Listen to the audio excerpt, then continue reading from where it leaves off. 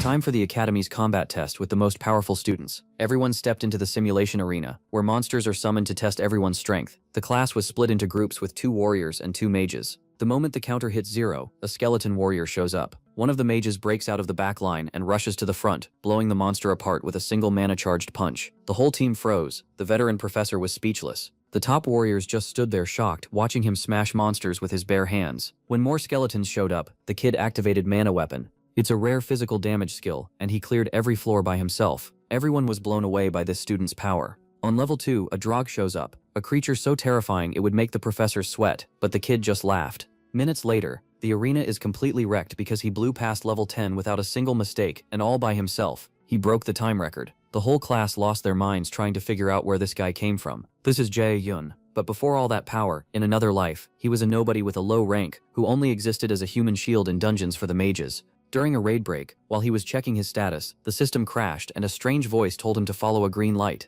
He was pretty startled, but since he's a loser with no mom and abandoned by his dad, he had nothing to lose, so he followed the light. As he followed it, he tried to access the system, but it was still down. After walking for a while, he finds a hidden green door inside the dungeon. Jang-gyeon gets hyped and walks straight into what looks like Mount Olympus. Right in the center there's a glowing item, the Lost Eye of Odin, the only mythic item in the world. Its main skill is absolute calculation. It analyzes any magic and completely breaks it apart. On top of that, it unlocks runes, and with a blank card, lets you copy your enemy's powers. This is where you realize why this guy is a nobody. His first idea is to sell the item. He was gonna sell godlike power just so someone could rob him later. But the item has a catch. Once you equip it, it never comes off. The genius keeps the item and heads back to the group. His partner Myung-ho was worried about him disappearing, but the MC came back smiling and promised to buy him a drink. His friend had no idea what was going on, because he had always been flat broke. While the team was moving, the dungeon ceiling collapses and toxic gas spreads everywhere. The Meteor Guild crew starts coughing up blood on the spot.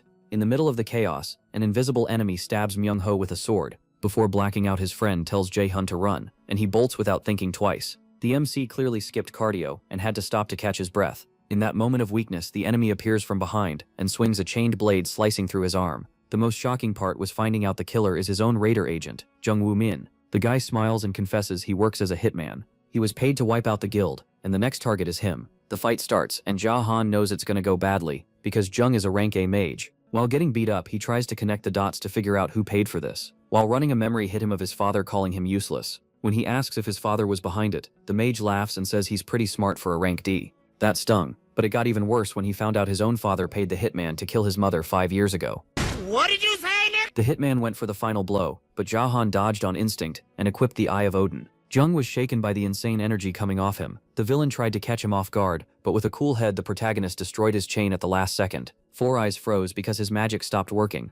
The MC comboed both skills, broke the guy's spell, and stole the ability for himself. With no way to attack, the villain tried throwing up a shield, but the protagonist used the skill again and shattered his defense. Fueled by rage, he finally avenged his mother. After taking down the hitman, Zhao Bei was so badly wounded that he collapsed on the ground with nothing left. Right when he got the mythic item and became OP, he dies. In isekai stories you've got the truck-kun, but here it's the system-kun that reboots the whole story and throws him 11 years into the past. An Aesir goddess appears, offering her help. When he touches her hand, he jolts awake in the body of a younger version of himself. He looks around and sees a photo of his mother, and in that same second he leaves the room, goes to her and hugs her tight.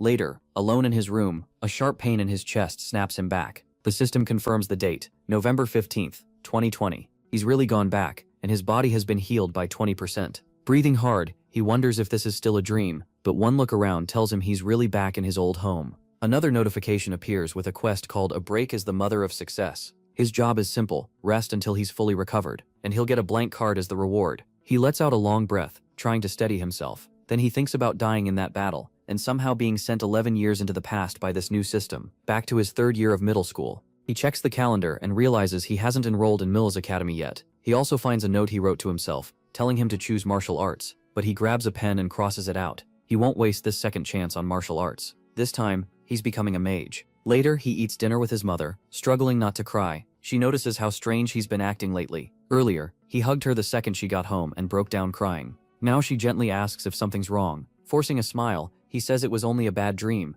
but the memories of losing her are much worse than a nightmare. After working up the nerve, he says there's something he wants to talk about, and she tells him to go ahead. She can tell he may not want to enter Mill Academy. She knows how dangerous and competitive that path is, and says it's okay if he wants a normal school instead. She won't force him, but instead he says he wants to change his major and join the magic class. His mother laughs softly and agrees right away, though she's surprised by the sudden switch from martial arts. Even so, she trusts him and pats his cheek, telling him to choose what makes him happy. Whether it's martial arts or magic, she says not to worry about money. She'll support him no matter what. Touched by that, he starts crying again, and through it all, thoughts of his father, Min Shong-ho, an A-rank raider, come rushing back along with his need to grow stronger and get revenge. So Jang begins serious training with basic exercises. He also gets a blank card for clearing his first quest. His body starts getting stronger and more fit. Jae-yoon still doesn't fully understand the Nornir system, but as long as it works, he isn't complaining. With knowledge from his past life, he can grab dungeon items before anyone else, and his old experience as a guide will help.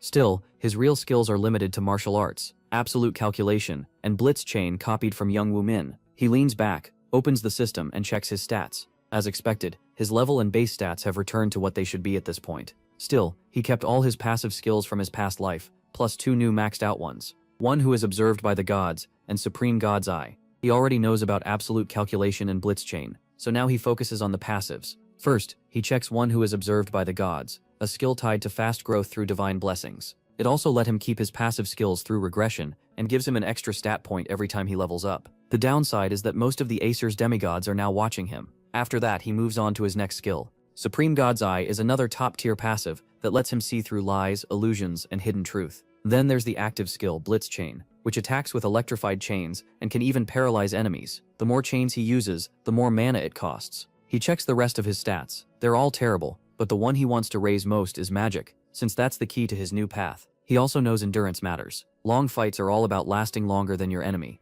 After thinking it over, he decides to save his new blank card for a healing skill, since he already has offense covered. Even in 2020, when mages aren't valued much, healers are still incredibly rare. They get treated like royalty no matter their rank, so a mage with healing powers would earn real respect. The problem is finding someone with a healing ability to copy will be incredibly hard. He only used his last blank card on Young Woo Min because he had no choice. This time he won't waste one, when he doesn't know how many the system will give him. Just then, his phone rings, and when he checks it, his eyes go wide at the name Kim Yu-shin on the screen. Kim Yu-shin is his childhood friend, someone who's always been close to him and shared his dream of getting into Milla's academy to become a raider. In his previous life, she died in his arms, and this time, he's determined to save her. A small smile forms as he reads her message. She's asking him to come with her to Saintess Yusong-geon's seminar. That instantly lifts his mood, because Yusong-geon is famous for her magic, especially sacrifice magic. Without wasting a second, he gets up, grabs his hoodie, and tells his mom he'll be back soon. Once outside, he texts Kim Yu-shin that he's on the way. He heads out right away to meet her. At the same time, a Rolls-Royce pushes through traffic. Inside, Saintess Yusong-geon sits quietly while her manager goes over the schedule and asks if she's okay, worried she's been overworking herself. She says she's fine, just tired, reminding him that sacrifice comes at the cost of her own vitality. The manager looks uneasy, wishing someone else had healing abilities close to Lady Seung-gran's. He knows exhaustion will catch up with her sooner or later. Soon, Jae-yooni and Kim Yu-shin arrive at the event. She excitedly pulls him through the crowd, and when they stop, he jokes that maybe she only brought him so she wouldn't get lost. The girl gets flustered and snaps at him, telling him not to say weird stuff like that. Then she goes quiet, which pretty much proves he was right. He keeps messing with her, joking that it's amazing how someone so smart can be this bad with directions. Even while teasing her, Jae-yoon is thankful she brought him here. If he can copy Yu Sheng-yoon's sacrifice skill now, it could change everything for him. It might even become one of his biggest advantages in Korea. As everyone takes their seats, he and the girl are stunned by how many people showed up. Still, it's no shock. She's the guildmaster of Lotus, a top healer famous in Korea and overseas. Even in a time when raiders aren't treated like disposable shields, she always puts other people first. Soon, she walks onto the stage, and the crowd erupts. Jae-yoon watches closely, waiting for the right chance to copy her skill. As he waits, he remembers that in 2 months she'll become seriously ill during an Itaewon dungeon raid because of her own healing skill, sacrifice. If he copies it, he might be the only one who can save her. Meanwhile, Kim Yu-shin gets way too excited, and Jae-yoon finds it a little irritating. On stage, the Saintess talks about how the world has fallen into chaos because of Yggdrasil and the monsters taking human lives. Even so, she tells the crowd not to give up and to trust in the awakened who can still help save humanity. She urges them to become raiders too. When her speech ends, the audience is thrilled. Ja-hyun admits her words make sense. Fighting monsters on the front lines is terrifying, so of course people hesitate to become raiders. He knows that better than anyone, since he once planned to sell Odin's Eye just to avoid raiding and make money another way. As they leave, the girl keeps going on and about the Saintess, and Jae-hyun keeps teasing her until she's completely fed up. Then he mentions that he already called her mom to come get her because her sense of direction is hopeless. She tells him to just ride with them, but he says he has something else to do.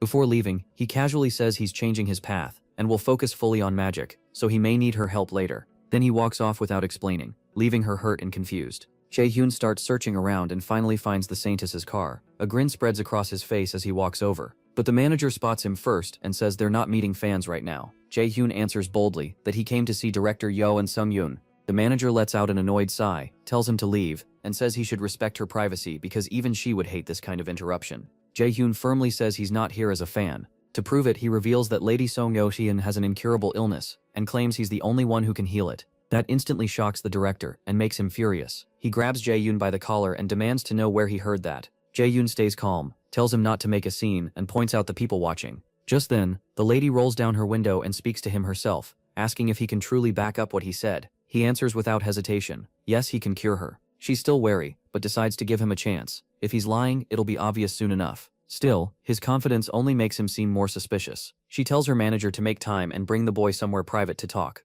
After they move to a quieter place, she gets right to it and asks how he knows about her illness. Jung Bao-hun apologizes but says he can't answer that. If she insists, then he won't treat her. She laughs at how bold he is, then asks the next question, how exactly does he plan to heal her? Jae-hyun answers honestly. He plans to copy her sacrifice skill. That shocks her, and the manager loses patience. He shouts, asking if Jae-hyun even understands what a unique skill is, and how he thinks he can copy something that belongs to her alone. Unique skills are basically S-rank abilities, the highest tier, gained only through bloodline inheritance or personal awakening. Unlike normal skills, their formulas can't be broken down or copied. That's why they stay exclusive to one person or family. Jae-hyun calmly says he already knows all that, otherwise he never would have come. The lady quickly tells her manager to settle down and says they'll at least hear him out. Then she asks if he can really do this, and he confidently says yes. Her problem is the penalty from sacrifice. To heal herself, she'd need a skill of equal or higher rank, and because sacrifice demands an offering to the gods, she can't use it on her own body. In the end, she agrees to let him try.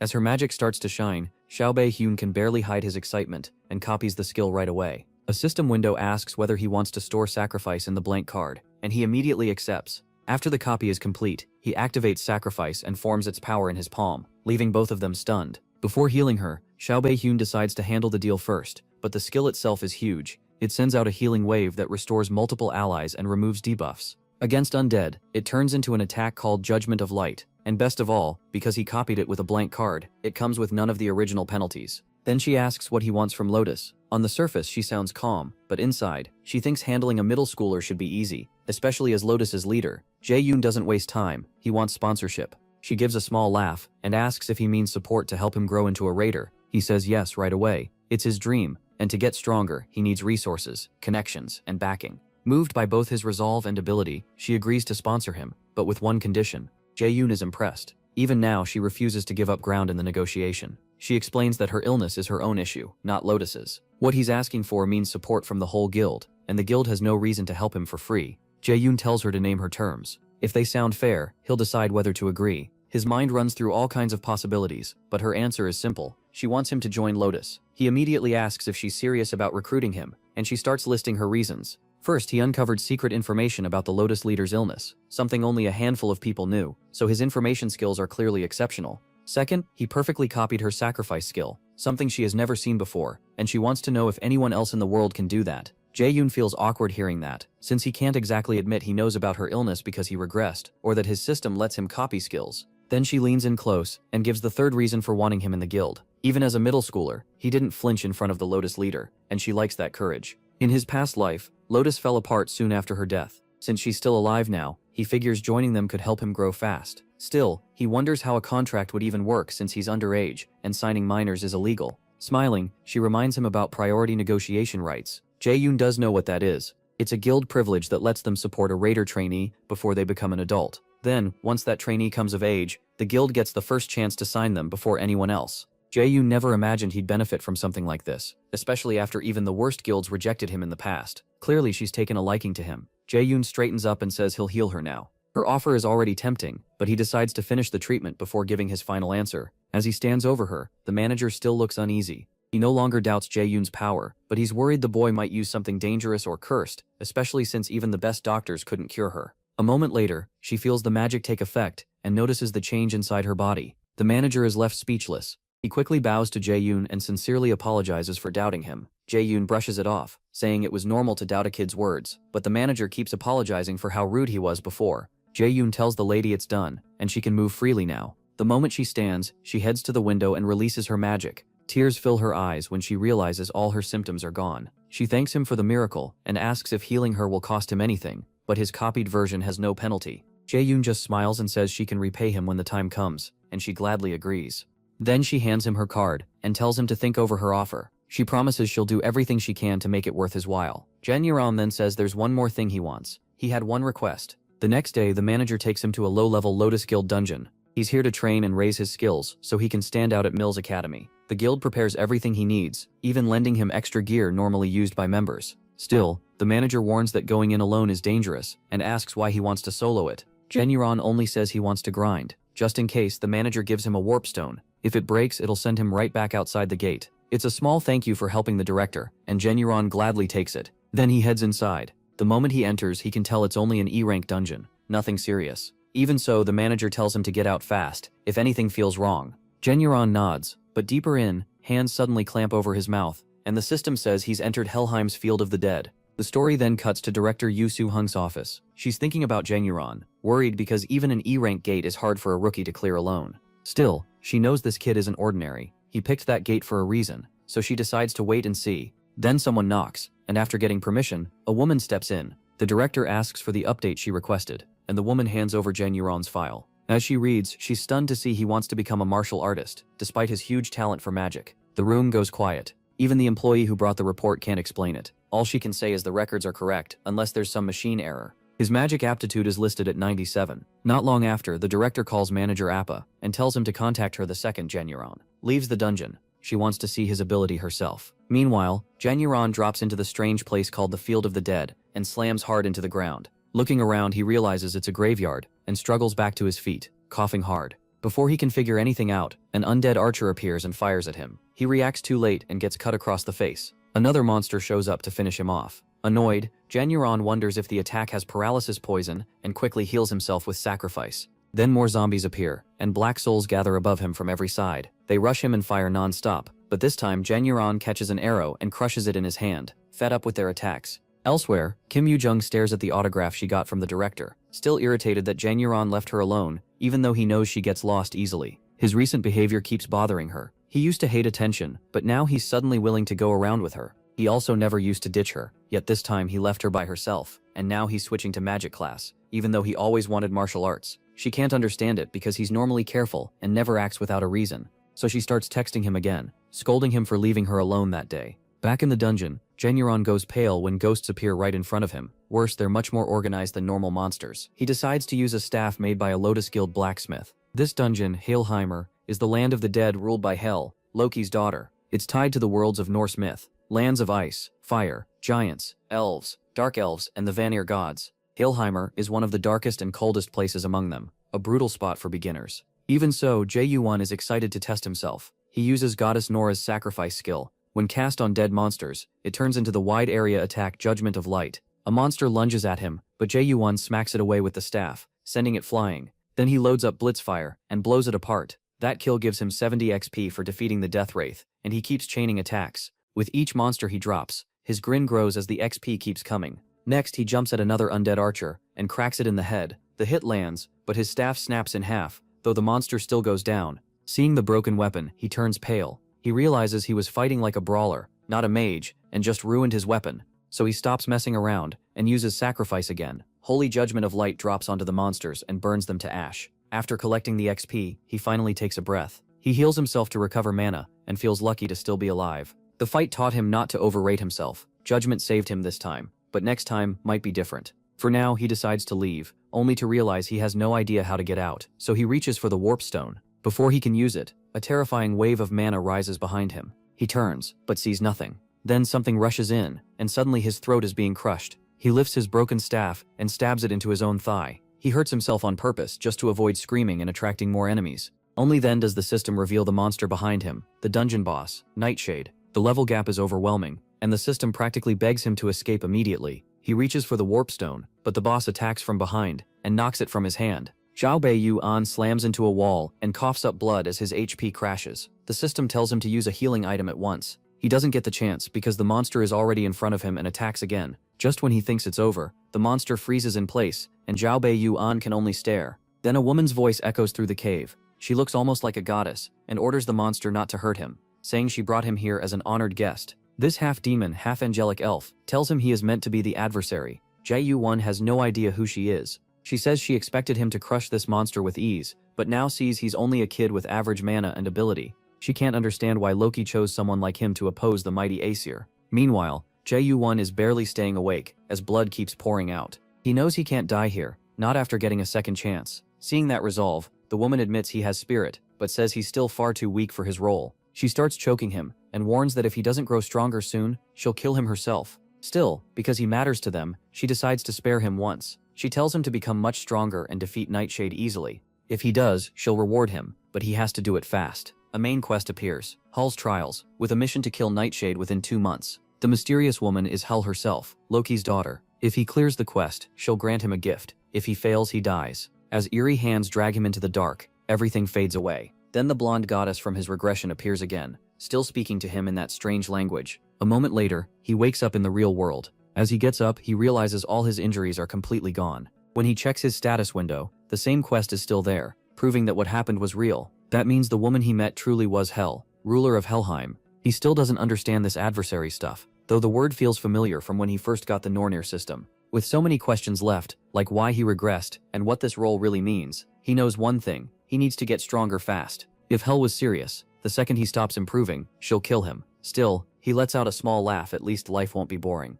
But the road ahead is long. He still doesn't know how to fight like a mage, and he doesn't even have basic spells for weak enemies. Then he checks his phone and sees a call from the director. He says he'll come by tomorrow, and is ready to sign the contract. The next day, Min Jahyun arrives at the Lotus Flower Guild. A manager escorts him inside, and as they walk, he quickly sees why they're treating him so well. His mage aptitude is 97. When they reach the office, he lights up after spotting the director. She carries herself with calm confidence, and he can't help noticing it. The two greet each other warmly. She goes over the contract perks, and Min Jae-Yuan is honestly impressed. The guild will cover living costs, replace any broken B-rank items for free, and pay him a big share based on his raid results. Those benefits usually go to elite A-rank raiders. Before signing though, he says he has one condition. The director tells him to go ahead. He explains that he only switched from martial arts to magic a month ago, so he's still new to it. Because of that, he wants her to train him personally. The manager is shocked by how boldly he says it to someone as important as the director. Still, Min Jae-Yuan asks if she'll accept that, before he signs the priority contract with Lotus.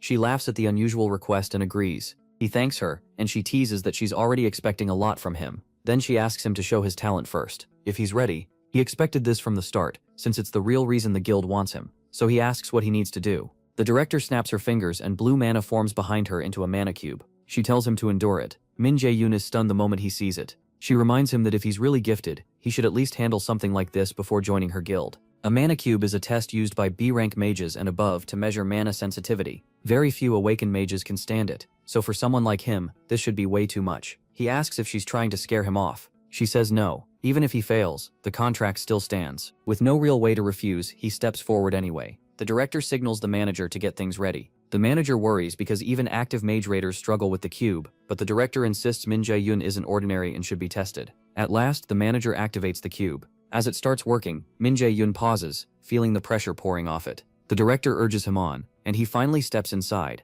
Once he's in the mana cube, the manager gets even more nervous, seeing only a young kid trapped in there. But the director calmly says he'll be fine. Her instincts tell her he won't fail. Inside, Min Jae-Yuan feels like he's floating in a huge sea of mana. To his surprise, he can breathe just fine, which eases his fear, since too much dense mana can make someone sick or even kill them. He remembers the only way out is to find the single door linked to the outside world among countless whirlpools, so he focuses and starts searching for an escape. Then he feels something strange, a small crystal hidden away, pulsing with enormous magic like the whole mana sea is packed inside it. Outside, the manager keeps panicking while the director only smiles. The manager nervously asks how long this test usually takes. The director says the fastest clear ever was 40 minutes. Hearing that, the manager mutters that Min Jae-Yuan will either die or break the world record. The director says she expects the second one. Then both of them freeze when they see the crystal inside the cube starting to crack. The manager checks the time in shock. Only 10 minutes have passed. While they try to figure out what's happening, Min Jae-Yuan senses the crystal's huge power and grins. He decides breaking it might be the way out. swims toward the stone, grabs it tight in his hand and crushes it in one move.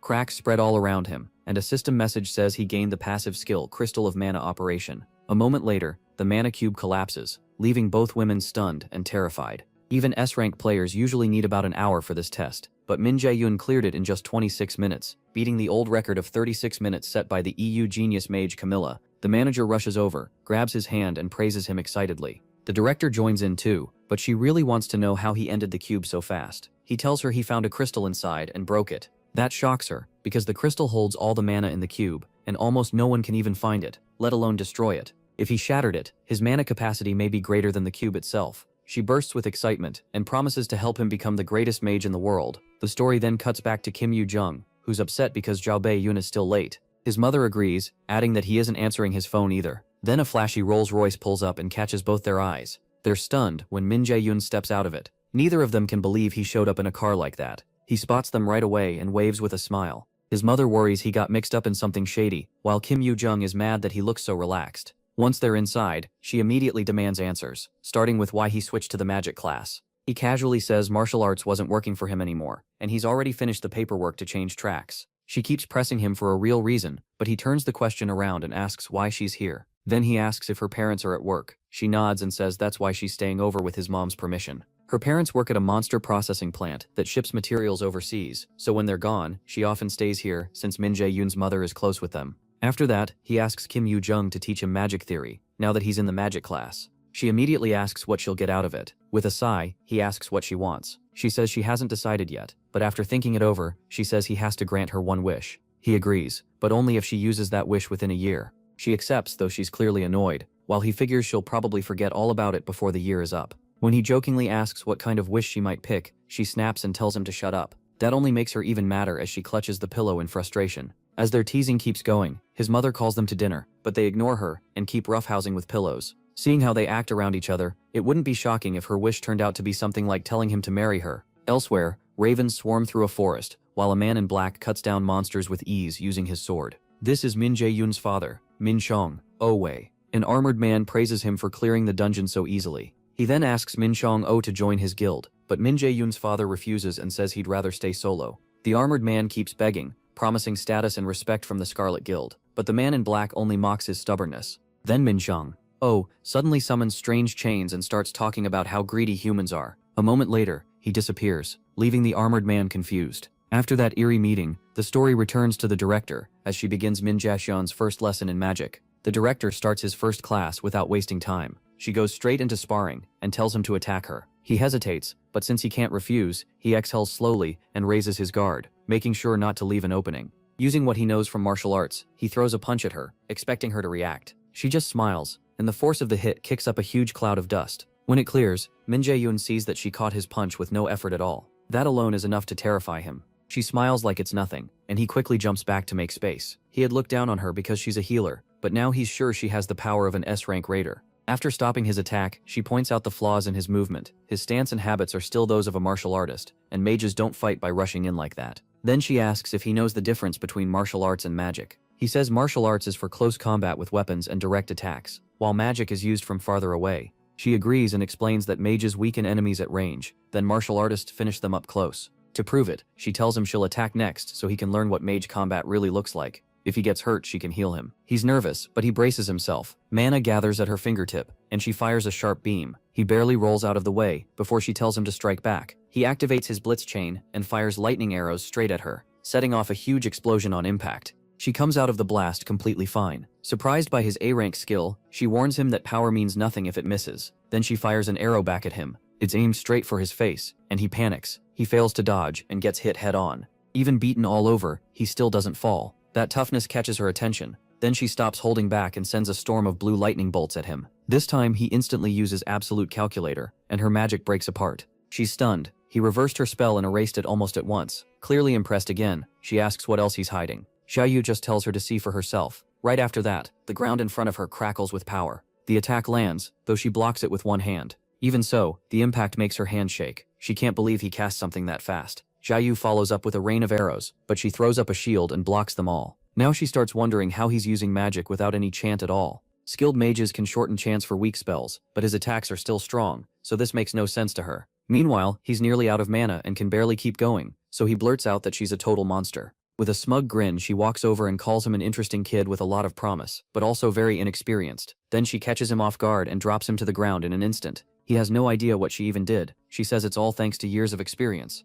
Looking over his abilities, she praises both his close combat and how smoothly he casts magic. His reverse calculation trick impresses her too, and she thinks he could build a fighting style no one else has. So she declares that from now on she'll train him herself, and officially becomes his teacher. Apparently he's the first person she's ever accepted as a student. Later, Jae Yunxing sits there quietly, deep in thought. His friend snaps him out of it with an annoyed look, and he clicks his tongue, saying he is listening. She's been eating ice cream the whole time, paid for by Jae Hyun as her lesson fee. When he asks if she isn't full yet, she says she could eat this all day, and tells him to pay attention. As her lesson goes on, a system window pops up. His magic knowledge increases, and his magic efficiency rises by 5. He's getting sick of those notifications. Every time he learns something, they pop up again, like the system is forcing him to keep growing. Even Lady Kim thinks his progress is strange. He's learned in 2 days what would take most people 2 months. But he brushes it off, saying that's no different from how she can memorize forms after one look. That only annoys her more, and she demands he call her teacher. Part of her irritation comes from how fast he's improving, even though she spent far longer studying magic. At this rate, she thinks he might pass her before long. With a sigh, he finally calls her teacher, and says of course he's learning fast. He has talent for magic.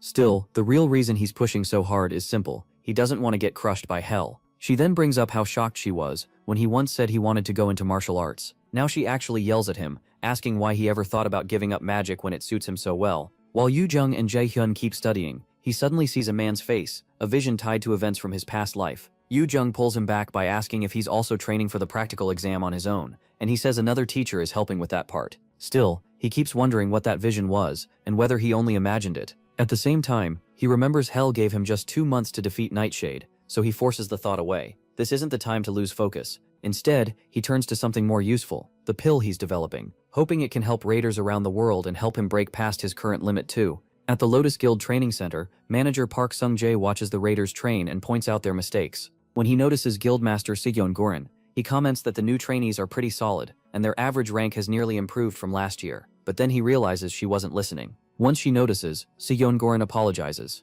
He teases her, saying she must be thinking about Jae Yoon, and she admits he's right. Then the manager brings up how several raiders already tried to learn the technique she wants to teach Jae Yoon, and every one of them failed. Second Skyn reminds him that he saw Jae Yoon's unusual talent too. If someone called him a veteran, it would be believable. He doesn't waste a single movement. She's convinced that if another S-rank magician appears in the future, it'll be Jae Yoon. Right now she's still the country's only S-rank magician, but as a healer, her battle impact is limited. If Jae Yoon's Sham suddenly rises like a comet, the entire magic world will be shaken. Sometime later, Jae Yoon works on a mana enhancement pill. Just like the name says, it permanently raises the mana of the awakened person who takes it, making it something every magician would want. But the mixture fails again, and he angrily throws the spoon away. By now he's already burned through 3 full sets of ingredients. If this keeps up, all his money is going to disappear. In November 2020, nobody knows how to make this pill yet. It won't be invented for another 5 years. Before coming back to the past, Jae Hyun saw the recipe released by a world-class alchemist. When that alchemist shared it, he said he hoped the pill would help raiders everywhere.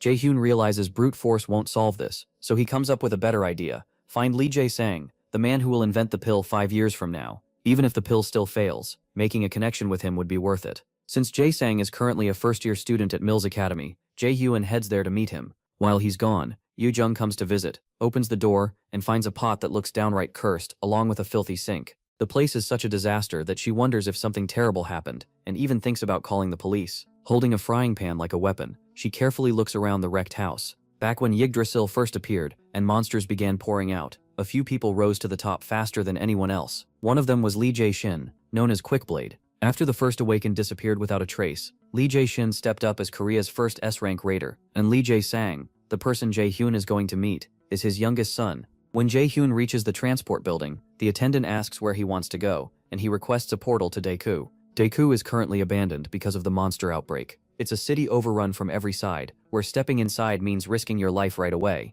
After getting close to Mills Academy in Daegu, he walks the rest of the way to the main gate. Once inside, he starts wondering where to find Jae-sang. Jae-sang is in the combat department, but he lacks talent and hates fighting, so there's almost no chance he'd be using the combat facilities. Because of that, Jae Hyun decides to check the classrooms first. As he moves ahead, he spots a crowd and goes over to see what's happening. When he pushes through, Jae-sang gets thrown back by an attack and crashes right into him. Jae-hyun helps him up, and though the kid apologizes for slamming into him, Jae-hyun ignores that. His eyes go straight to Jae-shang's opponent, who demands to know who he is and what business he has with Jae-shang, calling him a stutterer. Before Jae-hyun can answer, the bully puts a hand on his back and asks if he's the stutterer's brother, since they look nothing alike. Jae-hyun doesn't bother answering him. The bully says they're in the middle of something important, and tells him to wait outside unless he wants trouble. Before he can finish, Jae-hyun smacks his hand away. Then he tells Jae-sang to head to the nurse's office, and asks if he can walk. Jae-sang only stares at him. Confused, annoyed, the bully steps in, grabs Jae-hyun by the collar, calls him a bastard, and asks if he has a death wish. Jae-hyun notes this is the second time someone has grabbed his collar lately, and he really doesn't get why people keep doing that.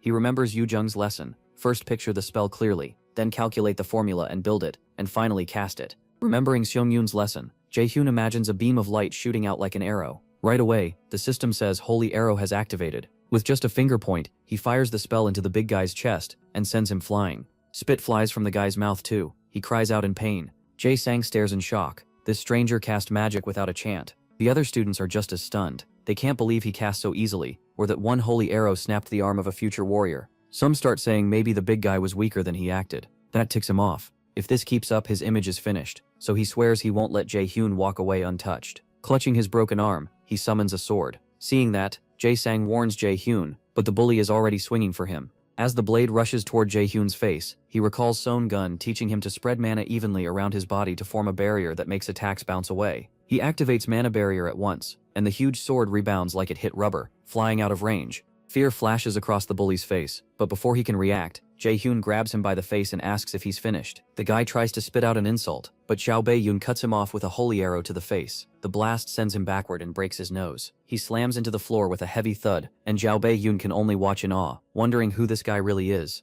When Xiao Bei-yun looks his way, Xiao Bei-sang squeals and flinches, but Xiao Bei-yun just walks past him to the unconscious bully, still covered in smoke. Crouching beside him, Xiao Bei-yun is a little surprised by how hard he hit him. Then he pulls out a potion. He hates wasting the one he bought on this guy, but there isn't much choice, so he pours it over the bully's injuries. The man's face heals right away, and the potion works even better than Xiao Bei-yun expected. After that, he turns to the still shaken Xiao Bei, and says they should head to the nurse's office. On the way there, Xiao Bei-yun stops once they're somewhere private. Xiao Bei-yun Sheng looks at him, confused, already guessing Xiao Bei-yun came, because he knows who he is. After gathering his nerve, he asks if his father sent him. Xiao Bei-yun says no, and asks why he'd even know his father. Xiao Bei-yun Sheng clearly doesn't believe that, then asks what he really wants. Xiao Bei-yun says he needs a favor. The moment he mentions making a certain pill, Xiao Bei-yun panics and says he can't make anything like that. Xiao Bei-yun frowns and reminds him he's skilled at alchemy. Pulling out the potion he used earlier, he asks if Xiao Bei-yun wasn't the one who sold it on the black market.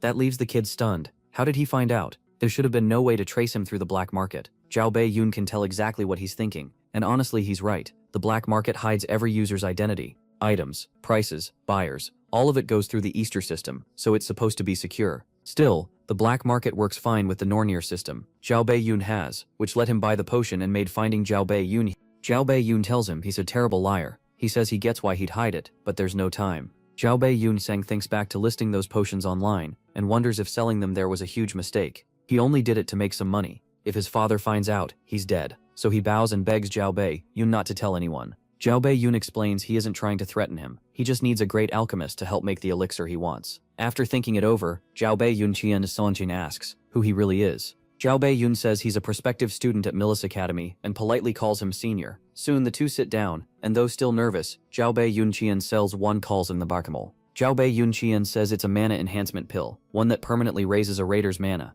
Xiao Bei-yun jumps up shocked, asking if that's even possible. Xiao Bei-yun says it is. Now fully interested, Xiao Bei-yun jumps up starts thinking fast, wondering what ingredients could cause that effect. As he lists possible materials, Xiao Bei-yun notices his whole vibe has changed, and he's not even stuttering anymore. He also guesses most of the ingredients just from hearing the effect, proving how gifted he is. That makes Xiao Bei-yun even more sure he has to bring him over to his side. In the end, Jae-sang stops and says Jae-hyun should probably ask another alchemist, since the elixir is so important. Jae-hyun refuses. He wants Jae-sang specifically, and promises to provide whatever is needed. Sure, other alchemists might make it if they had the recipe, but the one with truly unmatched talent is Lee Jae-sang. So he asks one more time if he'll do this for him. This time Jae-sang agrees. Even so, he warns that he might fail, and Jae-hyun says that's fine. Jae-sang doesn't get it. Jae-hyun would be the one losing out. Jae-hyun says he's making this investment because he believes in his talent, and sometimes investments fail. Then he says he looks forward to working with him. Tears fill Jae-sung's eyes. No one has ever believed in him like this before.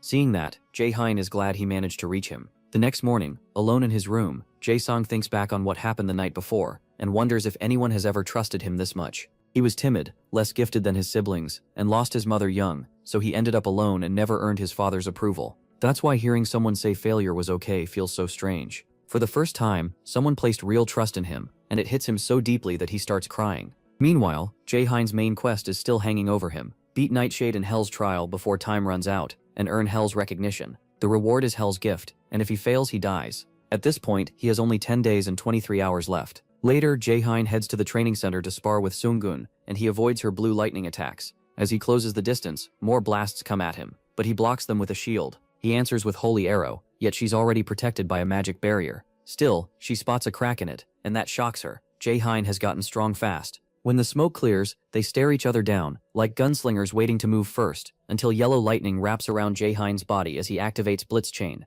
Seunggun looks ready to meet him head-on. Just as they're about to clash, the manager steps in and tells them to stop. Their time is up, and they've both trained enough for today. He's stunned because their spar wrecked a hall built from arc metal, a material that takes huge strength to make. If he hadn't interrupted, the whole place would have been destroyed. While they rest, Seunggun tells him his growth is unbelievable. He can use more spells now, and his physical strength has risen a ton. Then she asks if he's studying theory on his own, and Jae-hein says a friend is teaching him. That makes Seunggun smile. She says it's better than she hoped, since she couldn't help much with theory, and adds that he must have a smart friend. Jae-hein awkwardly agrees she is, though he knows Yoon-jung's personality is the real problem. Before they part, Seunggun reminds him he wanted to raid a dungeon again. He says he wants to test how much stronger he's gotten. She figures the E-rank dungeon he entered before should be easy for him now, and tells him to do his best. The problem is, it wasn't an E-rank dungeon at all. It was a C-rank one, where he met Hell and Nightshade. He wonders if he can beat a C-rank boss alone, but pushes the doubt aside. He's prepared as much as he can, so all that's left is the fight. Later, Ja Dao-hyun goes to see Jae-sung, who greets him with the pill he worked hard to make. Ja Dao-hyun takes the mana enhancement pill, and his magic stat jumps by 15.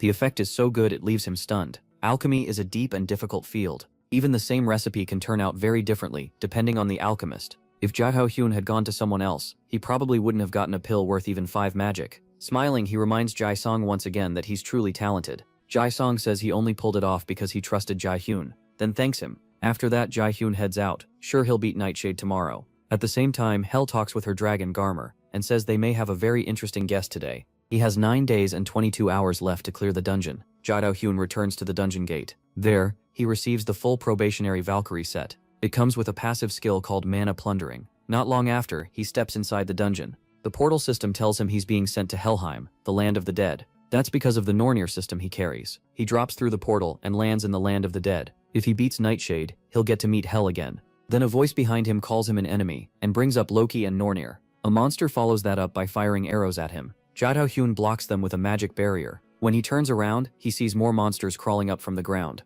That reminds him of what Seunggun said she wanted to teach him, the fighting style of a battle mage. Warriors call them swordsmen. It's a mix of magic and close combat. So far though, no one has truly made it work. As Ja Dao-hyun spins around and fires holy arrows at the monsters behind him, he thinks about why it's weaker than a pure mage at range, and worse than a warrior up close. While smashing one monster into the ground, he realizes the style is stuck in the middle, great at neither role. Still, Seunggun seems sure it'll be different for him. Before long, he starts cutting the monsters down. Outside, manager Shang Jae is guarding the dungeon entrance when he senses someone nearby and remembers no one else was supposed to come. He instantly draws his sword as a red car speeds toward him. Once it stops, a woman steps out, calls him senior, and says finding him wasn't easy. Sung Jae realizes it's an old classmate, Yun-jo. He puts his sword away and asks why she's here, and what happened with her guild. She says she's working too, and thought she might run into him while handling guild business. She even checked the Yun-jo guild first, but he wasn't there. Sung Jae thinks that's nonsense, especially since Yun-jo hasn't contacted him once since college.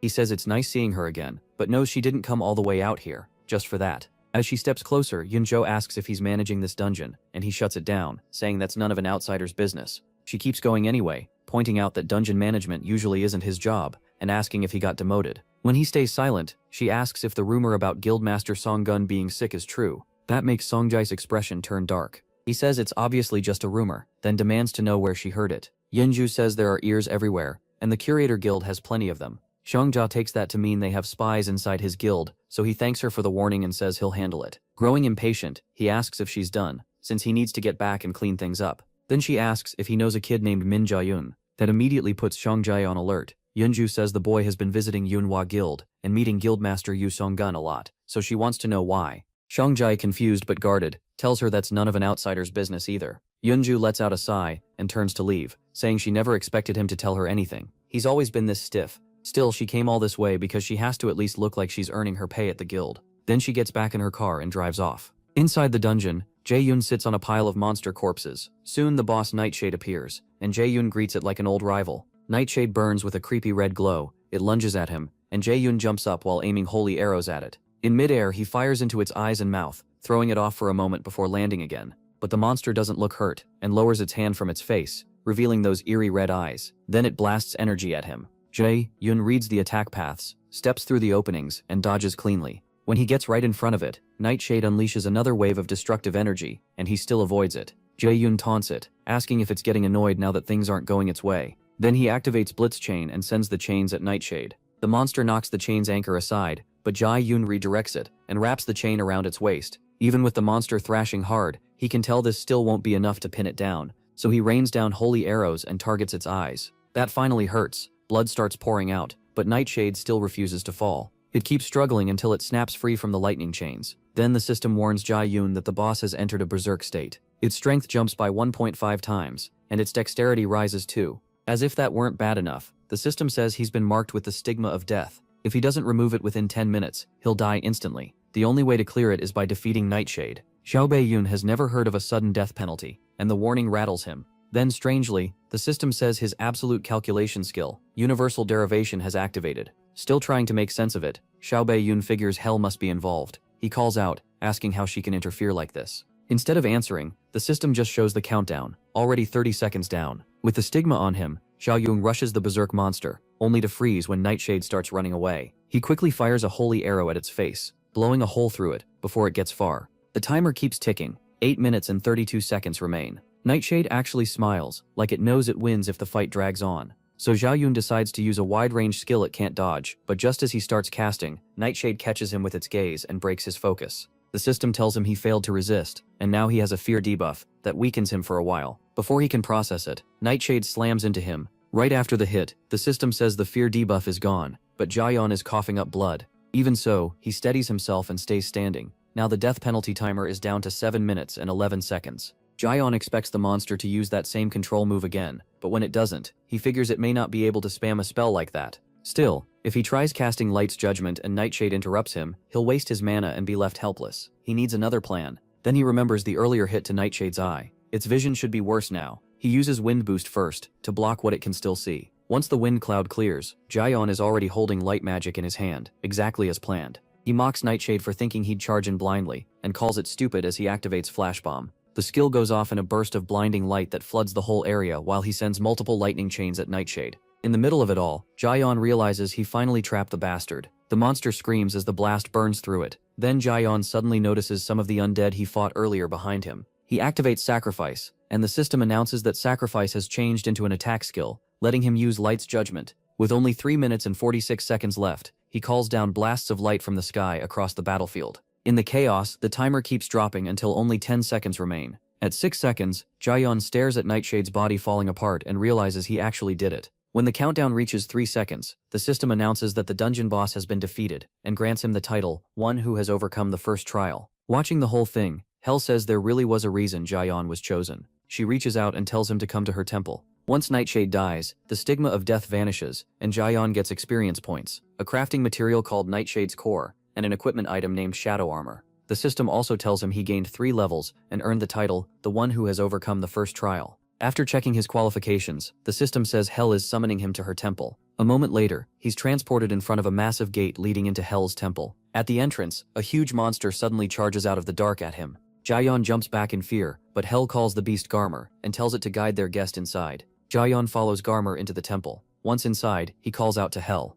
Hell says she didn't expect him to actually make it. Then she congratulates him for clearing her trial and calls him the child born to oppose fate. Confused, Jaeyeon asks why she gave him the Nornir system and put him through all of this. Hell just smiles back at him, then says he needs to grow into the adversary. Still lost, Jaeyeon asks why he was chosen for that role, and she says it was decided from the moment he was born. He's fated to stand against the great Aesir and one day kill Odin. According to Hell, that's what Loki and the others want from him. When Jaeyeon says none of this makes sense, Hell tells him he doesn't need to understand yet. They never expected him to from the start. That vague answer only makes him angrier, so she puts a finger to his lips and says he must feel cheated, like the gods are trying to control his life. Leaning in close, she reminds him this isn't just about the gods opposing the Aesol. As she speaks, Hell shoves him into a portal behind him and says the world is heading for ruin, while Odin wants everything under his rule. To stop that, they need the power of the prophesied adversary. Falling through the portal, Xiaohyun protests that he still has more questions. Hell only tells him to become stronger. She'll be waiting for the day they meet again.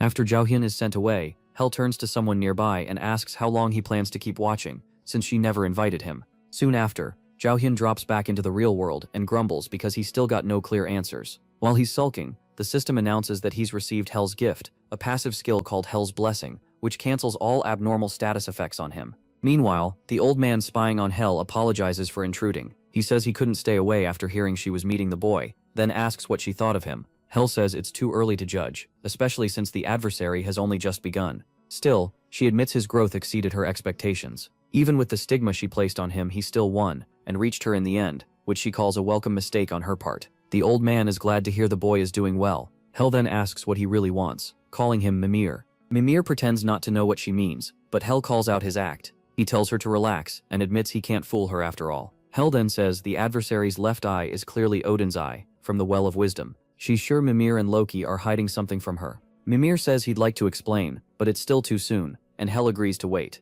Even so, she says she can't just sit around. When Mimir asks what she's planning, Hell says the adversary is still too inexperienced, and the prophecy says countless hardships are waiting for him, so he needs a guide. About 7 days before admission to Mills Academy, Xiaohyun goes shopping with a woman for supplies. She notices he seems off and asks if something's bothering him, but he says it's nothing, so she keeps leading him through the rest of the list. Even so, he can't stop thinking about everything he went through, only to come back with even more questions. At least he did get Hell's Blessing and an X-rank skill. He already has other EX rank skills too. One is One Watched by the Gods, which speeds up his growth with divine blessings. Another is Absolute Eye of God, which breaks through illusions and reveals the truth. But X-rank is something Jaeyu never saw in the Aesol system before. It stands for extraordinary, and seems to exist outside that system's normal rules. When he thinks about why the gods opposing the Aesol gave him these powers to kill Odin, the pressure hits him all over again. He snapped out of it when he sees the woman with him paying 300 million won for a single mana blade, even though it's just a consumable item. Then she pulls up a huge shopping list on her phone, and Jaehyun starts to worry. A few hours earlier, the woman Park Hana had introduced herself as being from the Yunhua Guild. She said Sungwen wanted to send him a gift since his admission to Mila's was close. Jaehyun thought they'd maybe buy a few elixirs and artifacts. She suggests they go check out more gear, but Jaehyun stops her and says armor won't be necessary because he already has something usable. He shows her the shadow armor he got from Nightshade. It grants stealth when equipped, and since it's B-rank gear, he doubts they'll find anything better. The stealth effect makes it even more valuable. Noticing that skill, Hana asks if he also wants an artifact that gives stealth, since every raider would want one, though getting it here would be hard. Jaehyun says he doesn't need one. He adds that stealth items are already rare, and most people only get them by luck in dungeons because so few raiders can use stealth. Hana agrees and says the only raider in the country with that skill is her brother. Then she casually walks off, and Jaehyun asks what she means. She tells him manager Park Sung-jae is her brother. That stuns Jaeyu. As she leaves, he can't believe it. They act nothing alike. Suddenly his eyes start glowing, and the Nornir system says an unknown entity is resonating with him. He feels sick for a moment, then spots the same trail of light he once saw at the treasure gate. He rushes after it, and Hana calls out, but he says he'll be right back. As he follows the light, Absolute Eye of God activates, tearing through the illusion and revealing what's real. The system says the first low-rank function of Absolute Eye of God has unlocked, giving him a new skill called Detection. Detection is also extraordinary rank. It lets him inspect unidentified items and cancel out an enemy's stealth or illusion skills. While Jaehyun stares in surprise, the Nornir system activates Detection on its own. Elsewhere, a close-range match is underway and ends with An Hoyeon defeating his opponent. People in the crowd praise how amazing Hoyeon is, though they also say the gap between him and his opponent was obvious. That's why they call him a future S-rank raider. After the match, his father praises him for doing well. Still, he warns Hoyeon not to get carried away because the win was expected. Without any excitement, Hoyeon says he already knows. His father tells him to get ready for the next event and go take a shower. While showering, Hoyeon thinks about how much he hates this exhausting life, where his own thoughts and wishes don't matter. This isn't the kind of raider he wanted to become, and he wonders when everything went wrong. Back at the store, the Nornir system reveals an item called Mistletoe, a growth-type weapon. It's the mistletoe branch that killed Baldur, holds immense magic, grows with its user, and grants mana perception when equipped. Mana Perception is an A-rank passive that pushes the user's mana sensing ability to the limit. Jae-yoon gets excited, but he also wonders if the Nornir system is playing another trick on him. As he keeps chasing the light, he passes by Hoyuan. Nearby, Hoyuan's father keeps picking out equipment for him. When Hoyuan asks if they really need this much, his father says it will all be useful. Since Hoyuan is destined to become an S-rank raider, there's no need to be cheap. Hoyuan points out that spending this much will affect his mother's hospital bill for the month, but his father shuts him down. He says that's his concern, and Hoyuan should just focus on training. So, like always, Hoyuan gives in. While his father keeps shopping, the boy wonders what he's even doing here. As they move through the store, people recognize him and whisper about why a combat genius like him is in a place like this. Hoyuan ignores them, even as some try to take pictures. He wonders if this is really the raider life he dreamed of, or if he's just some animal trapped in a zoo. When he first awakened as a child, his mother smiled and patted his head. Back then, in that poor and gloomy house, he dreamed of becoming a raider because he thought he could change everything. But that hope didn't last long. Once his father decided to use it, now he's basically a machine, only doing what his father tells him to do. He wonders how someone this pathetic is supposed to survive 3 years at Mills Academy. Then an announcement comes over the speakers. A dungeon break has happened near the department store, and monsters have appeared. An announcement says agency raiders are on the way, and everyone should calmly follow the staff. A dungeon break happens when a dungeon isn't cleared in time, and monsters spill out. Staff members wave people over and try to keep the crowd from panicking. As his father heads for the evacuation route, he asks Hoyuan why he's still standing there instead of moving. He reminds Hoyuan that he's a genius who could one day rule Korea's raider world. If he gets hurt here, it could ruin his chances at the Mills entrance event. There's nothing to gain by stepping in, but Hoyuan still doesn't budge. He knows the agency raiders should handle the goblins fast, but until they arrive, what happens to the civilians who can't defend themselves? This is his chance. Ignoring his father's shout, Hoyuan runs the other way. To him, this is his shot to prove he really can be a raider. He has to find out whether he's worth anything right now. Anything like the person he once wanted to show his mother. But while running, he suddenly stops after coming across a group of goblins. For a second he just freezes. Sweat runs down his face, and his body won't move at all. Only his shaking eyes do. As the monsters charge, he realizes he can't move a finger or even take one step. He tries to force himself, and one goblin gets close enough to swing its sword. Hoyuan can't understand it. He knew this would be dangerous, and he's dreamed of being a raider for years. These are just low-level monsters, so why is he this afraid? Before the blade reaches him, Jae-yoon slams the goblin into the ground. Jae-yoon stares in shock, then falls back onto the floor as the stranger asks if he's on Hoyuan. A little earlier, Jae-yoon had spent 50,000 won of his own money on an item from the store when Hana called out in panic, asking why he suddenly ran to the unappraised items section. All she saw was a rock-like item in his hand. Jae-yoon wonders if it only looks worthless to everyone else, but he doesn't explain and just says it's nothing. Then the announcement about the dungeon break echoes through the store. Before Hana can say anything, Jae-yoon runs off again and smashes through the department store window to jump outside. On the way down, he spots a pack of goblins below him. The moment he lands, he fires a rain of holy arrows at them, dropping several right away. As people nearby stare in confusion, Xiaobei realizes there are more goblins than he expected. Clearing them without casualties might be tough, but he tears through them with lightning chain and another barrage of holy arrows. Moving across the area, he finds Hoyuan surrounded by goblins and jumps on the one about to crush him.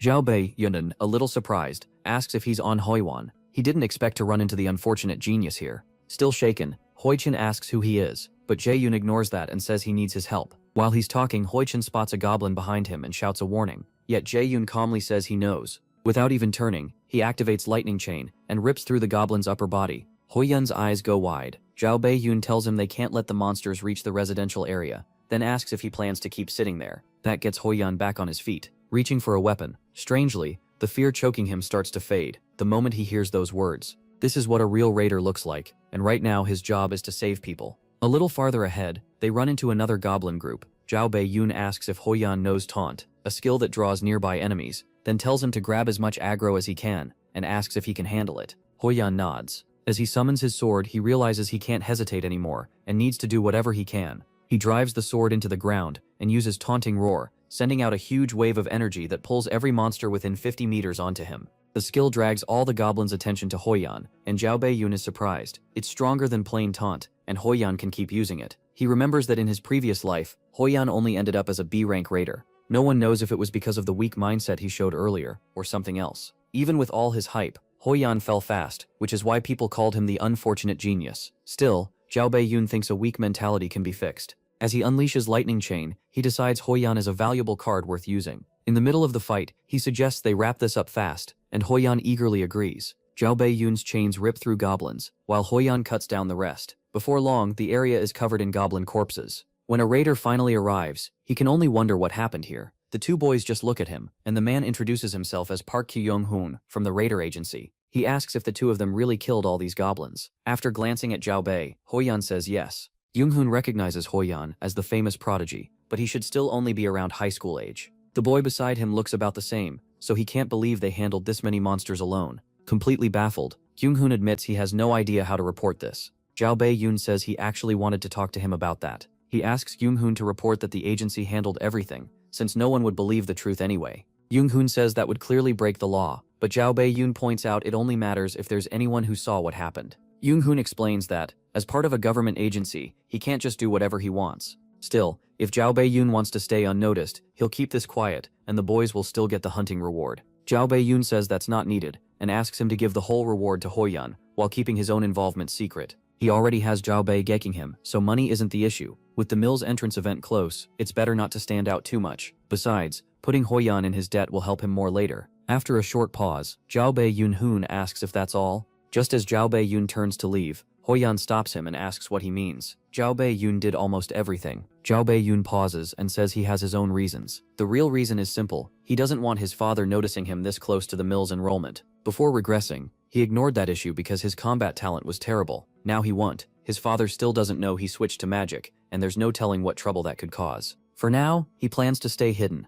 Revenge works best when it's quiet. He needs to grow stronger, where that man can't see him, and wait until the final moment to rip his throat out. Meanwhile, Huoyan doesn't know what to do. He couldn't have done this alone, so taking all the credit feels wrong. But with that money, he might be able to ease his mother's illness, even a little. He wanted to become a raider he'd never be ashamed of, but if his mother died because he let this chance slip away, he doesn't know if he could bear it. Zhao Bei-yoon watches him, and realizes Huoyan's hesitation doesn't seem to come from pride. There must be another reason. To help him decide, Jae-yoon tells him to think carefully. What he did today was worth that reward. If he hadn't stepped in, someone would have died. That finally gets through to Huoyan. If his mother dies because he hesitates now, his dream won't mean anything anyway. In the end, he tells Jae-yoon he'll repay this debt someday. As Jae-yoon gets ready to leave, Huoyan asks for his name and contact info. Noticing Huoyan is speaking politely, Jae-yoon tells him he doesn't need to. They're the same age. Then he adds that they're both future cadets at Mills Academy, so they'll be seeing each other a lot. On the day of the Mills Academy enrollment, Zhao Bei-yoon and Yu Jung stand in the crowd.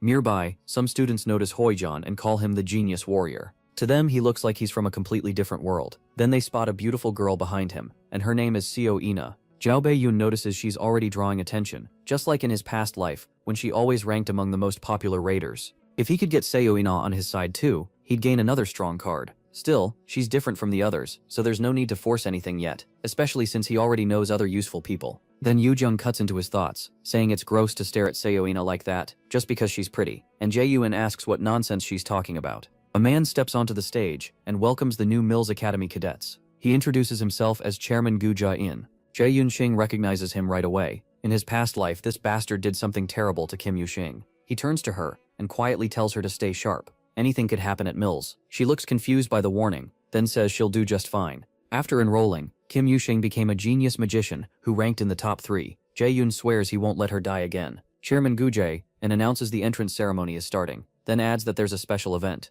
The freshmen and seniors will enter a demi-plane and steal each other's name tags. The moment he declares the freshman hunt has begun, a magic circle appears under the cadets' feet, startling everyone. Kim Yu-shing jumps back in surprise, but Jae-yoon quickly grabs her hand so they don't get separated. Elsewhere, manager Park Sung-jae remembers that today is Jae-yoon's entrance ceremony. Sung-jae says it already started. She wanted to wish him luck, but now he won't see her message. She asks if the freshman hunt lasts 3 days again, and Seung-jae confirms it'll take place in the demi-plane for all 3. She hates that she can't contact Jae-yoon for that long, but Seung-jae says he expected that, and sent a message for her. Excited, the guildmaster asks if Jae-yoon replied. At the same time, Jae-yoon and the others are transported into the demi-plane. He checks on Kim Yu-shing, who still looks dazed, and asks if she's okay. Then he glances behind him and spots Seo Ina, a born genius with a magic aptitude of 92. In his past life, she changed how people saw magicians, and later became an S-rank raider, following Seong-gyun's path. Back at the Yeonhwa Guild, Seung-jae says Jae-yoon replied, and told them not to worry. In Mills Academy's central control room, the staff gathers to watch the freshman hunt.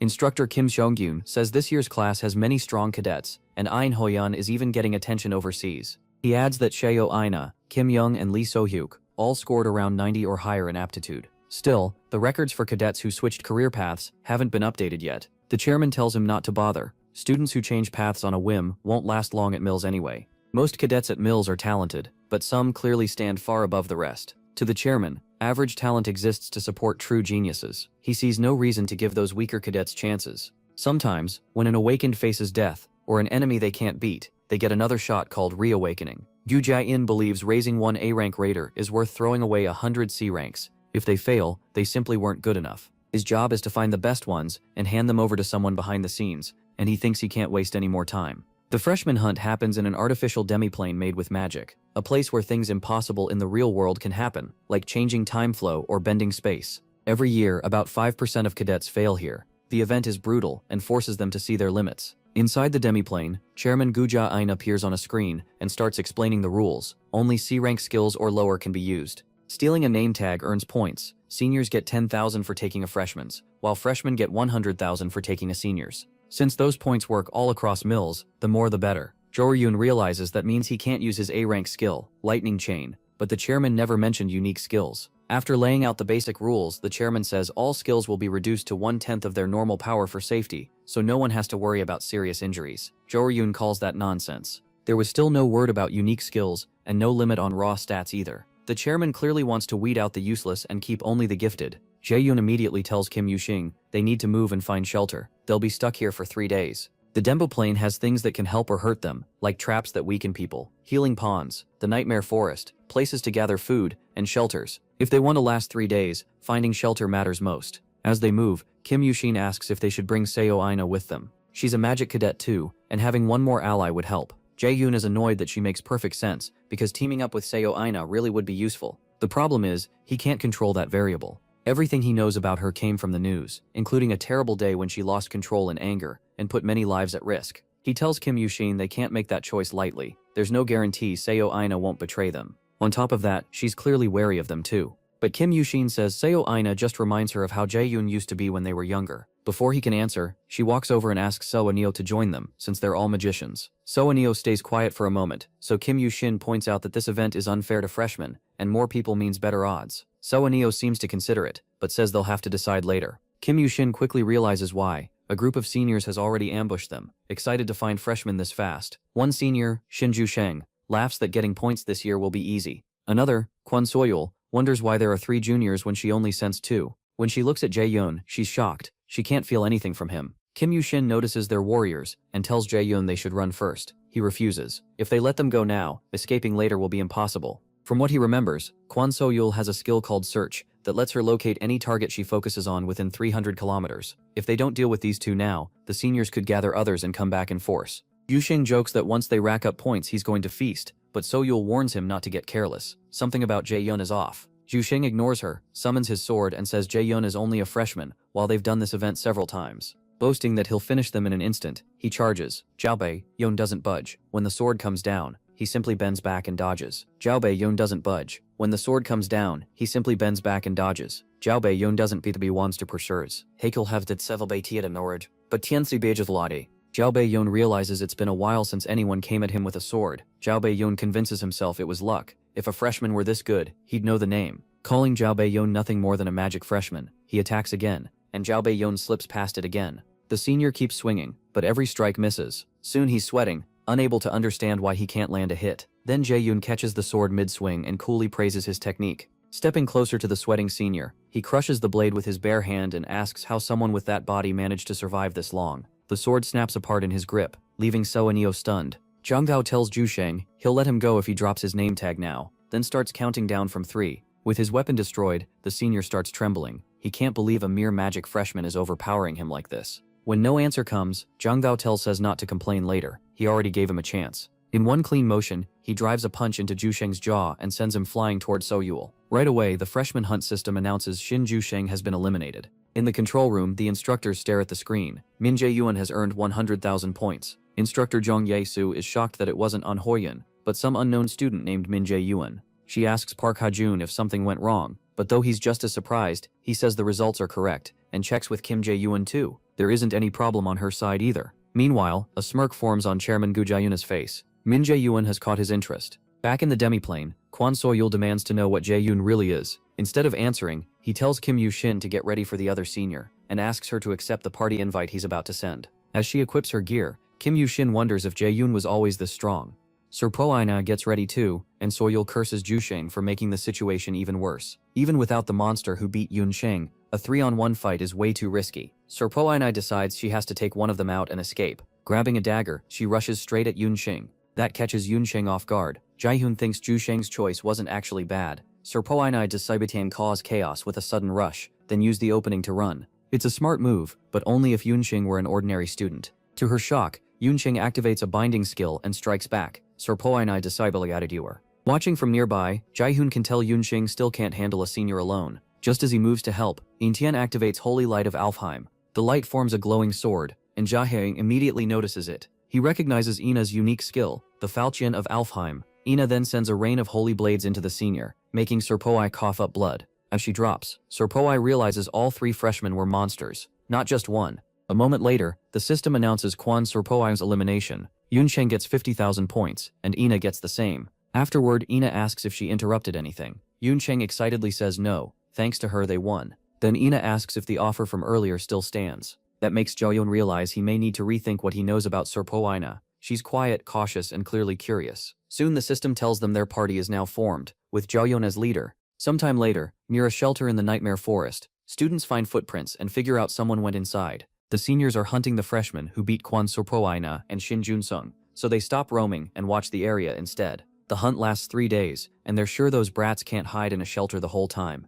As they move in, Yun-sheng suddenly appears nearby, and a beam of light pierces Kim Sung-hoon's chest. The system immediately announces his elimination. Another senior spots Yun-sheng fleeing, and signals the rest to chase her. Yun-sheng though is running with a smile. After counting about 5 of them, she relaxes, glad the plan is working. Then she turns and mocks them, saying they're like dogs chasing a bone. She asks if they aren't ashamed to move in such a big pack. The seniors get mad and yell for her to stop, but Yun-sheng keeps running, thinking how easy they are to fool. Earlier, Jae-yoon had told them that shelters were safe, but they couldn't stay there forever. They still needed food and points. The girls were surprised, but he said it plainly. They were going to hunt seniors. Back in the present, Yun-sheng keeps running until she reaches some mushrooms, a class 1 organism that lowers a person's abilities. She's happy the bait worked, but her stamina is starting to run out. Using a wind boost, she launches herself farther away and leaves the rest to Jae-yoon. The moment the seniors enter, the system warns them they've stepped into a paralyzing spore mushroom habitat. Earlier, Jae-yoon had asked Jae-sheng how to deal with those mushrooms during the freshman hunt, and Jae-sheng said ash tree sap was probably best, since it's common in the Nightmare Forest. Still, it only works as a cure, not protection. It helps only after the spores affect you. Back in the present, the seniors stop as soon as they realize where they are. While watching Yun-sheng run, they hear the system repeat that they've entered the mushroom habitat. One of them warns their leader Ji-yuk that this is dangerous and says they should fall back. But Ji-yuk keeps staring at Yoo-jung. He snaps, asking if they're really going to quit after coming this far. The others argue that one mistake could ruin everything, so they should stop chasing. Ji-yuk refuses. Kim Sung-hoon was taken out by that freshman brat, so now isn't the time to back off. The cautious one reminds him it doesn't matter if she's just a freshman. None of this matters if they get paralyzed too. Since the mushroom affects anyone within about 50 meters, Ji-yuk says the girl will get hit too. He orders Park Sung-hoon to stay outside the debuff zone and keep watch, while the rest go after Yoo-jung. Ji-yuk knows this is probably bait, meant to drag them into a trap, but he thinks these freshmen are underestimating him, if they think that will work. After chasing for a while, they finally catch up, and Ji-yuk tells Yoo-jung she really made them work for it. Then he asks where she plans to run now. Instead of panicking, she greets them and says they're finished. Then she asks which one cursed at her and tells him to raise his hand. As the seniors charge with their weapons, Ji-yuk laughs at how cocky she is to the very end. But right before they reach her, she smiles and taps one of the mushrooms with her weapon, making it burst. The system announces that a paralyzing spore mushroom has exploded, and every organism within 50 meters will be paralyzed for 2 hours. In a flashback, Yoo-jung complains that Ji-yoon said they were looking for something important, but all she sees are trees. He tells her to wait, they're in the right place, and he starts collecting ash tree sap. Lee-yoon points out that this event clearly favors warriors, and Ina agrees. Limiting everyone to C-rank skills, and below hurts magicians a lot more. Warriors already have strong bodies, so the restriction barely matters to them. Yoo-jung says Ina still has it better because of her unique skill, while most of Yoo-jung's useful attack magic is sealed. All she really has left are buffs and basic spells. When she asks what she's supposed to do, Jae-yoon says they need to use those basic skills smartly. Then he asks if she knows how to use change. Yoo-jung proudly says yes, and reminds him she was the one who taught him magic theory. He explains that change swaps your position with a chosen party member, then asks what kind of plan he has in mind. After gathering the sap, Jaeyoon tells them they can do something pretty fun with change and the ash sap. Back in the present, Jaeyoon tells Innie to get ready, and she nods. Back where Yoojung is, Ji-Yook calls her crazy for actually bursting the spore, but Yoojung activates change and hands things off, saying it's not her turn anymore. In the same instant, Jaeyoon appears in her place and drives his foot into Ji-Yook's face, telling him now it's his turn. He shatters the senior's nose and kicks him to the ground before landing himself. Still paralyzed, Ji-Yook curses and asks if Jaeyoon really thinks this will all go his way. He calls him an idiot for entering the mushroom zone and says he expected a trick like this, so he left one teammate outside. Once the spores clear, they're finished. Before he can keep going, Jaeyoon says the guy he left behind isn't coming. Ji-Yook looks confused and calls it nonsense, but then a scream comes from where Sung-Yook was waiting. The system announces Park Sung-Yook has been eliminated. Sung-Yook is on the ground with Ina's holy sword through him, and the system awards 100,000 points to Jaeyoon, Yoojung, and Ina. Jaeyook lies there in stunned silence, and Jaeyoon reminds him he already said that friend wasn't coming back. Furious, Jaeyook blurts out that they're still stuck here for 2 hours, and once Jaeyoon is paralyzed too, he'll kill him himself. But while he's still talking, Jaeyoon steps forward and asks what he means by the same situation. That sight completely shocks Jaeyook. He can't understand how this boy is moving and says it's impossible. Jaeyoon agrees, then tells him to complain to the gods. The truth is, the paralysis doesn't affect him at all. Hell's blessing cancels every abnormal status on him. Sweat starts pouring down Jaeyook's face as he begs Jaeyoon to stay back, but the others can only watch their teammate get killed. Soon the system announces, Jaeyook's elimination, and Jaeyoon, Yoojung, and Ina receive another 100,000 points. With that done, Jaeyoon turns to the 3 left and wipes them out too, even as they beg him to stop. Their team gets another 100,000 points 3 more times. Instructor Yosu can't believe what she's seeing, and the freshman rankings update. Min Jaeyoon takes first, Kim Yoojung and Seo Yeona share second, An Hoyan is next, Lee Soo-Yook and Cha Yu-won are in 5th, and Jong Ho-san is 7th. Later, Yoojung drinks the ash tree sap and nearly throws up, but when Ina checks on her, she says she's feeling better now. As they head out, Ina says Jaeyoon knows way more about magic than she expected. She's never seen anyone use the change skill like that in any book. Yoojung tells her Jaeyoon has only been a magician for less than 3 months. She's the one who taught him the basics. Caught off guard, Ina asks if he was really planning to become a warrior. Yoojung says yes, just a few months ago. He was all in on close combat. What really confuses her is how Jaeyoon knew about the tree sap, and how he plans to deal with his own paralysis. Not long after, they meet up with him. Jaeyoon asks how the paralysis feels, since both of them seem fine. Yoojung cheerfully says of course she's okay. Even after running for her life and using a spell, she checks on Ina too, and Ina says she's fine. Then Yoojung tells Jaeyoon his plan actually wasn't bad this time. Usually he looks kind of dumb, but today he seems different. Jaeyoon grabs her cheeks and asks who she's calling dumb, like she has any right to say that. Ina watches them fool around, and wonders why Yoojung keeps calling Jaeyoon stupid. To her, he actually looks pretty handsome.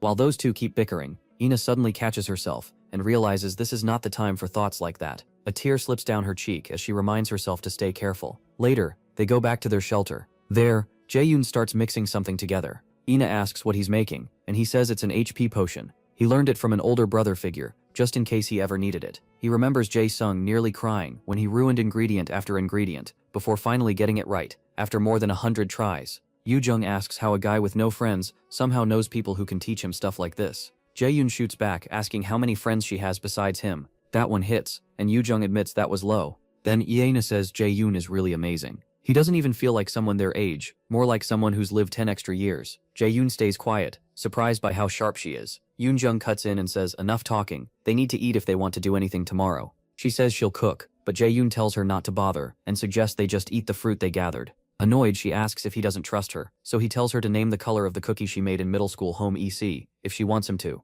After thinking for a bit, Yoonjung says they were probably purple. Yoonjung asks if she used blueberry jam. Jaeyoon says no, Yoonjung just can't cook. He reminds them they had to call the teacher after he passed out from eating that cookie. Then he adds that, to be fair, he can't cook either. So Yeona says she knows a little, and asks if she can make the meal. Jaeyoon looks surprised, and she explains that she used to cook every day when she lived with her grandmother. As she ties her hair back to start, Jaeyoon remembers there was never much known about Seo Yunshing's family. Now that she mentioned living with her grandmother, he wonders if something happened with her parents. A little later, Yeona finishes and serves the food. Yoonjung takes a bite, then immediately hugs Yeona and says it's delicious. Jaeyoon keeps eating too and agrees. He's shocked they're getting food this good in a place like this. Their praise warms Yeona's heart, and she smiles. She hasn't felt like this in a long time. Meanwhile, in the Mills Academy control room, Instructor Sok-gi points out that the highly praised cadet An Hoyun is only in 4th place. What's even crazier is that 1st and 2nd are both magicians. Instructor Sok-gi still wonders if the system is glitching, because nothing else makes sense.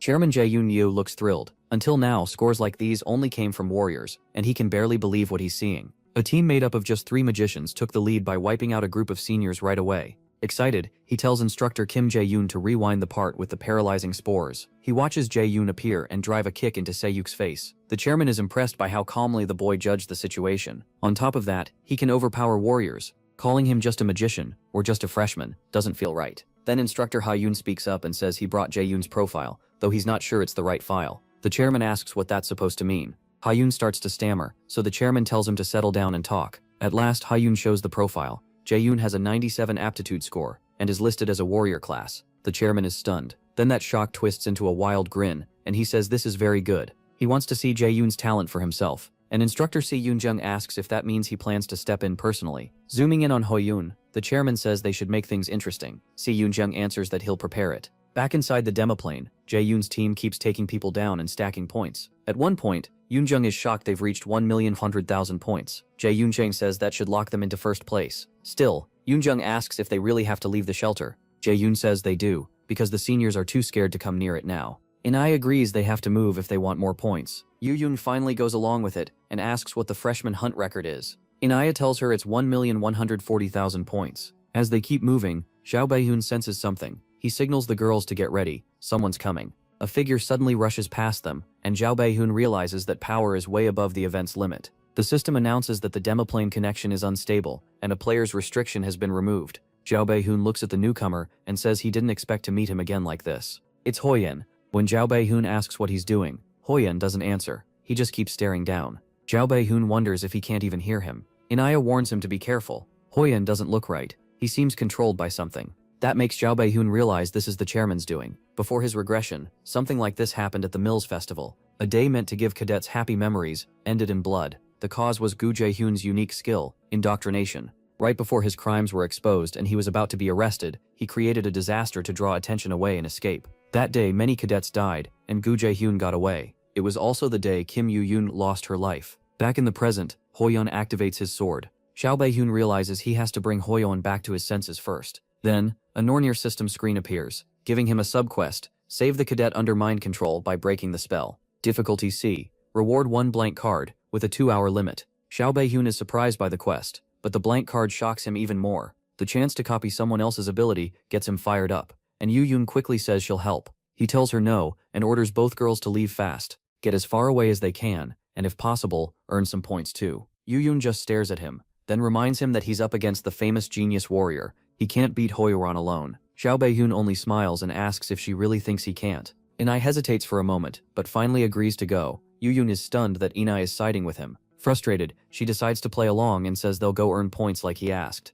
Before leaving though, she tells him not to get hurt. She runs off into the woods, dragging Ina with her, and shouts for him to beat Hoyeon up, or at least steal his name tag, then come find them. After they're gone, Xiao Beihun mutters that this won't take long. A few hours earlier, after Hoyeon had just taken down a senior, he wondered if that made his total 600,000 points. He was glad he'd survived 2 days, just one more day to go, even in 4th place. First still felt far away. After all his effort, he could only think this was what Mills Academy was like. He was impressed that Xiao Beihun, a magician with restricted skills, had reached first and dragged his teammates up there too. Still, Hoyeon refused to lose. There was time left, so he had to keep pushing. While he was thinking, Chairman Xiao Beihun appeared on a screen and said he wanted Hoyeon's personal help with something. Then the chairman used indoctrination on him and said he had a small favor to ask. Hoyeon's eyes lit up under the spell. A warning pops up from the system. Someone has entered his mind. As that force takes over, he loses track of what he's doing, and even where he is. Then the system says his mind has been corrupted. Right after that, only one thought remains: eliminate Jai Yunin. Back in the present, Hoyeon activates the A-rank skill Martial Ascendance. He charges at Jai Yunin again, and swings to cut him down, but Jai Yunin slips past it. Jai Yunin can't believe Hoyeon was this strong just a few days ago, yet he keeps avoiding every strike. It's like Hoyeon has become a completely different fighter. When Hoyeon slams his shield forward again, Jai Yunin hops back just in time. He knows that if this turns into a pure battle of strength and speed, he'll lose. To open the gap, he uses Wind Boost and blasts himself backward. The gust hits so hard that Hoyeon has to raise his shield to cover his face. That gives Jai Yunin the chance to slip behind him before the shield drops. He fires off lightning magic, but before it lands, Hoyeon twists around and retreats in one smooth motion. That catches Jai Yunin off guard. Hoyeon moved before his eyes could even fully follow the attack. Jai Yun realizes Hoyeon has natural combat instinct, so this fight won't be simple. He could break the indoctrination with absolute calculation, but the real issue is Jae-yoon is watching. Even without seeing him, Jae-yoon can picture the chairman smirking while he watches An Ho-yeon fight. So Jae-yoon smiles too, thinking it would be a waste to end this too neatly. If they want a show, he'll give them one, but it'll cost them. Once Jae-yoon starts putting on that show, Instructor Yeyu wonders if her eyes are fooling her. A magician is fighting head-on like a warrior, and somehow pushing Ho-yeon back. He's even overwhelming the so-called genius warrior while using lightning chain. To Yeyu, none of it makes sense. She'd always believed a magician could never beat a warrior in close combat, and now Jae-yoon is tearing that belief apart. Meanwhile, Chairman Jae-yoon watches closely. When Jae-yoon wounds Ho-yeon, he starts begging, and in the demiplane, Ho-yeon drops beside his sword. Jae-yoon tells him he never meant to push things this far, but says Ho-yeon is tough enough to recover soon. Then he glances up, knowing the instructors are watching. A moment later, he uses flash bomb, blinding the cameras and cutting off the view of the field.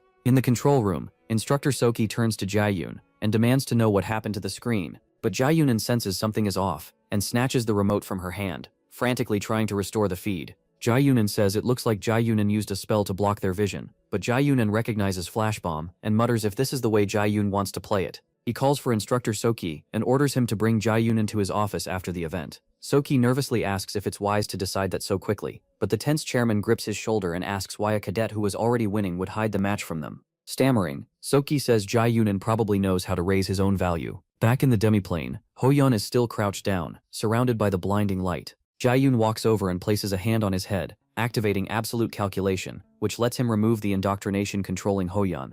Ho-yeon's eyes clear at once. He recognizes Jae-yoon, and Jae-yoon asks with a grin if he's feeling better. Ho-yeon tries to stand and says he is, but the pain surges through him and he collapses again. Jae-yoon apologizes for that, and reminds him he attacked first. Ho-yeon can't remember doing that, and asks why he ever would, so Jae-yoon explains that he was under mind control. Ho-yeon looks lost, and asks what he means, but then he remembers seeing a blurry face and hearing a voice he can't clearly recall. Still, it doesn't add up. A spell strong enough to control someone should be above A rank, and they were told only C rank skills or lower could be used here. Jae-yoon says he isn't sure. Maybe the demplane glitched, or maybe someone stepped in. Ho-yeon stays quiet, thinking it over. Even with a malfunction, no cadet should be able to cast something that powerful. After a pause, he asks Jae-yoon if he knows who could have interfered, or why they would do this. Jae-yoon says he doesn't know. Still, he adds that anyone who can pull this off is probably someone most people wouldn't dare challenge. He doesn't say the name out loud, but he knows that with more time at Miles, Ho-yeon will figure out on his own what kind of man Gujarin really is. Then the Nornir system announces that Chao Bei-yoon completed the subquest to save the mind-controlled cadet, and awards him a blank card. Ho-yeon tries to stand again and feels how wrecked his body is, while Chao Bei-yoon doesn't have a scratch on him.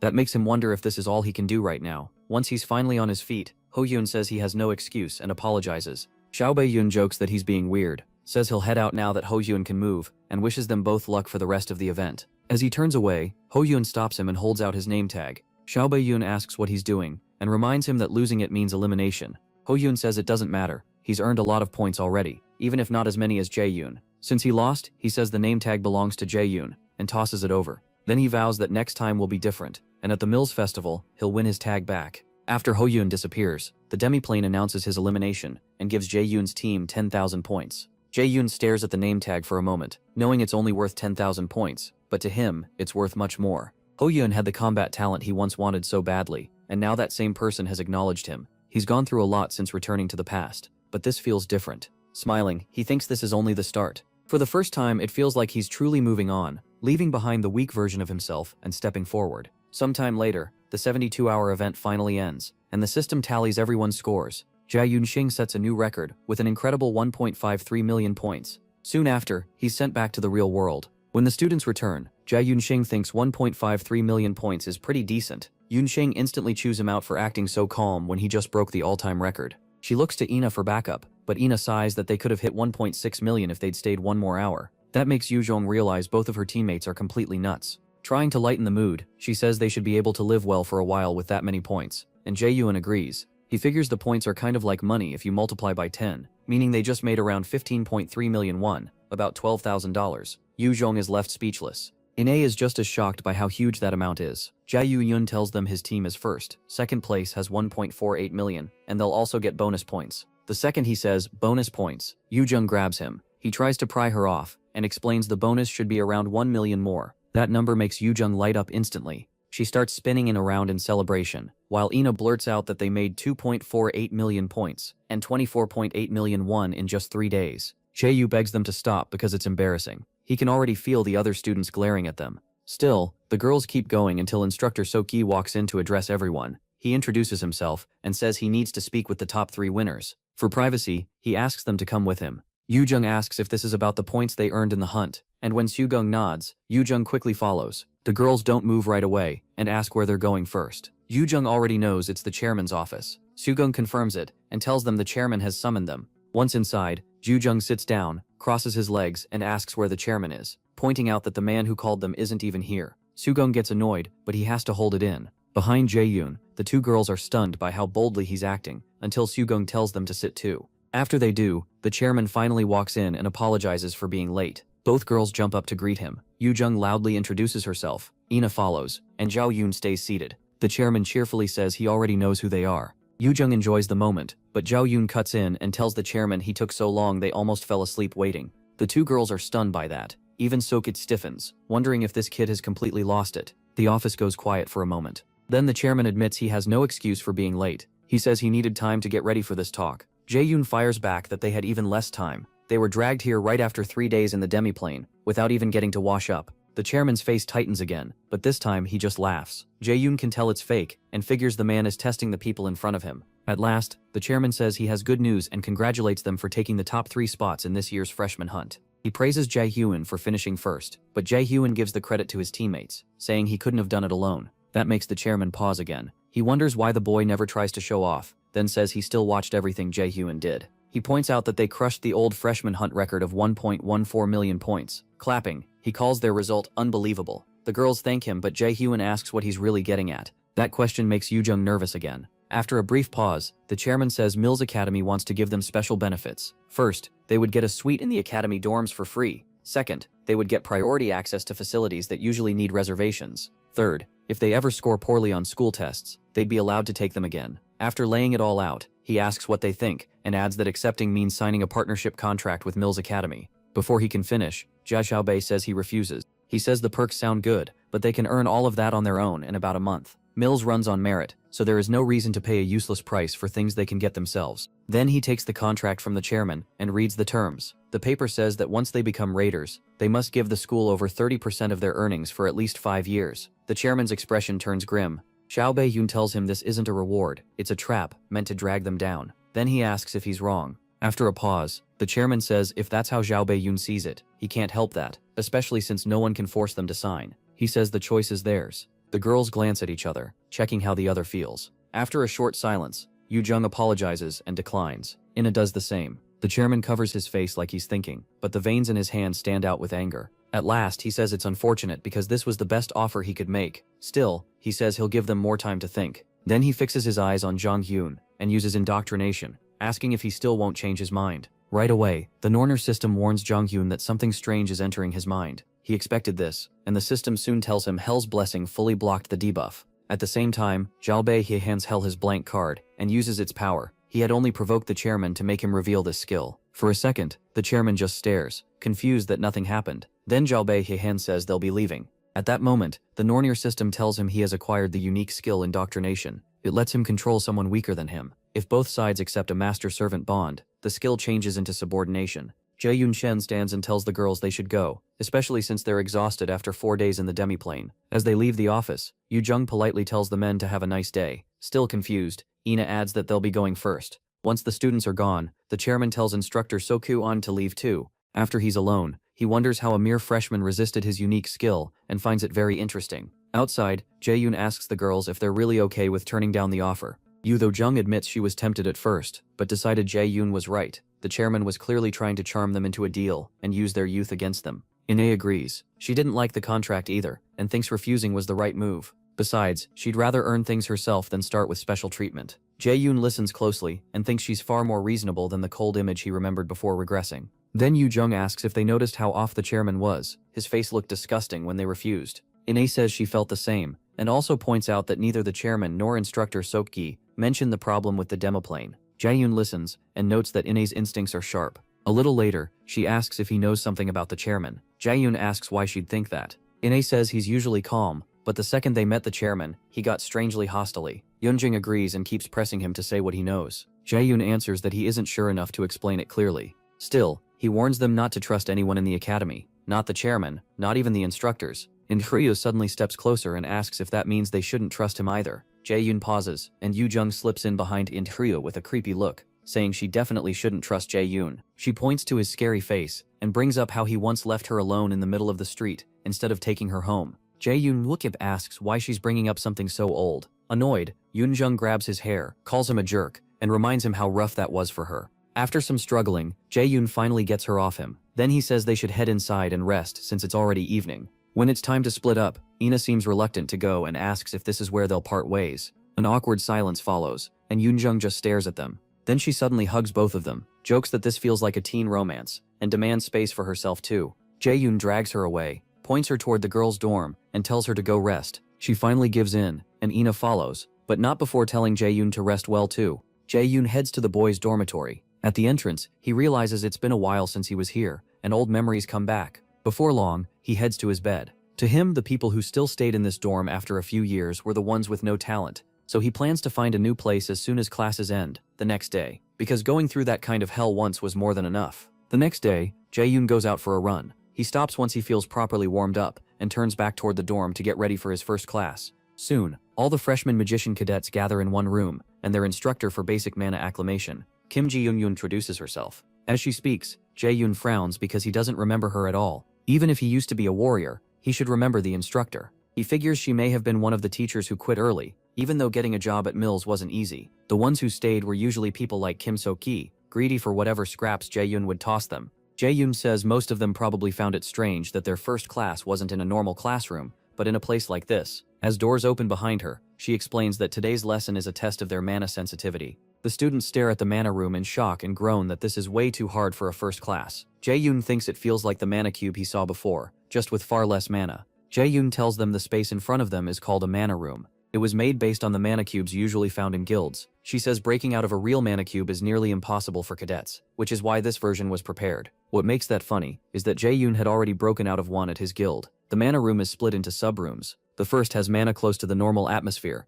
and each room deeper in gets denser. A first-year Mills cadet usually reaches level 3, while graduates tend to top out around level 7. This class will show them what level their mana sensitivity is at. Jae-yoon tells the cadets to line up and follow her. She adds that if anyone struggles during the test, they should raise a hand so an assistant instructor can lead them out. A moment later, she steps into one of the mana rooms, and the cadets go in after her. Once everyone is inside, Instructor Jae-yoon sees that level 1 is easy for all of them. She moves the class up to level 2. There, a few cadets start breathing hard, and the assistants lead them out. Jangbao then brings the rest to level 3. At level 3, nearly half the class gives up, but Jangbao, Yoonjung, and Enna still look fine. Jangbao takes the remaining students to level 4, where even more cadets tap out. She pushes on to level 5, and a lot more ask to leave. By level 6, several others are dragged out from pure exhaustion. Yoonjung asks Jangbao Yoon if breathing is getting harder, but he says not really. Enna keeps watching him, and notices he's still completely steady, so she forces herself to endure even more. Jangbao Yoon looks around and realizes only 4 cadets are left. Jangbao, Yoonjung, Inna, and Lee Soo-hyuk. All 4 ranked high in the freshman hunt. Chairman Jangbao Yoon told her to watch Jang closely and report everything, but she has no interest in blindly obeying. She announces level 7, leaving the other students shocked. Graduates usually stop there, so who are these monsters? At level 7, Jangbao asks if anyone wants out before they go to level 8, but no one answers, even though Yoonjung is clearly struggling. The rest of the class watches in disbelief as they head to level 8, and the pressure jumps the moment they enter. Everyone except Jangbao Yoon feels it. From level 8 on, the mana shifts non-stop like it does in a dungeon, and Jangbao knows even geniuses should start cracking here. Just as she expected, Soo-hyuk and Yoonjung raise their hands to leave. Inna starts sweating hard, but since she and Jangbao Yoon stay silent, Jangbao has to take them to level 9. At level 9, Inna nearly throws up and starts stumbling, which catches Jangbao Yoon off guard. Jangbao turns back, but she can't step in. The chairman had ordered her never to help a cadet unless they asked first, no matter how bad it got. In his eyes, danger is just another chance for a cadet, and taking that chance away from them would be cruel. Jangbao Yoonjung asks Inna if she's okay,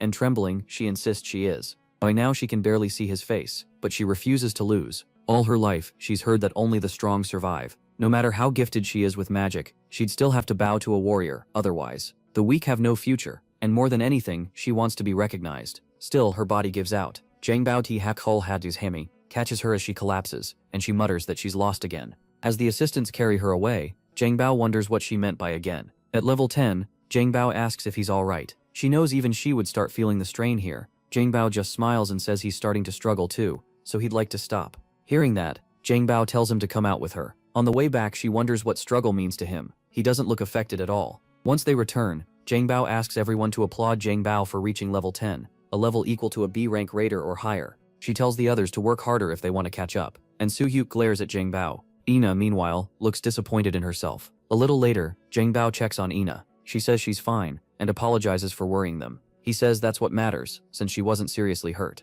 Yoonjung then asks if he's okay too. He looked way too comfortable in there. Zhang Bao says he's fine, then tells her to take the towel off her neck because she looks like a construction worker. That instantly sets Yoonjung off, and she regrets caring about him at all. While she complains, Xiaobei Yoon asks if she's really not hurt, and she brags that the doctors said she's perfectly fine. She's just that tough. For a second, Xiaobei Yoon studies Ina. At first he thought she was just competitive, but now it feels more like an obsession. She got lucky this time, yet with a mindset like that, handling her later won't be easy. Not that he wants to control her, but just like Shanghoon, Hoyun and Jaesung, he can already tell Ina's future is starting to change too. He figures the same may be true for Yoonjung. When he glances at her, she asks if he's staring because she's pretty. Xiaobei Yoon shoots back that she must be hurt somewhere to say something that ridiculous. As Ina tries to hold Yoonjung back from attacking him, Xiaobei Yoon thinks about how he still has no idea how much his actions will change the future. If things keep shifting this fast, he needs to prepare to stay ahead. While he's thinking, Yoonjung breaks free and loops the towel around his neck. Xiaobei Yoon smiles, pulls it off, drops it over her head and messes up her hair.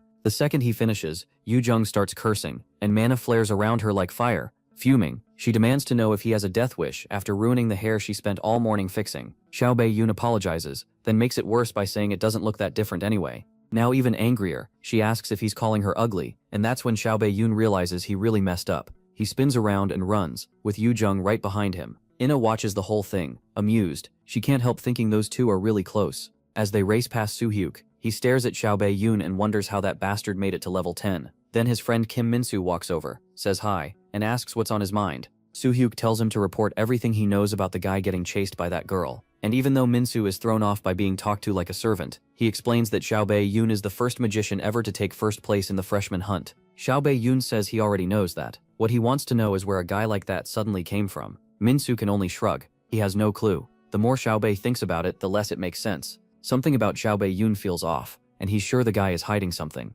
Min-soo, meanwhile, thinks this new Xiaobei feels strange. He remembers what he was like as a kid. In the end, he tells him Xiaobei Yoon has already proven himself twice, so there's no point hunting for some secret, especially when cheating at mills should be impossible. Xiaobei refuses to accept it. In his mind, nobody can be stronger than him unless they're cheating. That leaves Min-soo stunned, since Soo-hyuk probably wouldn't beat Ina or Yoonjung either, but he keeps that to himself. He finally warns Soo-hyuk not to get carried away, because he still wouldn't beat Xiaobei Yoon even if he died and came back. Soo-hyuk ignores him. Later, Xiaobei Yoon gets a video call from his teacher Sung-gyun, and he asks if she wants to hear about the freshman hunt. She says yes. It'll be more fun hearing it from him directly. Xiaobei Yoon happily tells her he took first place, which makes Jung-gyun proud. She notices his apartment is way too nice for a freshman, and guesses he earned a ton of points.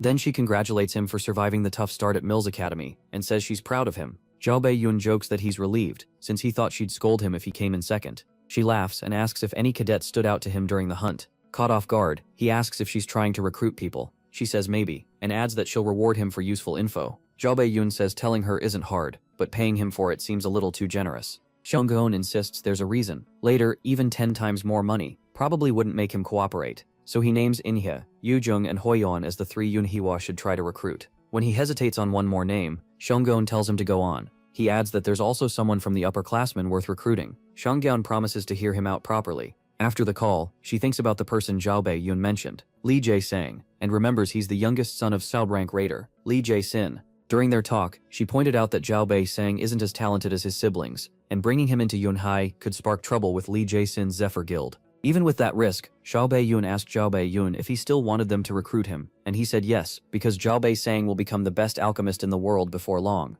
Afterward, manager Xiaobei Yoon tells her that Guildmaster Bak Jae-yoon has arrived. Xiaobei Yoon asks him to bring her in, and Jae-yoon enters with Yoonju right behind her. Seeing them, Shunghoon says they came at the perfect time. Jae-yoon answers that for a merchant, time is valuable too. Then she reaches out and says it's been a while. The guildmaster calmly says they aren't close enough for that kind of greeting. Then she tells Jae-yoon to sit down.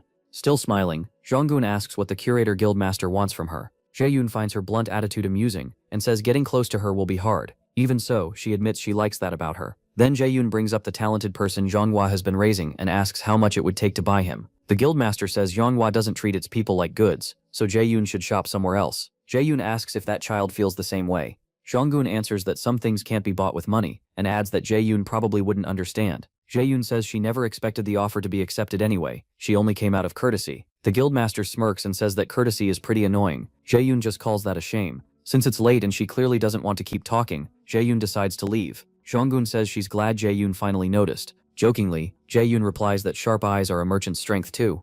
The next day, after the endurance test at Mills Academy, the cadets wait for the system to finish scoring. An Hoi-yun takes first with 101 points, and Zhao Bei-yun gets second with 99. That makes him click his tongue, but he already knew he couldn't outdo a combat prodigy like Hoi-yun here. Still, second place isn't bad. He doesn't need to rush, though he knows he's still far from his goal. When he looks over at the girls, they seem seriously shaken. Hyunjung finally blurts out, asking what he even is. How does a magic raider take second and keep up with An Hoi-yun in an endurance test? When she demands an answer, Zhao Bei-yun says it makes sense since he started off as a warrior, but she still isn't convinced. As she starts up again, he tells her not to focus only on magic and to work on her body too. That only darkens her expression. She snaps that she'll prove he's not that special someday, but Intella quickly holds her back before it turns into another fight. Nearby, Instructor Sulky watches and thinks the chairman was right. Jae-yoon is dangerous. A magician shouldn't have that kind of stamina, and Soki can't figure out what he's really hiding. A bell rings to signal the next class. Soki announces the second endurance test,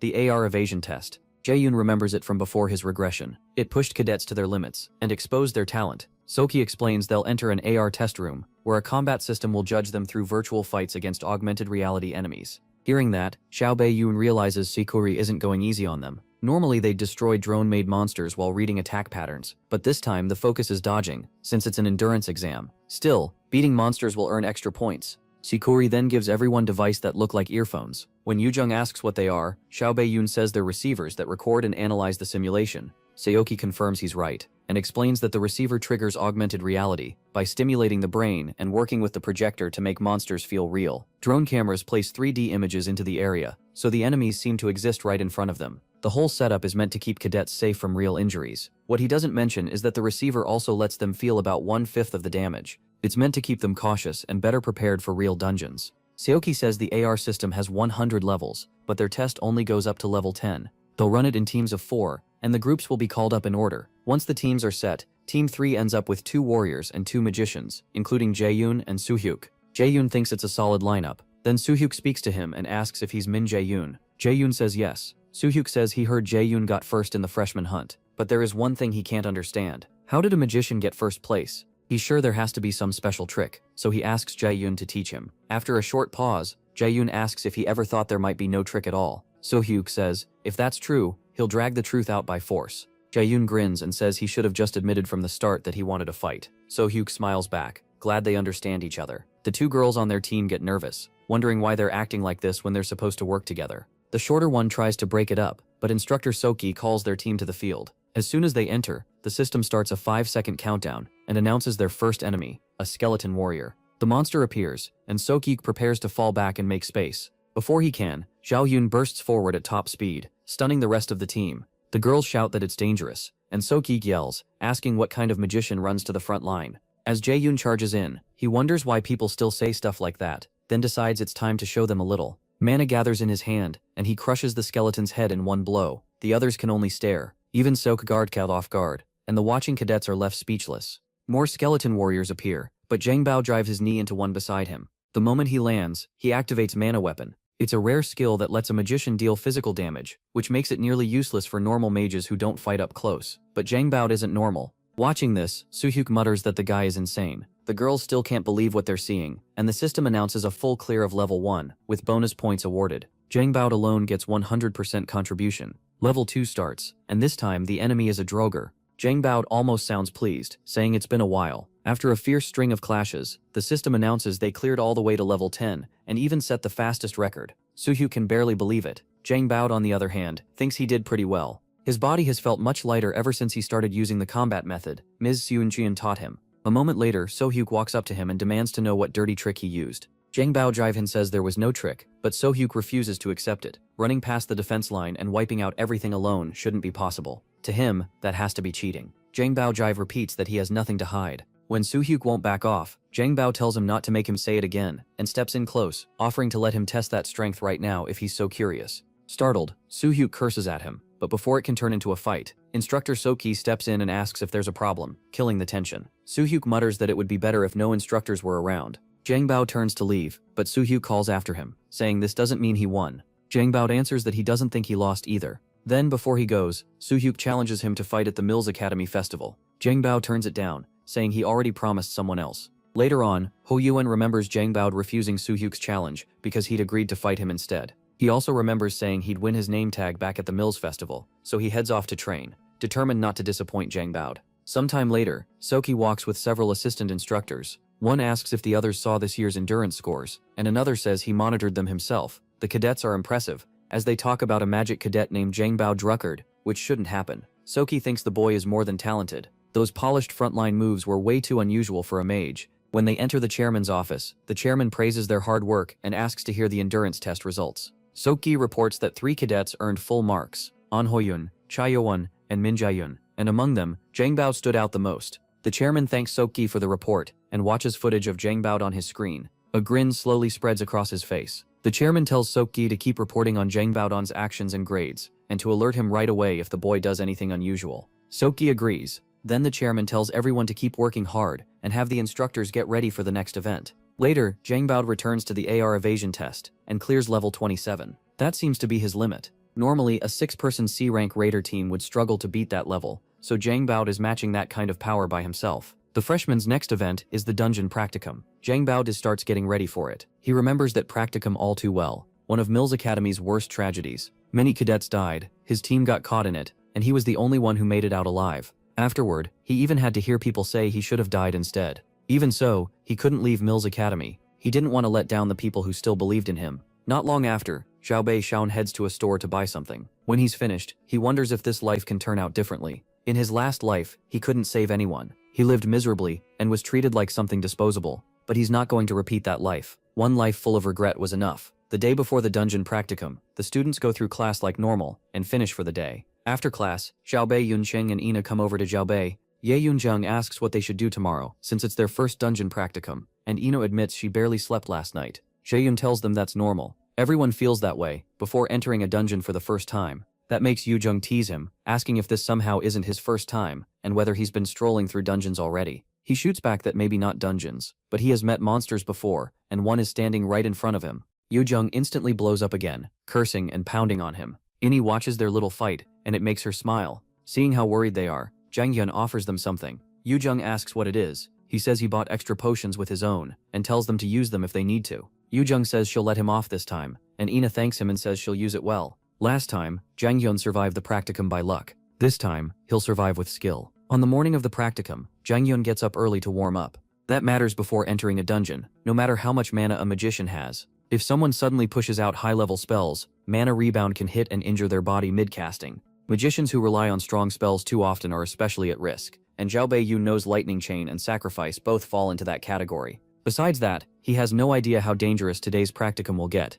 He doesn't even know whether he or his teammates might die. Still, by keeping mana gathered in his lower abdomen like this, he can quickly boost either his body or his spells when needed. That makes him remember the moment before he regressed, when the system said time would return to the point the user desired most. As he's lost in thought, the Nornir system suddenly activates a main quest. It says he has returned to the time he longed for, and now he must face the turning points that filled him with regret. He can repeat the same choices or change them, and those choices may save lives or cost them. The mission's difficulty, rewards, and failure penalty are all unknown. Even the reward changes depending on whether he picks route A or B, and he has only 12 minutes to decide. Xiaobei Hyun figures something has come up again. The Nornir system is clearly pushing him to become stronger, since the gods still need him for their own goals. Still, he doesn't understand what they mean by choosing a route, and he wonders what they're really planning. Soon, the freshmen gather at the underground mock dungeon of Mills Academy. Instructor Yuqian tells them they'll draw lots, form teams of 4, and move as a group.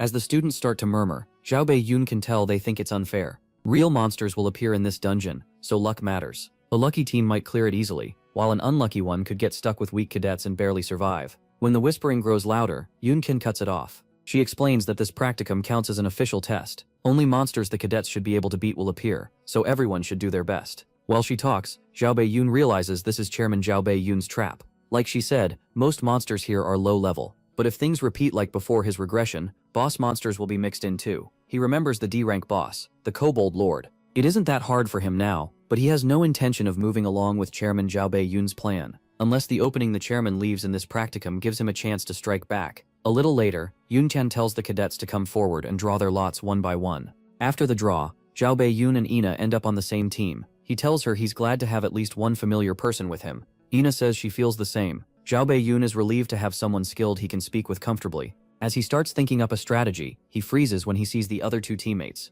The girl introduces herself as warrior Kim Jina, and the boy as warrior Park Sungwoo. Sungwoo cheerfully asks if they're Team 3 too, but Zhao Beiyun remembers them from his past life. They were his teammates then, and both died to the boss monster, after telling him to run while they held it off. At that moment he understands what the Nornir system meant about choosing a route. When the two warriors step up, Zhao Beiyun realizes this was what the system wanted him to face all along. So he greets them and introduces himself as Zhao Bei, then introduces Enna too, since she's too shy to do it herself. Sungwoo laughs a little at how shy Enna is, but says they'll all get along once they spend some time together. Zhanghua agrees. Zhao Beiyun realizes these two are exactly the same as before. Seeing them warmly include Enna makes him happy. Once introductions are done, Zhao Beiyun says they should plan first. The others agree, and one suggests making him the team leader. With the quest from the Nornir system still stuck in his head, Zhao Beiyun sits down and lays out the plan. He warns them not to lose their nerve, no matter what appears in the dungeon. If the frontline warriors break first, the whole team could be wiped out. The two warriors are impressed by how sharp his tactics are.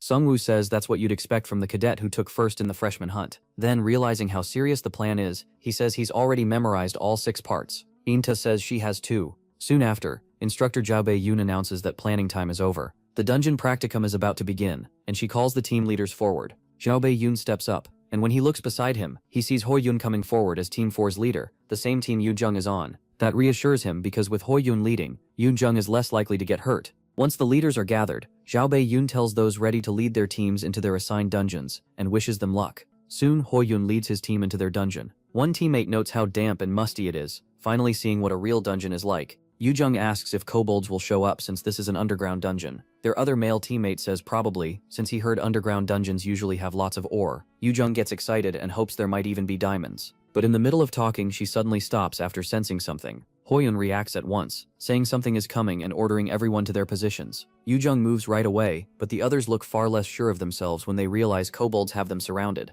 Worse, the kobolds are armed with digging tools. Hoyun tells the team kobolds are weak on their own, but dangerous in a swarm. Then he charges in and tells them to end this fast. Yujung blasts out holy power and uses flash bomb, setting off a huge burst that blinds the monsters and gives Hoyun the opening to cut them down. While the other two cadets deal with the rest, Yujung uses Wind of Helheim and follows with Air Blast. She fires several bursts straight into the kobolds' chests, knocking them flat. After the monsters go down, Hoyun asks if everyone is alright. The girls say they're fine, but when they look at the other boy, Sehu, they see he's gasping for air. They rush over, and Yujung wonders what happened, since kobolds aren't supposed to use poison. Then she looks up and realizes it isn't poison at all, it's a crushing wave of mana. A giant kobold boss stands before them, and the students go still. Shocked, Hoyun asks why a kobold lord is here. Meanwhile, in Team 3's dungeon, Gina tells Jae-yoon she already knew he was strong, but he's even more amazing than she expected. Then she asks how many monsters he's taken down so far, on their way through. Xiaobei Yujung gets excited, and hopes there might even be diamonds.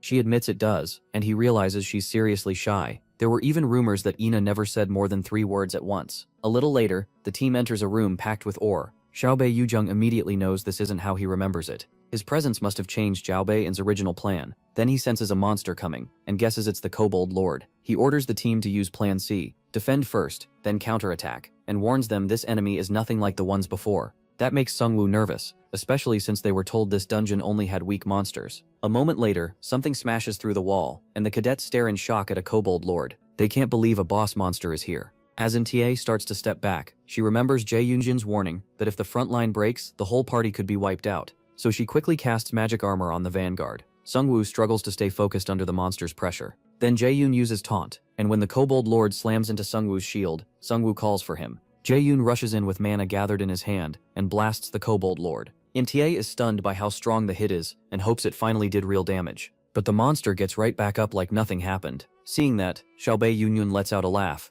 As the damaged parts regenerate, he admits he didn't expect an anomaly. The Kobold Lord heals and grins at them. Xiaobei Yunyun starts wondering if a regenerating Kobold Lord is too much for them. Then the Nornir system identifies the being behind it as Odin's Raven and gives him a special quest called Raven Hunter. The mission is to kill all of Odin's ravens, working against him and the gods opposed to the Ozir. It has 5 objectives: an S-rank difficulty, rewards of a blank card and class increase, and failure means death. Outside the dungeon, Instructor Jion reviews footage of Jae-yoon's earlier fights. She can't understand how a magician fights like that. Even as an A-rank mage, those combat skills seem impossible to her. She figures Team 3 has a strong shot at finishing first. Then one of the dungeon doors opens, and she's shocked to see Hoyeon helping Seiho out, while Yoojung says they have a huge problem. Still stunned, Jion asks what happened, and they tell her a Kobold Lord appeared inside. She can't believe it. A Kobold Lord shouldn't have been able to get in there at all, and now she has no idea what's happening in the dungeons. The assistant instructors rush over to Seiho, who has a mild case of mana addiction, and tell him to breathe slowly.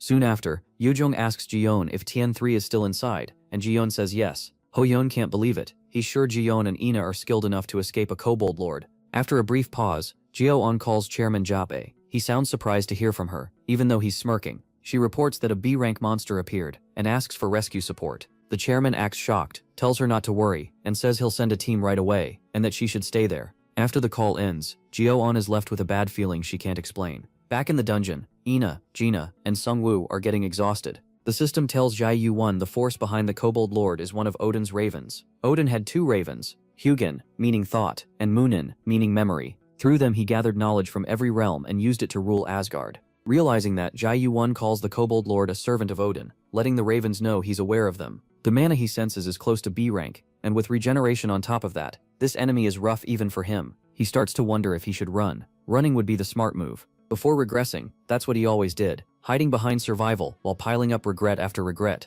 But he sees this life as a second chance. Test or not, this time he's going to protect them. So Jae-yuan tells everyone to run for the exit while he keeps the monster busy. Sungwoo asks what he's talking about and how he plans to handle it alone, but before he can finish, 2 kobolds jump him from behind. Jae-yuan instantly blows them away with holy arrows. Then he tells Sungwoo to stop talking and get out. As the Kobold Lord swings again, Xiaobei explains he can't fight properly while protecting all of them at once. Inni calls his name in panic, and when he turns toward the attack, a shield appears and blocks the blow. Startled, Xiaobei looks over and sees Inni cast it. She tells him she can help. From her eyes alone, he knows she won't back down. He wonders if this is another future he changed. Then he tells Inni to stay with him, while the others return to the entrance and report everything to Instructor Jae-yun. When Sungwoo tries to argue, Xiaobei, what he bolt on plabat Jens just still clean from calls. Sungwoo. Gina finally agrees and promises they'll tell the instructor right away. Once they leave, only Jae-yuan and Ina remain to face the monsters. He tells Ina he'll guard her from behind, so she summons her radiant holy sword and cuts through the smaller kobolds. That's Jae-yuan's opening, and he charges the Kobold Lord head-on.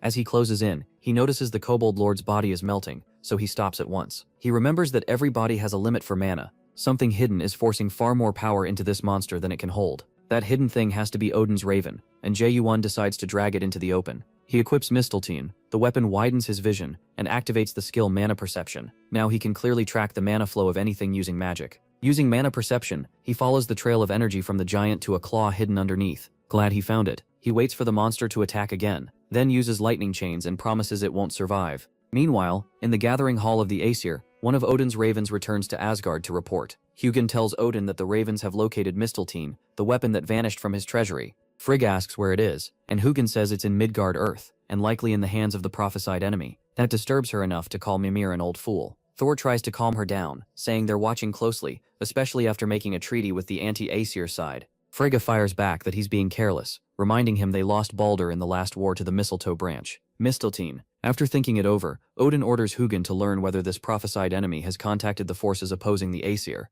Hugin then heads back to Earth. In the chairman's office, Xiaobei keeps rubbing the strange ring he was holding during Jae-yuan's call. Soon, Siaki enters, and the chairman asks how things are going. The instructor says no one seems to have noticed anything yet, which pleases Jae-yuan. He chuckles, glad he borrowed power ahead of time. Jae-yuan is sure Jae-yuan will end up in his hands no matter how defiant he acts. He says all of this is for Odin and the Aesir. Back in the dungeon, Jae-yuan aims his lightning chains at the monster's chest, but the Kobold Lord catches them, barely taking any damage. Then it swings for Jae-yuan's neck. He bends back and jumps away just in time to avoid being beheaded. With Ina beside him, he asks if she can cover him long enough to slip past its attacks. She says she'll try, though she already looks unwell. Jae-Yuan realizes she probably knows mana rebound could hit her. Even if they beat the Kobold Lord, Ina might die, yet she still chooses to help him. In this second life, Jae-Yuan had decided never to trust anyone. The world was cruel and unfair to the weak, but now that resolve starts to crack. He faces the monster again and decides to finish this. He'll only get one shot, so he unleashes another barrage of lightning chains, while Ina supports him with a mana shield. Protected by it, Jae-Yuan charges in. Ina feels worse and bites her lip, her hands starting to shake. The enraged monster locks onto Jae-Yuan as he rushes forward, and Jae-Yuan remembers what an old friend once told him in his past life. Nothing feels worse than dying, because you couldn't trust your teammates. Jae-Yuan leaps in, signals Ina, and decides to find out for himself if trusting a teammate really matters. Then he steps onto one of his lightning chains and rides it forward. Ina is stunned. Using a chain like that for movement means his mana control is way beyond normal. The monster stays put as Jae-Yuan rushes in on the chain, but he doesn't charge straight at it. Instead, he vaults over its head. In that instant, the Kobold Lord snaps its arm around and swings at him without turning its body, clearly still being guided by the Raven. Ina fears he's about to get swatted out of the air, but Jae-Yuan slips past the blow and grins. Using mana perception, he follows the controlling thread back to Odin's Raven and slams his sword down at its hiding spot with everything he has. The hit is so hard his sword shatters, but it does the job. The Kobold Lord cries out. Right after that, the system announces that the mana link between the Kobold Lord and Odin's Raven has been severed. When Jae-Yuan lands, the Kobold Lord collapses behind him, and he heads over to the one that caused all of this. There, he finds Hugin crumpled from the strike. Jae-Yuan demands to know what Odin is after, and when the Raven stays silent, he plants his foot on its head. Then he spots a necklace marked with 3 triangles, the same symbol as Chairman Jae-Yuan's ring. He presses down again and asks what Odin has to do with Guja-in, but still gets nothing back. Soon he realizes the Raven has no real will of its own, so keeping it there means nothing. He lifts his foot at last, letting the bird fly back to Asgard. Just then, Ina rushes in, calling for Jae-Yuan. He warns her it still isn't over. They need to watch for mana backlash. Before he can finish, she suddenly freezes. The Nornir system tells him corrupted mana has built up in his body. Pain hits Jae-Yuan, and he clutches his chest. Ina does the same, but the Nornir system purges Jae-Yuan's corrupted mana, thanks to the purity of his own, and he finally stabilizes. Then it tells him his mana capacity has permanently gone up by 5. Jae-Yuan is relieved the gamble paid off, and the system confirms he's taken down the first target in the special quest, Raven Hunter. His rewards are 5 stat points, a blank card, and a level up. Once he catches his breath, Jae-Yuan knows this could have gone much worse. But when he looks at Ina, the system warns that his teammate is in critical danger. He rushes to her as the system says she'll die without immediate recovery. Later, Ina wakes up drenched in sweat, her head pounding. Seeing Jae-Yuan beside her, she asks what happened. He'd been asleep too, but stirs when she says his name. Surprised she's awake, he asks how she feels, and when she checks her status, she's shocked. Her health and mana are completely restored, even though she clearly remembers suffering mana rebound. She says she's okay, and asks about him. Jae-Yuan says he's fine too. He just nodded off. Then she glances over and sees the Lord Kobold is dead, so she asks why he stayed instead of leaving. He says he was waiting for her to wake up because there's something they need to discuss. Curious, she asks what it is, and after a pause, Jae-Yuan says they need to get their stories straight. That makes Ina blush, since the Korean phrase can also sound like I want to put my lips on yours. Outside the dungeon, Yuan-jung demands to know why only 2 people came back out. Instructor Jae-Yuan tries to calm her down, saying she understands why she's worried. Nearby, Hoyeon wonders what he can even do to help Jae-Yoon and Ina. Then the dungeon door opens, and while Yoo-jung is still arguing, Jae-Yoon and Ina walk out. Everyone goes still. Jae-Yoon asks if they were fighting over them, and even Instructor Jae-Yoon is stunned. The inspection team had told her the 2 cadets were as good as dead. After all, the boss inside was at least B rank. Tears suddenly well up in Yoo-jung's eyes, and she runs to them with her arms wide open. Crying, she hugs them and says the instructor and inspectors all thought they died. She's just so happy they're alive, and Ina smiles at that. But Jae-Yoon gently says he understands, and asks if she can let go now. Even Sung-woo and Gina look close to tears. Seeing that, Jae-Yoon thanks them both for believing in them. He tells everyone those 2 left because he told them to bring the instructor, so they shouldn't be blamed or insulted. Yoo-jung is still upset and asks how they could leave teammates behind like that, but Jae-Yoon says he would have made the same call, so she doesn't need to be angry for him. Not everyone is as fearless as she is, he reminds her, and asks her not to lash out on his behalf. That hits her hard, so she lets go of his arm and clings to Ina instead, saying she was mad for Ina, not him. Before they came out of the dungeon, Ina had asked if he was the one who healed her. Jae-Yoon said he knew she was confused, but he couldn't explain everything. He didn't want anyone knowing about that power. She asked why he was hiding it, so he turned the question around. Wasn't she wondering why a Kobold Lord showed up here and put students in danger? He says it all traces back to Chairman Gu Jae-yoon, a rotten man who sees students as tools. According to Jae-yoon, the chairman's public image is fake, and he doesn't care if useless students die. Ina realizes that's why Jae-yoon opposes the chairman and keeps his power secret, and he admits that's right. After a short pause, she brings up what he told her the day they visited the office. Back then, he warned them not to trust anyone, not the chairman, not even the instructors. So she asks how much he really knows about Jae-yoon. He already knew Jae-yoon was dangerous, and he acted like he knew what was coming. That's why she asks how he knows all this. When he stays quiet, Ina begs him to answer. Jae-yoon says nothing. He didn't expect her to push this hard, and knowing she could be in danger if she gets involved, he briefly considers using indoctrination on her, but he drops the idea. Her magical aptitude is high, so it might fail anyway, and it would be a terrible way to gain an ally.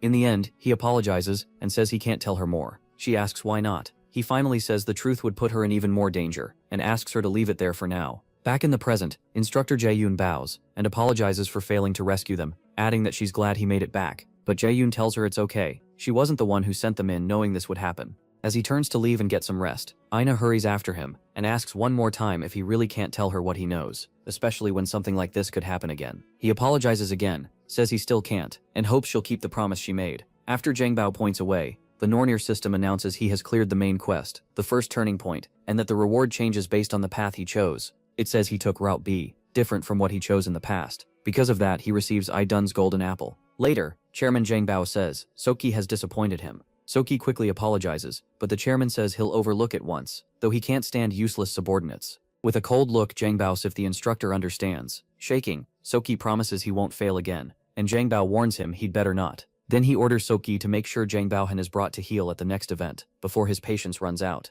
The next morning, Jangbao Point takes a quick shower, and when he looks at his clothes, he thinks about Ina's mana rebound. Before regression, Kim Yoo-jung died, and An Ho-yeon never even reached half his potential. That's why he believes he has to step in for the sake of the future. Ina is different though. He thinks she'll be fine even without his help. So he decides to be careful around her, since he doesn't know how changing things might affect the future. He sits on the couch and turns on the TV to see if anything useful is on. While watching the news, he thinks he needs to uncover the link between Gu Jing and the Aesir as soon as possible. What happened in the dungeon was only the start. Worse situations are definitely coming, and he needs to get stronger so he can handle whatever comes next. Then a news segment catches his eye, as one host asks about other types of dungeons beyond the normal ones. The expert says theme dungeons work very differently from normal ones. In a regular dungeon, you beat the boss and leave. In a theme dungeon, the biggest problem is that you can't get out until it's cleared. Hearing that, Jangbao points with Lavernlapis dungeons from his past life and gets an idea. The expert goes on to say that raiders have to take on a role inside the dungeon and clear its set conditions. It's basically roleplay,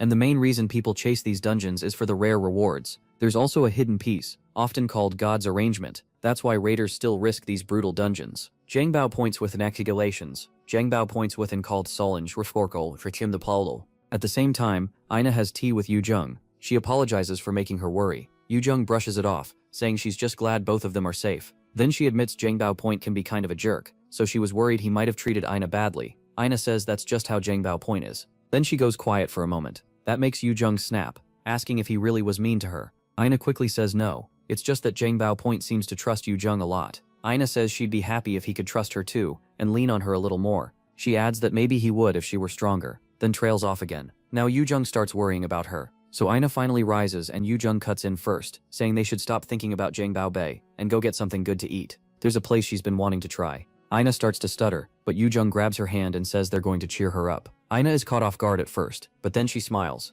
Meanwhile, Zhao Yun checks Idun's golden apple, a legendary consumable. It cuts aging by 50%, boosts natural healing by 50%, permanently raises magic aptitude, and can't be sold or handed to someone else. He quickly realizes effects like anti-aging and stronger healing are incredibly rare, easily worth over $1 million. The problem is he can't give this one away either, so he starts thinking about all the other loot he can get. He remembers that an A-rank theme dungeon will open soon at a theme park in Seoul. That's where he can get Thialfi's Thundersteps, the speed-boosting shoes once worn by Thor's servant. Since they greatly raise dexterity, martial arts raiders have always wanted them. With high expectations, Zhao Yun bites into the apple. Light flares around him, but the apple just tastes like a normal apple. A moment later, the Nornir system says Idun's golden apple is taking effect. His stamina permanently rises by 20, his mana by 20, and both his slower aging and natural healing increase by 50%. On top of that, his magic aptitude gets a major permanent boost. Zhao Yun is pleased this thing wasn't just hype. His body already feels lighter, so he picks up his phone and makes a call.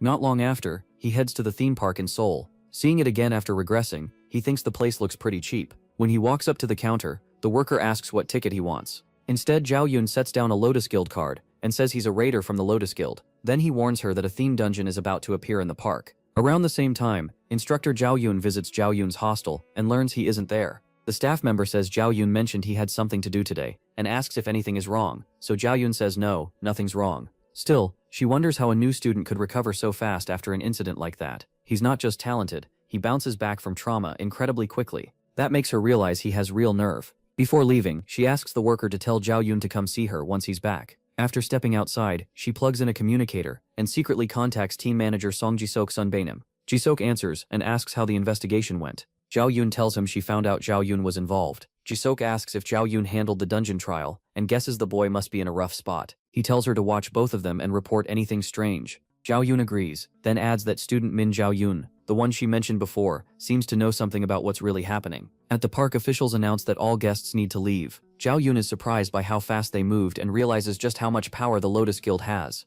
He remembers calling teacher Song In to warn her the dungeon was about to appear. When he told her he was sure, she let him use the guild's name, but only if he put his safety first. When things got dangerous, that condition makes him smile. She explains it isn't that she doubts him, it's just that no teacher wants a student stepping into danger when anything can happen in a dungeon. In the present, the Nornir system announces that the themed dungeon Neverland in Ruins has appeared. It says a special item will be given if 3 missions are cleared in a row. A special quest called Big 3 is added. He has to clear 3 A-rank missions, and the reward is the Valfi's Thunder Steps. He gets 24 hours, but the failure penalty isn't listed. Xiao Beiyun realizes it's unfolding exactly like his past life. In a flashback, he remembers another raider showing up, and proudly saying the Viking area was obviously one of the mission spots. She bragged that she could already pick out other likely places too. The rides, the haunted house, even the parade. Her name was Seo Ah-hyun, a 16-year-old themed dungeon raider. She loudly praised her skill, cognition accelerant, saying it was amazing. As far as she was concerned, she could solve anything if she used her brain. Xiao Beiyun remembers her as a self-proclaimed genius with an IQ of 150. She loved showing off, but envious people killed her in the end, and Thialfi's Thunder Steps went to someone else. This time, Xiao Beiyun decides he'll take the Thunder Steps for himself. Soon the Nornir system asks if he wants to begin the first Big 3 mission, the Viking mission. He says yes, and is immediately sent into the Viking dungeon. The system then tells him this story's ending is being changed. Xiao Beiyun vanishes, and not long after, Xiao Beiyun appears near the spot where he disappeared. A moment later, Xiao Beiyun fully syncs with the dungeon character, and the system tells him he's now playing Thialfi, a warrior who survived the Viking invasion. Then the first Big 3 mission appears, Thialfi's Grudge. Thor, jealous of Thialfi's speed, took his younger sister Rosqua hostage to force him into service. Xiao Beiyun must become Thialfi and rescue Rosqua. The mission is B rank. The reward is the active skill commander's shout, and failure happens if either Rosqua or Thialfi dies. For Xiao Beiyun, failure means death. Thialfi, servant of Thor and the fastest in the 9 realms, was originally human, and he came to hate the Aesir.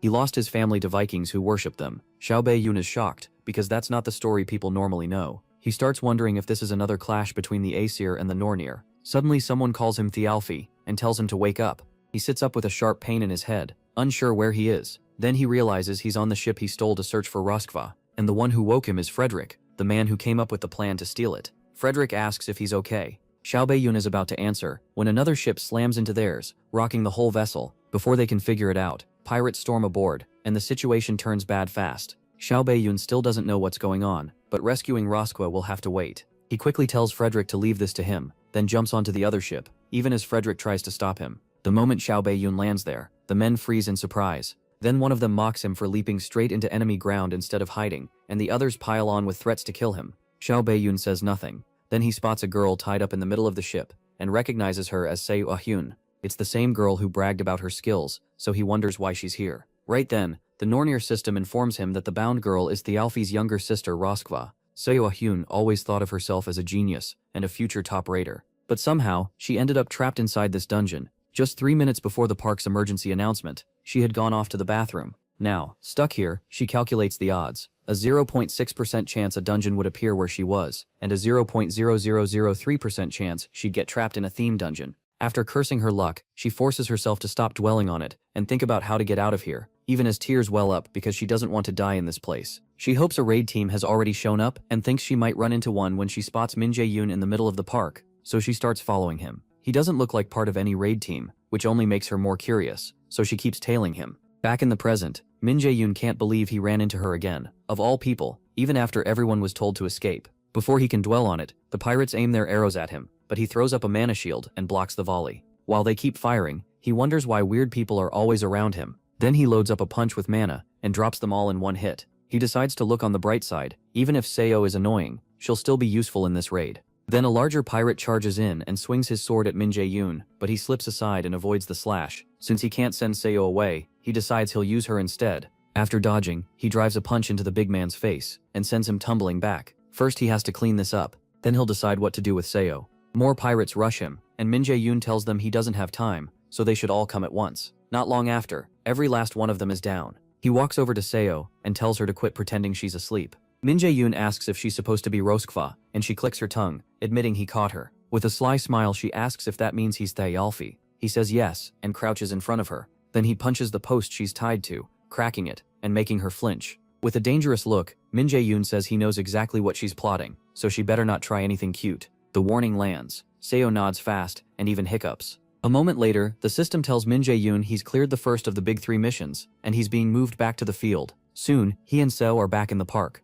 sitting across from each other at a table. To Seo, Min Jae-yoon looks like a magic-type raider who fights like a martial artist. He seems about her age, and has a terrible personality. While she's trying to figure him out, Min Jae-yoon breaks the silence and asks what skills she has. Seo stammers before saying her skill just helps with swordsmanship. She figures she should fool him. Kids their age rarely have skills, and with his awful attitude, she'd rather use him first. But Min Jae-yoon cuts in, saying that's not her real skill, and he hates liars. She quickly insists she's telling the truth, and claims she has a D-rank skill called Beginner Swordsmanship Revision. After a brief pause, Min Jae-yoon tells her the real name is Cognition Accelerant, and says it makes time feel slower while speeding up the user's thinking. It's good for leadership, but also great for reading situations and opponents. Then he asks if any of that is wrong. Xiaobei is stunned, and asks how he figured it out. Min Jae-yoon stands and says he can't take her with him if she's still planning to lie and use him. He's not dumb enough for that. He turns to leave, but she begs him to stop, crying as she apologizes. If he leaves her there, she's sure she'll die. He asks why he should trust her, and she says she'll do whatever it takes.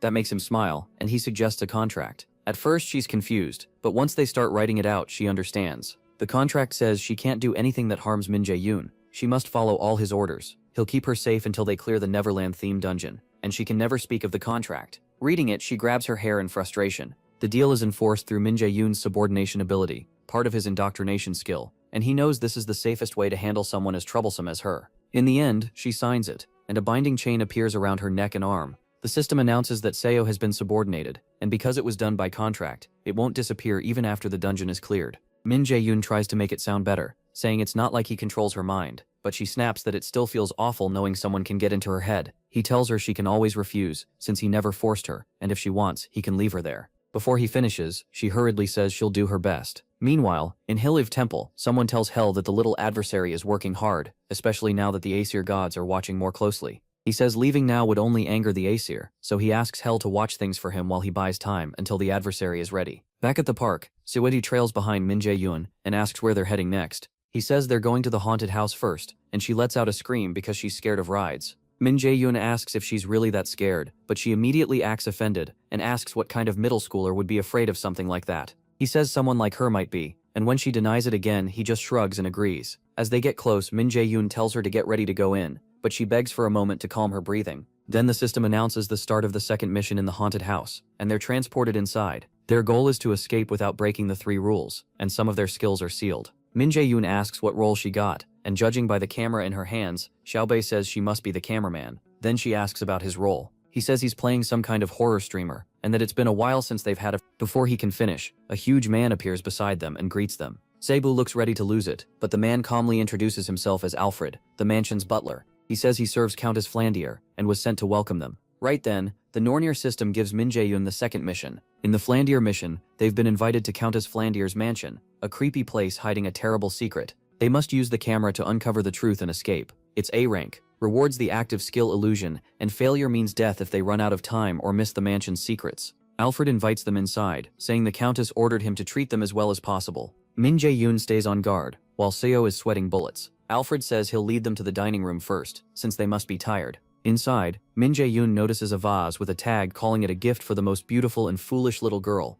Seo spots a painting showing a young girl with a dog, and Alfred says it's a portrait of the owner with her dog Sean. Min Jae-yoon guesses the girl was around 12 or 13, then comments that the Countess must care a lot about her childhood if she kept a portrait like that. Alfred agrees, saying she treasures those dreamlike happy memories, but the way he says it is deeply unsettling. making Min Jae-yoon uneasy and pushing Sheo close to tears. Before long, the strange butler tells them to keep following him. As they do, Min Jae-yoon stays alert. The system explained the first mission setup, but not this one, so he'll have to uncover the mansion's secrets on his own. He glances at Sheo, then asks if she's holding up, pointing out that she clearly lied about not being scared. She argues she's just nervous because she's not used to the place yet. Soon Alfred brings them to the dining table and shows off the feast. Countess Flandier prepared. With that same eerie stare, he tells them to enjoy it and slowly slips out the door, like he's waiting to see if they poison themselves. After Alfred leaves, the two sit in silence for a moment. Then Sheo says eating any of that is obviously a bad idea. So Min Jae-yoon suggests they look around while the butler is gone.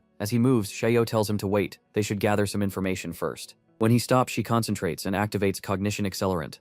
The skill sharpens her awareness, and after a moment she says she's figured out a few things about the mansion. Min Jae-yoon is surprised she learned so much so fast and asks what she found. Sheo says she thinks the mansion's owner is a child around 12. When he asks why, she points to the nearby chair and the lobby. The owner's seat is set higher than the others, which suggests she's much smaller than everyone else sitting there. On top of that, the shelves in the lobby were all low, and only the lower handles showed signs of use. Min Jae-yoon admits that makes sense, so he says they should check another area. As Sheo follows him, she says she really wants to keep the camera afterward, because it looks super expensive. Then Min Jae-yoon suddenly stops. Sheo walks up and asks what happened. Jae-yoon, clearly tense, tells her this isn't the time to joke, they're trapped inside. Outside the theme dungeon, raiders and reporters show up about 2 hours after it appeared. One reporter says a park worker confirmed 2 people are inside, a Lotus Guild raider and a middle schooler, Sheo Ah-hyun. She worries about whether both kids can get out safely. Nearby, a raider called Sunbae Nim swears in frustration when he realizes missing the early entry could ruin their next promotion. Kaif-hoon, the same raider who came after Jae-yoon and Hoyeon handled the goblins, says nobody could have predicted a theme dungeon would open in the park.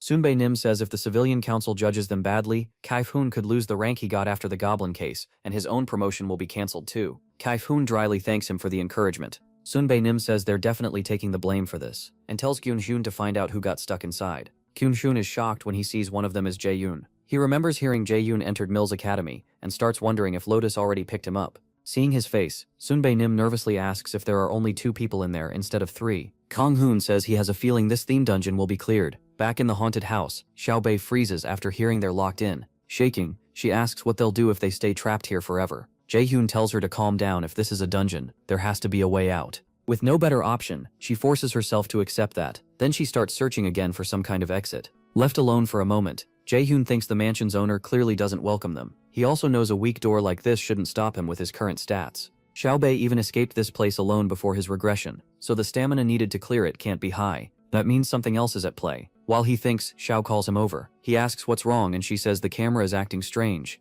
At first he thinks she's overreacting, but when he comes closer, he sees the camera shows Alfred's corpse sprawled across the dining table, so the Alfred who led them here wasn't the real one. Right away, the system says they've uncovered 70% of Alfred's secret, the mansion's first mystery. Jae-hyun realizes the camera can show things hidden from normal sight. That makes it a key item for solving the mansion's mystery. If the Alfred they met was fake, then the camera must be showing either the present or the past. Since this dungeon is about uncovering the mansion's secrets, Xiaobei says it can't be the future, so it has to be the past. In other words, the camera is revealing the mansion's hidden past. If that's true, then the feast was never meant to be eaten. Jae-hyun remembers sensing faint mana from the start, so the whole spread must be an illusion. Illusions sometimes show up as dungeon traps. He places a finger on the table and tries to use absolute calculation, but the system says the skill fails to activate. It's simply forbidden in this place. Once that fails, he notices Xiaobei checking under the table and asks what she's doing. She says there might be some kind of mechanism down there to open a door. The only thing that changes in the camera view is Alfred's body replacing the food, so she thinks the escape clue has to be here. That gives Jae-hyun an idea. He quickly turns on mana detection and focuses on the table. A stream of mana is coming from one pudding plate. That confirms it. Locking magic is usually tied to an object or a formula. Break the object or erase the formula, and the magic collapses. He tells Xiaobei the key should be inside the pudding, but she hesitates to go near it, because the camera still shows Alfred's mangled corpse there. Jae-hyun mocks her by asking if she's scared, and she snaps that she isn't. To prove it, she jams her hand into the pudding. After digging around, she pulls out a key. The system announces they've solved the mansion's second secret, the Seal of Illusion magic, and they'll get a bonus reward after clearing the dungeon. Elsewhere, the fake Alfred watches the guest through a pearl in another room. He worries that they didn't enjoy the meal, and mutters that guests must be treated properly. He vows that butler Alfred will never fail the Countess. Then he heads out, laughing like a madman. In the hallway, Jae-hyun and Xiaobei move toward a bright room. But when Seo checks it through the camera, she sees darkness, blood, and children's toys. Using the camera, they spot a door. Jae-hyun guesses leads to the guest bedroom. When he says they should check inside,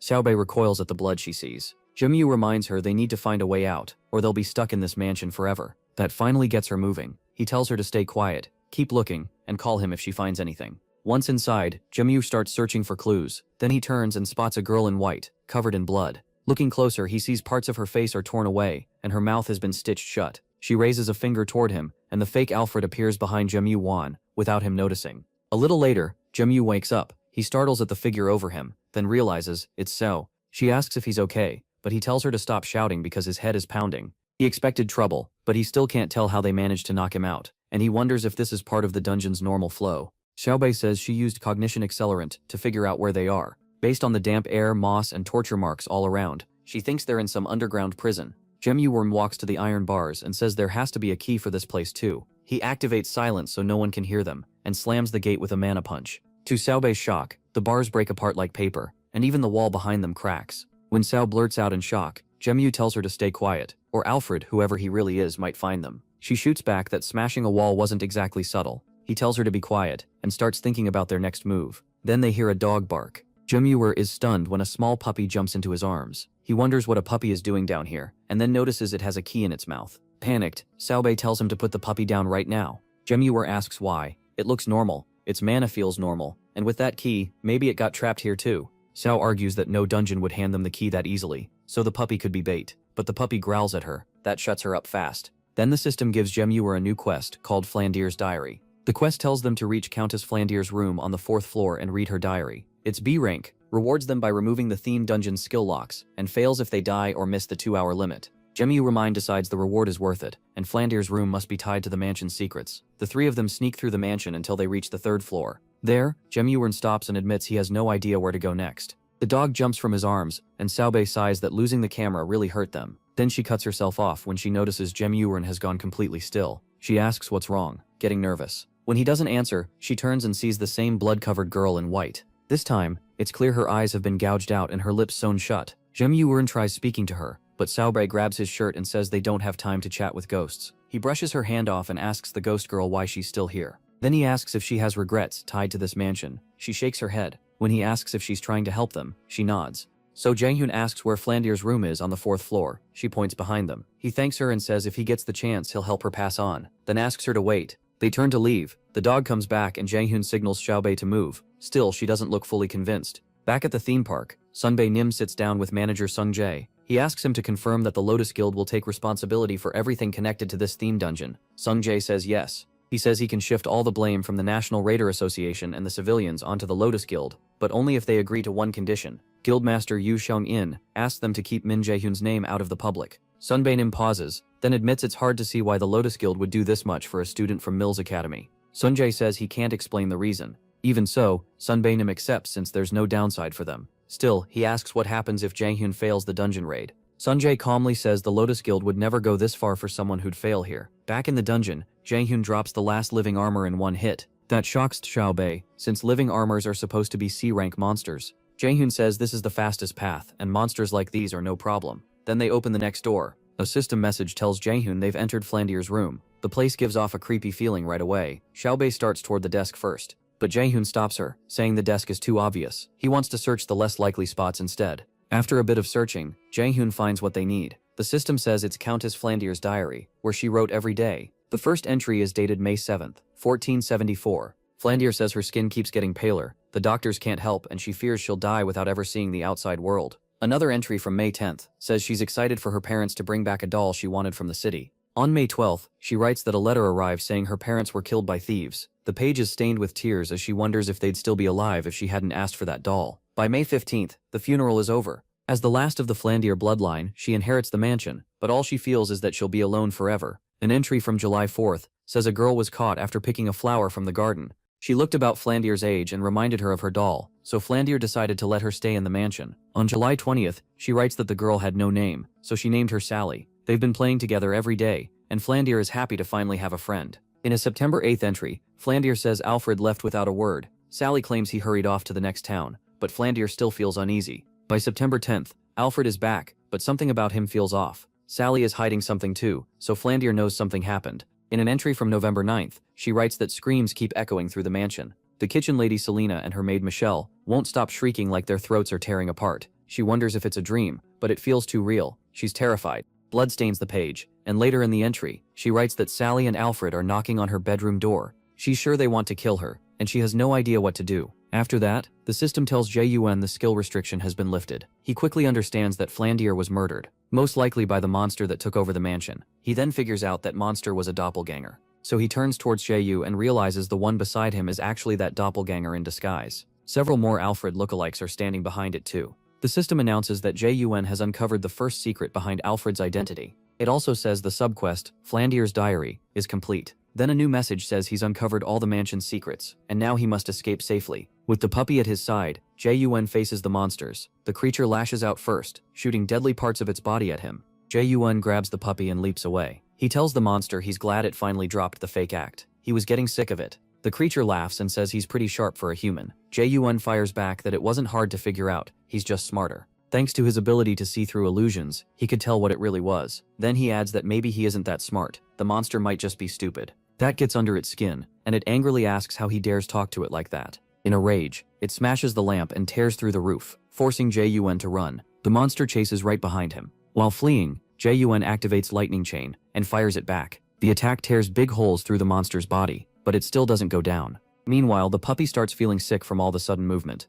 The doppelganger is a B-rank monster because it can copy a person's looks and skills, but in pure combat, it's closer to C rank. After reforming, it says it's going to take Jun's body. Then it orders him to hand it over and charges when he doesn't respond. Even with the monster right in front of him, Jun doesn't budge. At the last second, he traps it in another lightning chain. He asks how it feels to be fooled after tricking others for so long. The lightning scorches it, and the monster screams. As it melts into a puddle, it admits envy drove it this far. It wanted to be human too. The heat burns through the floor, and the creature drops out of sight. Jun looks at the dog and says its barking was pretty convincing, so the dungeon probably turned Seiyun to a puppy. He heads for the next door, but spots Flandier's spirit again. This time she looks just like she did in the painting, smiling and waving at him. Jun smiles back. As he opens the door, he tells her goodbye. The system says he cleared the second mission and completed every hidden scenario too. Because of that, he'll get bonus rewards. A moment later, Jun and Seiyu are sent back to the real world, and he checks his rewards. One skill is Commander's Shouting, which boosts allies' morale, mana, and stamina.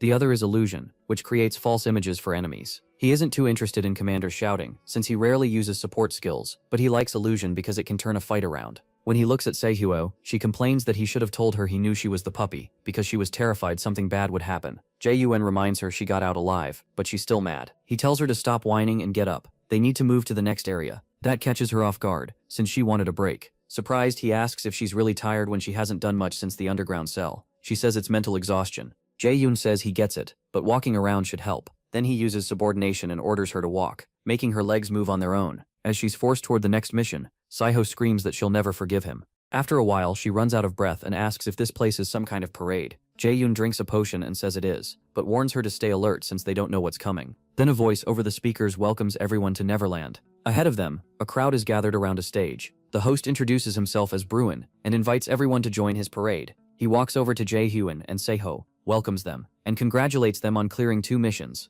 Jaehyun skips the small talk and asks what the final mission is. Bruin says the last game is tag. He points to a nearby gate. They'll need to run from the monsters that come out of it and reach the goal. Jaehyun says there's no way it's that simple, and Bruin praises him for catching that. Bruin explains that Tien creates monsters based on how many challengers there are and how strong they are. Zhao Beiyun immediately realizes that's bad news. If it counts his full strength, the monsters will be much tougher than before, and fighting while protecting Seo will make it even harder. Bruin then appraises their abilities, and cheerfully announces they measure at S rank. He's amazed, saying he hasn't seen ranks this high before, but Jaehyun argues that makes no sense. Bruin only wishes them luck, then bursts into flames. Right after that, the Norner system gives Jaehyun a new quest called Last Festival. He has to escape Surtior, a fire monster, and reach the final point or defeat it. The quest is rated S+ rank, and the reward is Theelfis Thunder Steps. Failure means being killed by Surtior, and the system warns them there are 3 enemies to defeat. A hidden quest appears too. Kill Surtior and remove the threat. The reward is unknown, but it may be something called Unbelievable Performance. Jaehyun freezes when he hears there are 3 enemies.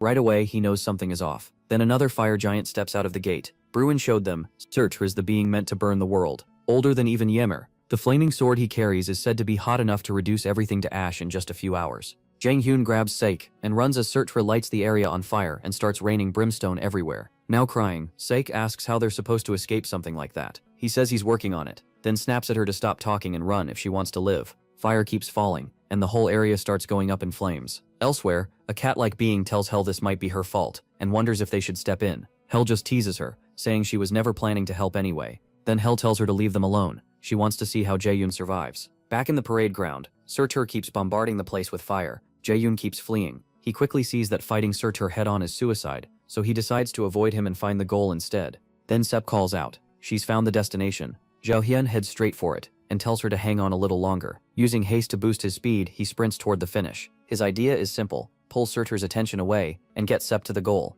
At the same time, Surtur demands to know which fool summoned him. He goes wild, dropping even more fire, and the two barely avoid getting burned alive. Jaehyun curses, and tells Sep to stay sharp and listen carefully. They're going to split up and keep running. He orders her to head straight for the merry-go-round. When Sep asks if he's going to distract that monster, he shoots back, asking if she'd rather be the bait, then tells her to run. As she races for the goal, Jaehyun steps in front of Surtur and taunts him, calling him a bastard. Surtur glares down at him, then fires a blast of flame, but Jaehyun dodges in time. He lands on top of a nearby tower, and mocks Surtur for being too slow to catch him. Enraged, Surtur spews fire from his mouth and smashes the tower with one strike, but Jaehyun escapes again. Meanwhile, Seppo is just about to reach the destination when Surtur drops fire on it and destroys it. She stops in confusion, not understanding what just happened. Jaehyun is just as shocked. Then the system announces the goal has been destroyed, making the normal clear condition impossible. Only the hidden quest remains. Surtur calls him a foolish insect, and asks how he ever thought he could stand against him. Jaehyun realizes there's only one way out now: kill Surtur, so he stops running.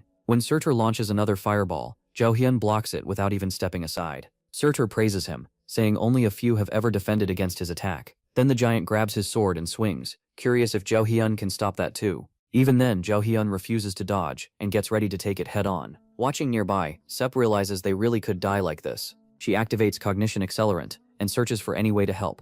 While Jaehyun keeps fending off the flames, Sep calls out to him, and says she found a way to beat the giant. Jaehyun pulls back to meet her. Surtur roars, asking how a human dares flee from him. Inside one of the remaining buildings, Sep explains her plan. There's a water tank at the edge of Neverland. If they lure Surtur there, the water might put out his flames and leave him open. Jaehyun realizes that if the fire is gone, they may be able to destroy his head or heart. Sep adds that this Surtur must be a copy, not the real giant from myth. If so, hitting his weak points should kill him. She says she'll predict Surtur's path with her skill and guide Jaehyun to the tank. A moment later, Jaehyun runs for the water tank, following Sep's shouted directions: how many steps, which way to turn, and how to avoid Surtur's next attack. Then Jaehyun suddenly stops. Surtur mocks him as a weak human, and asks if he's done running. Jaehyun turns and says he was never running. Then he adds that Surtur is nothing compared to the Aesir gods, and if he's stuck working as a gate guard, he has no right to call anyone weak. That clearly hits a nerve. When Surtur can only rage, Jaehyun presses harder, asking if he's scared of a mere human too. With fury blazing in his eyes, Surtur snarls and calls him a bastard. He fires another blast, and a huge wave of water crashes into him instead.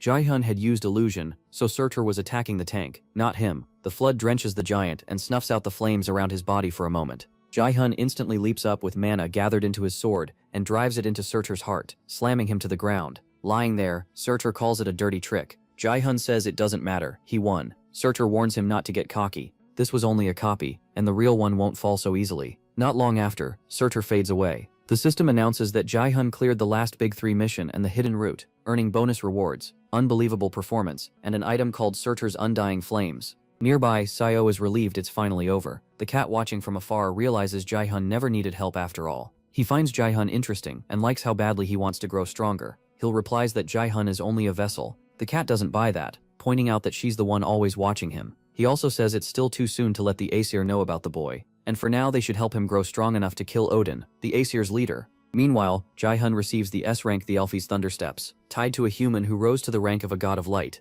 The item boosts strength and dexterity, and grants an S-rank skill called Step of Light. Jaehyun is stunned by how good it is, but then he notices Xiaobei making a strange face. That makes him wonder if she's hiding something, so he uses subordination and forces her to reveal her reward, Rosqua's Seal, which raises strength and gives the skill courage. It resists fear and boosts dexterity too, while Xiaobei complains that he's using subordination on her again. Jaehyun doesn't care about her item much. What he really wants is her Cognition Accelerant skill, though he decides to wait since he can call on her anytime. Soon after, Bruin appears to congratulate them, but just as they're about to leave, he calls Jaehyun the Great Adversary, the same title Hill and the other gods use. Jaehyun is caught off guard. When he turns to ask why, Bruin is already gone. Outside, Everyone waits for the dungeon to end, until the barrier finally breaks. As the two survivors emerge, the crowd erupts in celebration, but Sunbae-nim pushes forward. They need answers from the survivor. When he gets to the front, Jae-hun is gone, shocking everyone. Sunbae-oh is left alone on stage, frozen, with all eyes on her. When Jae-hun arrives, he suggests Jae-hun may have hidden himself if he's an assassin.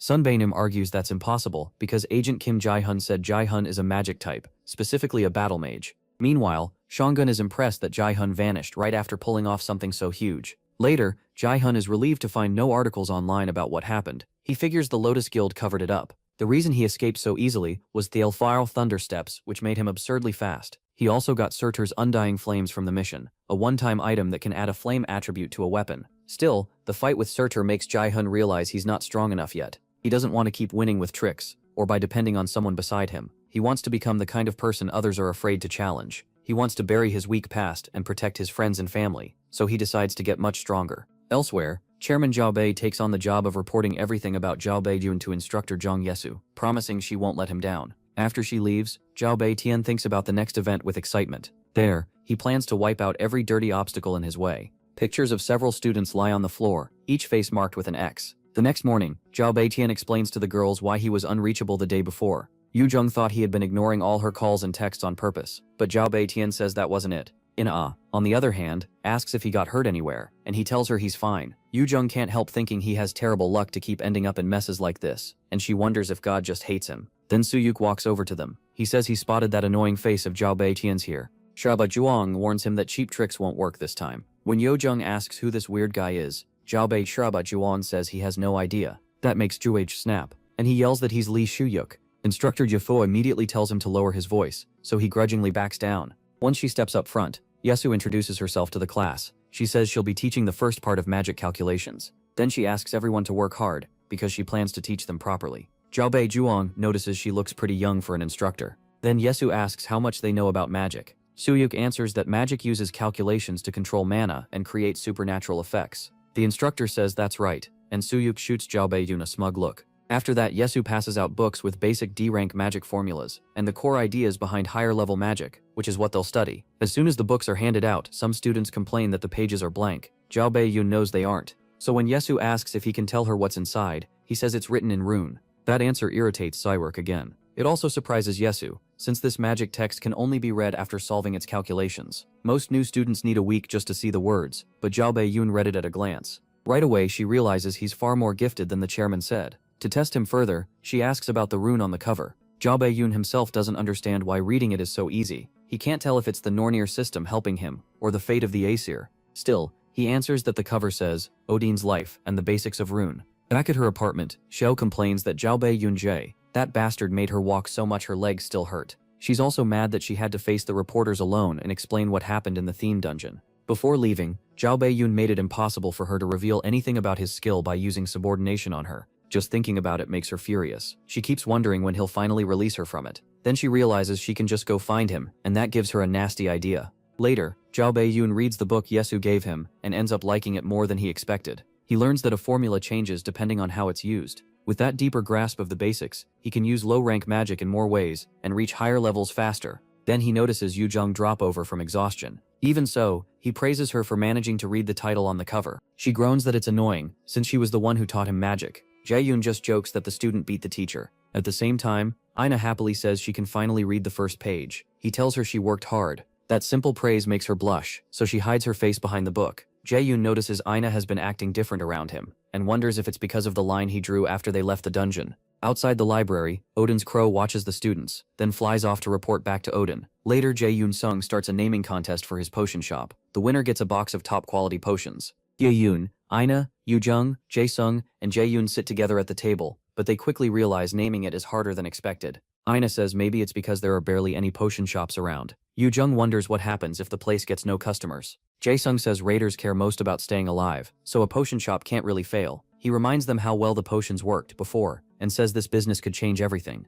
A few days earlier, Jae-yoon had been thinking that raiders will do anything to get stronger, but in the end, money matters even more than effort. Since he returned to the past, he knows he has tons of chances in business and investing because he knows what's coming. Right now, he wants Jae-yoon on his side, since in the future, Jae-yoon will control half the potion business in the world. Then Se suddenly bursts into their meeting. She immediately complains that Jae-yoon broke his promise. He wonders how she even found him. Then remembers the system told him that the Yoojung asks why he'd blackmail a kid like that. But Jae-yoon just tells Se to sit down so he can borrow her brain. A few minutes later, Se suggests the name Heavenly Demon Potion, and Jae-yoon uses subordination to shut her up, because he thinks the name is awful. The others throw out ideas too, but none of them impress him. He even thinks dungeon monsters could do better. Before long, Yoon-jung gets mad that he isn't asking for her ideas. He avoided it because he figured hers would be bad too, but he lets her try. She suggests workshop elixir. That makes Jae-yoon think of the word elixir, another name for the Philosopher's Stone, known for healing wounds and even reviving the dead. He instantly loves it. For the first time, Jae-yoon even thanks Yoon-jung for saving them.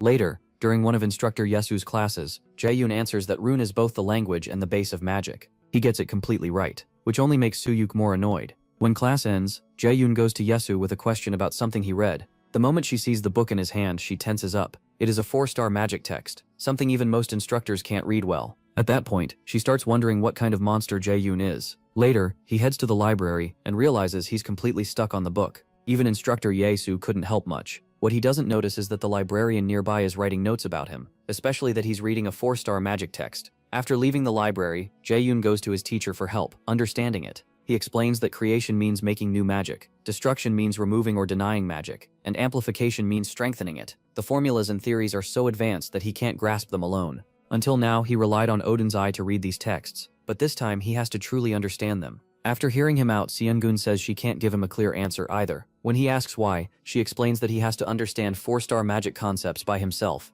if he wants to reach the level of an A-rank raider. Seeing that he's still lost, she decides to at least show him one way to start learning amplification. She creates a cloth in her hand and gives it to him, and Jae-yoon is glad it might help him get stronger. Later, Jae-yoon returns to the AR battle room and fights monsters with the sash his teacher gave him tied to his wrist. He's already worn out, but he still activates magic arrow and fires at the monsters. They cut the arrows down with ease. Seung-gun had told him to keep casting one spell over and over while wearing the item. It's called Gleipnir, a B-rank item. This imitation was modeled after the string that sealed Fenrir, and when worn, it cuts all stats by 50% for a while. Her advice was simple: focus on one skill and keep studying its formula again and again. When Zhao Beiyun asked what that had to do with amplification, she said he'd have to figure that out himself. Now in the present, his whole body feels heavy and sluggish from the stat drop, and it's even worse than he expected. A few days later, Yoon-jung notices the dark circles under Jae-yoon's eyes and asks if he's okay. He says he thinks so, but she points out she can smell the pain relief patch on him and knows he's been living in the AR test room for a week.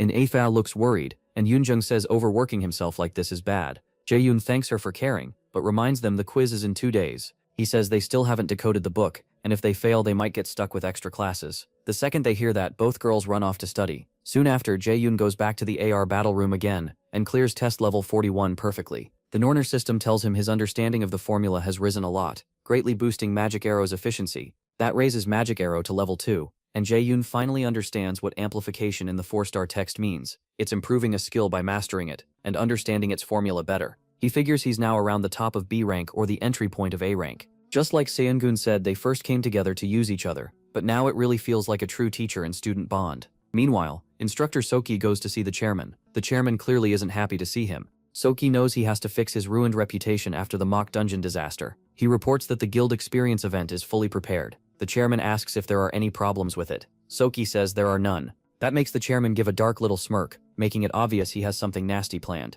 Elsewhere, Jae-yoon heads into the woods and asks the hidden watcher if they're coming out, or if he has to drag them out himself. A flash of light appears, and a strange figure like one of Odin's crows dives at him. Jae-yoon slips aside, then kicks it hard enough to send it tumbling into a tree. He tells the creature it must not have heard what happened to the last one that tried to kill him. Out of nowhere, Jae-yoon spots more creatures dropping in from above to ambush him. That tells him Chairman Jae-yoon is making moves already, otherwise they wouldn't dare attack him inside the academy. He summons magic arrows around himself and warns them they picked the wrong target. Then he unleashes them, blasting the bird-like monsters back. But then he sees something that makes his stomach drop. One of the creatures is Min Songul, his father, who says it's been a long time. Jalhain is instantly filled with rage. He fires several lightning chains straight at him, but Songul dodges with ease. Then his father puts a hand on his sword and sends a slash flying at him. Jalhain can't get away in time and takes a cut to his side, mostly because he never even saw the sword get drawn. The attack carves a deep trench into the ground, and if he hadn't moved at the last second, it would have split him in two. After a brief silence, Songul says he looked forward to meeting again, but Jae-yoon has gotten a lot more hostile. Jae-yoon snaps back. He should stop calling him son, because he never saw him as a father. Songo acts surprised and calls it a rebellious phase, but Jae-yoon tells him to quit the nonsense and say why he's here. Songo studies him for a moment and realizes he really has the power of the prophecy. Still, he figures that power must have limits. Then he asks if the resistance against the Acer has contacted him. Jang-hyun's shocked face is all the answer he needs. Songo immediately sends more sword slashes at him, but Jang-hyun throws up a barrier just in time. Even so, the slashes break through and scorch part of his clothes. Jang-hyun can't help wondering if this is what an A-rank raider is really like. His father admits he's gotten stronger, but Jang-hyun is still stuck on one question. How does he know about the Acer and what else has he been hiding? He finally asks if he came to kill him, and Songo says no. But in his mind, the great adversary is growing way too fast, and soon he'll be a huge problem for both his plans and the Aesir. So he decides to cripple that growth with divine power, telling Jang Baohin he'll take his limbs. He strengthens his slash and sends a massive strike at him. Jang Baohin can only stand there as the attack rushes in. Then the cat that had spoken with Hell suddenly stops it. Jang Bao asks if the contract between the Aesir and the Resistance has been broken, or if this cat has chosen to oppose Odin. The cat calmly says it has no idea what he's talking about. Zhao Beiyun is thrown off by the fact that the cat just talked at all. A moment later, it transforms into a woman and tells Shangguo to leave. They still have business with this child. From her mana alone, Zhao Beiyun can tell she's even stronger than Shangguo. At this point, he has no clue what's happening. When Shangguo asks if she really wants to make this worse, she cuts herself and lets drops of blood fall to the ground. Those drops turn into giant monstrous hands that attack him. Shangguo blocks them, but the hands only grow bigger and hit harder. While fighting them off, he says Loki must have gotten so weak that he's relying on a mere human to end the war of the gods. She fires right back that he's just a mere human too, one trying to kill Odin, so he's not any different. In the end, Jae-yoon's father decides to retreat. Before leaving, he warns that if she interferes again, he'll make her pay for breaking the Aesir contract. She tells him to try if he wants, but reminds him she can cut off his head whenever she pleases, if he gets in her way too. After leaving a mark on his neck, she adds that the contract only exists between the Aesir and the Resistance Aesir. There is nothing in it that says Odin's crow can't be killed. Not long after that, Xiao Bei disappears. Jae-yu, badly hurt, collapses to the ground. The woman walks over and says it's nice to meet him. She introduces herself as Hela, Hela's alter ego, and says she's both his observer and his guide for the 5 trials. Later, Jae-yoon returns to the academy to recover. Hela tells him he can ask whatever he wants, and she'll answer what she can. So he asks who Xiao Bei really is. She reveals he isn't Xiao Bei's real father. His true name is Hugin. Hugin is one of Odin's crows, a being that controls and feeds on the human mind. Using memory powers borrowed from another crow, Moonin, Hugin stayed near Zhao Beihyun while pretending to be his father so he could watch the prophesied great adversary. Zhao Beihyun is stunned to hear that Xiaoge was never his real dad, so Hela says showing him will be easier than explaining it. She points at him, unlocking his sealed memories. In a flashback, he returns to his childhood home. There, he sees the man he remembered as his father, calling him useless, and cursing the day he was born. That man hated the fact that he awakened, and once Jae-yoon gained mana, his life became full of beatings and cruel words. Through it all, his mother kept trying to shield him. Suddenly Jae-yoon struggles to breathe and realizes he's forgotten something he never should have forgotten. Then happier memories start coming back. Memories of his real father. He remembers how his real dad used to sneak him sweets when his mother wasn't looking, and how happy their family once was. Tears start running down his face. Looking at a picture of his real father, he breaks down crying, unable to understand how he ever forgot him. Once his memories return, he comes back to the present. Hela tells him the memory tampering is finally gone. With tears still in his eyes, he asks why Xiangbao did this to him. She says it was because he was born as the fated great adversary. Hearing that title again only frustrates Zhao Hyun. He demands to know what it really means and why it's ruined his life. After a short pause, Hela begins explaining what happened 10,000 years ago. That's when the first Ragnarok began. Ragnarok is the end of the gods, the final chapter of their story. During it, the Resistance Aesir alliance fought in the War of Extinction, but they were defeated by the Aesir gods and the Valkyrie-led army. After that, Odin let the surviving gods and giants live, but only if they signed a contract saying the Resistance had lost Ragnarok. From then on, they could never harm the Aesir and had to obey Odin. That contract brought suffering to countless beings across many worlds, until the 3 sisters of Norn gave a prophecy. They said that 10,000 years later, when the second extinction comes, the weakest being will destroy Odin and Asgard, and open a new world, and that great adversary is Jae-yoon. Once Jae-yoon confirms the Resistance plans to use him to kill Odin, he asks what Odin wants from all this. Hela says Odin wants every one of the 9 realms under his control, including Midgard, the human world. Meanwhile, in Asgard, Odin is annoyed that he even has to keep watch over an inferior being because of a prophecy. Heimdall, standing nearby, says Jae-yoon is just a human and could never compare to them. Still, since the Resistance Aesir are moving with purpose, and they can't afford to look weak, Odin gives Heimdall temporary authority. Heimdall is pleased. It's been a while since he's had a reason to leave Asgard. Sometime later, Jae-yoon heads to the gym to train, thinking back on what Hela told him about the 9 realms. Odin has already taken over several of them, including Vanaheimr, Jotunheimer, Svartalfheimer, and Muspelheimer. Now he wants the rest through the Second War.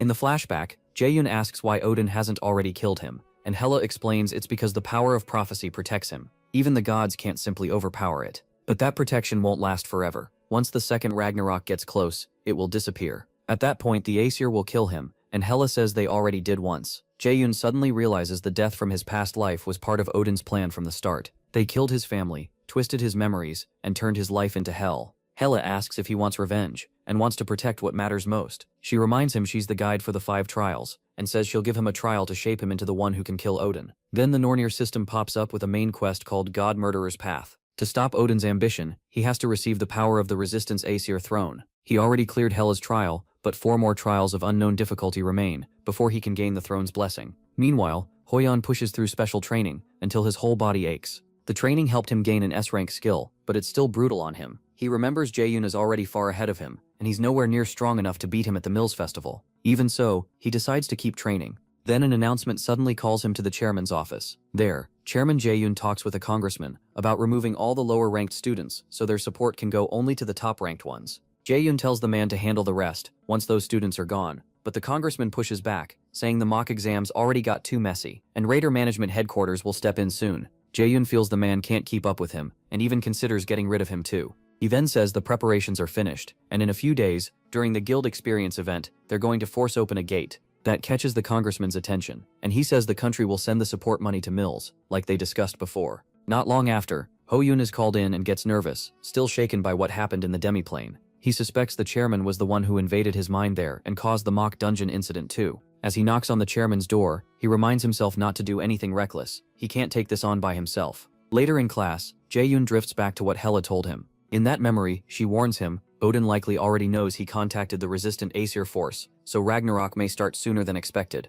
Instructor Yeshu ends class and tells everyone to wake up the ones sleeping, including Ina, because she has an announcement. She says the guild experience starts in 3 days, and it'll let them see how raider guilds operate and hunt monsters. She also mentions a guild specially arranged by Chairman Jaehyun. Jaehyun hates the idea of going to any guild picked by Jaehyun, and he remembers how, in his past life, he visited some new E-rank guild, sat on a nasty old couch for a minute, then left. But things are different now. His achievements give him more choices. He plans to go to Neptune, the top guild in Korea, before his regression. Then Instructor Yisu starts reading the guild priority list. Guilds can invite students they want in exchange for special points. Yisu announces that Jaehyun, Ina, Yoojung, and 3 others were picked by Lotus, while Lee Soo-yuk got chosen by Neptune. Yoojung is thrilled to hear she got into Lotus. Jaehyun finally understands why their teacher asked for the names of the strongest students. Yoojung gets so emotional about meeting Guildmaster Yoo Yeonin that she nearly chokes Ina with a hug, but she stops when the 3 of them get an emergency message from Hoyeon, telling them to come to Jae-sung's workshop. Once they all gather there, Hoyeon reveals Chairman Jaehyun's plan: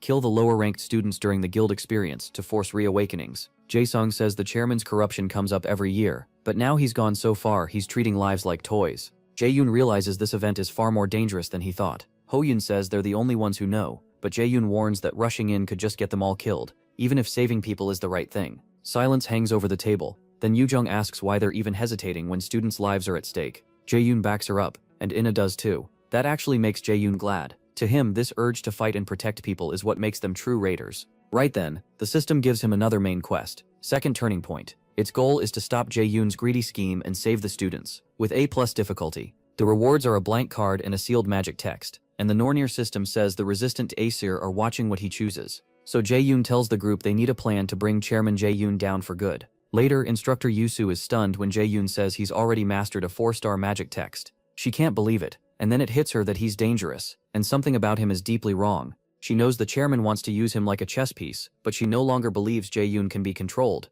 Then Jaehyun notes that she looks pretty shaken after teaching him so much, and asks if she's planning to report all this to that bastard Jaehyun again. The moment she demands to know how he found out, he uses his brainwashing skill on her, and says he needs a favor. It works. That confirms what he suspected. He's stronger than her now. His way to win is to seize control from the inside, so he orders Yusu to tell him every dirty trick Jaehyun has planned for the guild experience. 3 days later, the guild experience begins. Yoojung can barely contain herself over getting to visit the Lotus Guild. Soon, manager Sungjae welcomes the students and says he'll guide them for the day. He takes them through the guild, until they reach Guildmaster Sunggun, who is waiting for them. A little later, they sit down for tea and snacks. Yoojung is so overwhelmed she can hardly lift her head, and finally asks the guildmaster for an autograph, because she's such a huge fan. Sungun signs it and says people like Yu-jung inspire her too. When she tells Jae-yoon it seems like he's already made plenty of friends, Ho-yoon asks if he already knows the guildmaster. She then tells them Jae-yoon is her student, and Yu-jung nearly loses her mind. Sungun says she's heard a lot about all of them from Jae-yoon and invited them because of him.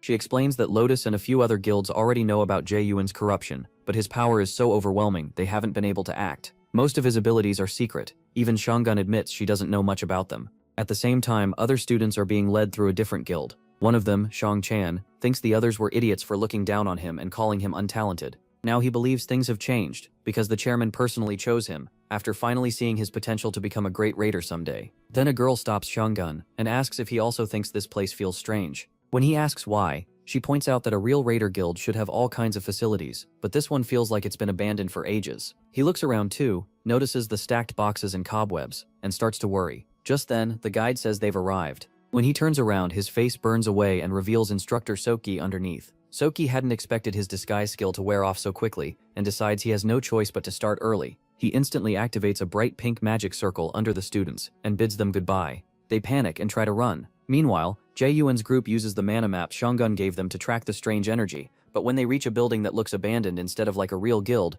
they wonder if they came to the wrong place. Behind them, Jae-yoon speaks to manager Sungjae through telepathy, and confirms he's following them. When Sungjae asks how he learned telepathy so fast, Jae-yoon casually says he read a few magic texts. Sungjae is impressed, since telepathy is nowhere near that easy. Back at the Yunhwa Guild, Guildmaster Sungun senses a dark mana wave nearby. She remembers Jae-yoon telling her that the guild Jae-yoon planned to use was called Kane. Sungun recognizes it as a guild Jae-yoon created himself, and finds it strange since Kane is in Central Seoul, close to Lotus, causing a huge incident that openly doesn't seem like his style, so Jae-yoon had told her the information came from one of Jae-yoon's own people. In the present, she asks Hana if she investigated the guild Jae-yoon set up, and Hana says yes, the Kane Guild is actually a ghost guild. That means it's used for things like tax evasion and other shady deals with no proper activity records. After hearing that, Shanggun thinks Jae-yoon was right, though she still can't tell what Jae-yoon is planning. Just in case, she tells Hana to get her gear ready. Meanwhile, the students enter the Kane Guild. Yu-jung says this can't be the place because it looks deserted,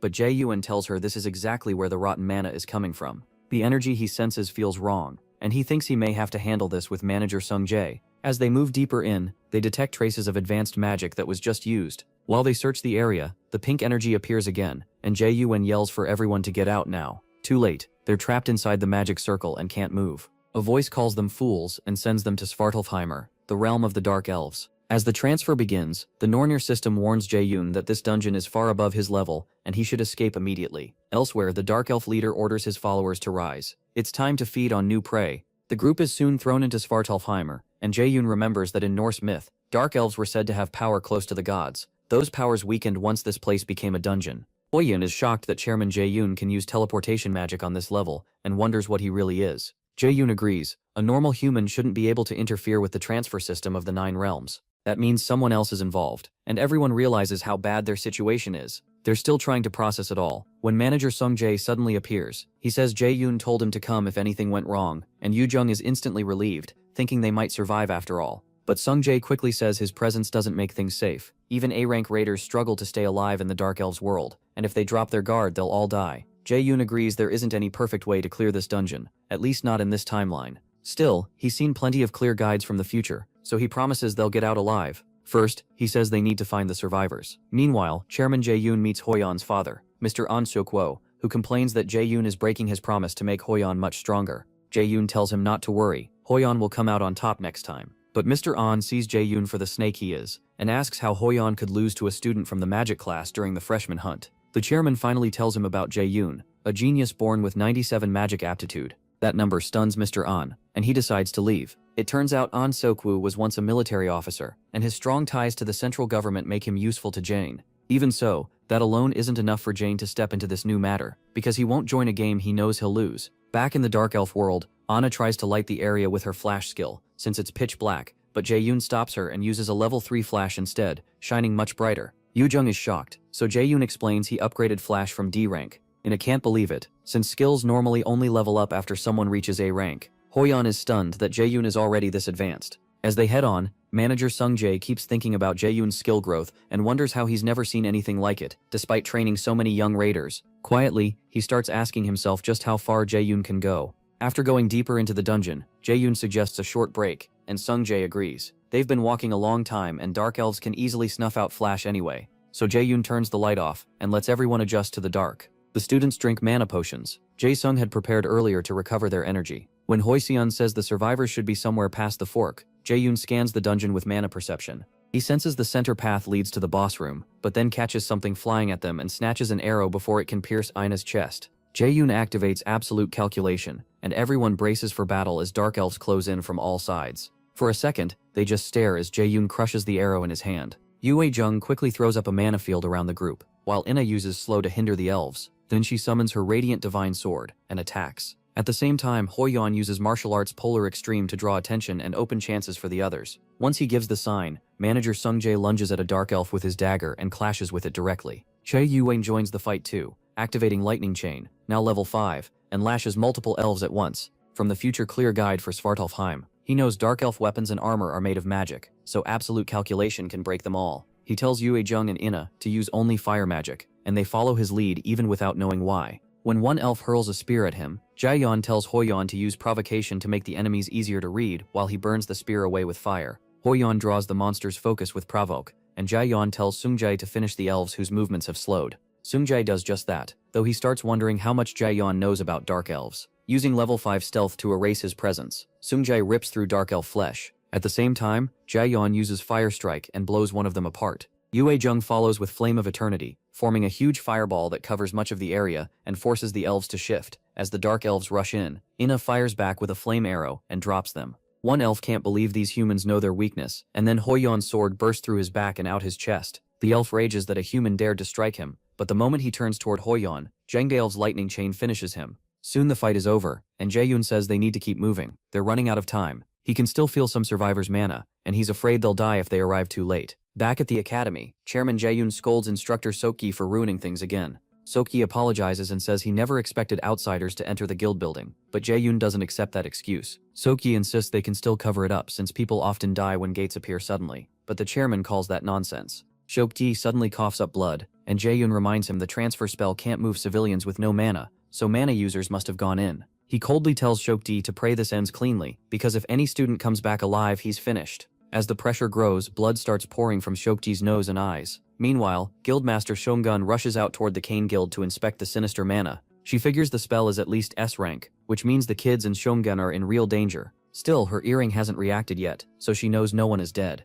As she leaves, she tells Hana to call the association by morning if she hasn't returned. Riding her bike, Songun swears she won't forgive Jaein if he harms any of her people. Elsewhere, Songchan is badly hurt, and his friends help carry him as they try to escape. Then they stumble, and the girl breaks down, saying they have to find a way out. She blames herself for everything, and calls herself useless. Then someone puts a hand on her shoulder, and it's Jae-yoon. He tells her she did well, and says they'll handle the rest. Not long after, she passes out, and they use potions on her and Songchan to wake them up. When Shangtan comes to, they tell him he's in Svartalfheim, the land of the Dark Elves. Jang-yeon asks what happened, and they say they fell down here after reaching the Cane Guild. Dark Elves ambushed them and dragged the others away, while Shangtan and the girl managed to stay hidden, but they eventually collapsed from mana overdose. From the way she talks, Jang-yeon can tell she sees herself as a coward and wishes she died fighting beside her classmates. But Jang-yeon thinks that's just arrogance. Facing an enemy you can't beat is movie stuff, not real life. He remembers how, in his past life, he also had to run from his teammates, so he tells Shangtan and the girl that the captured students aren't their fault.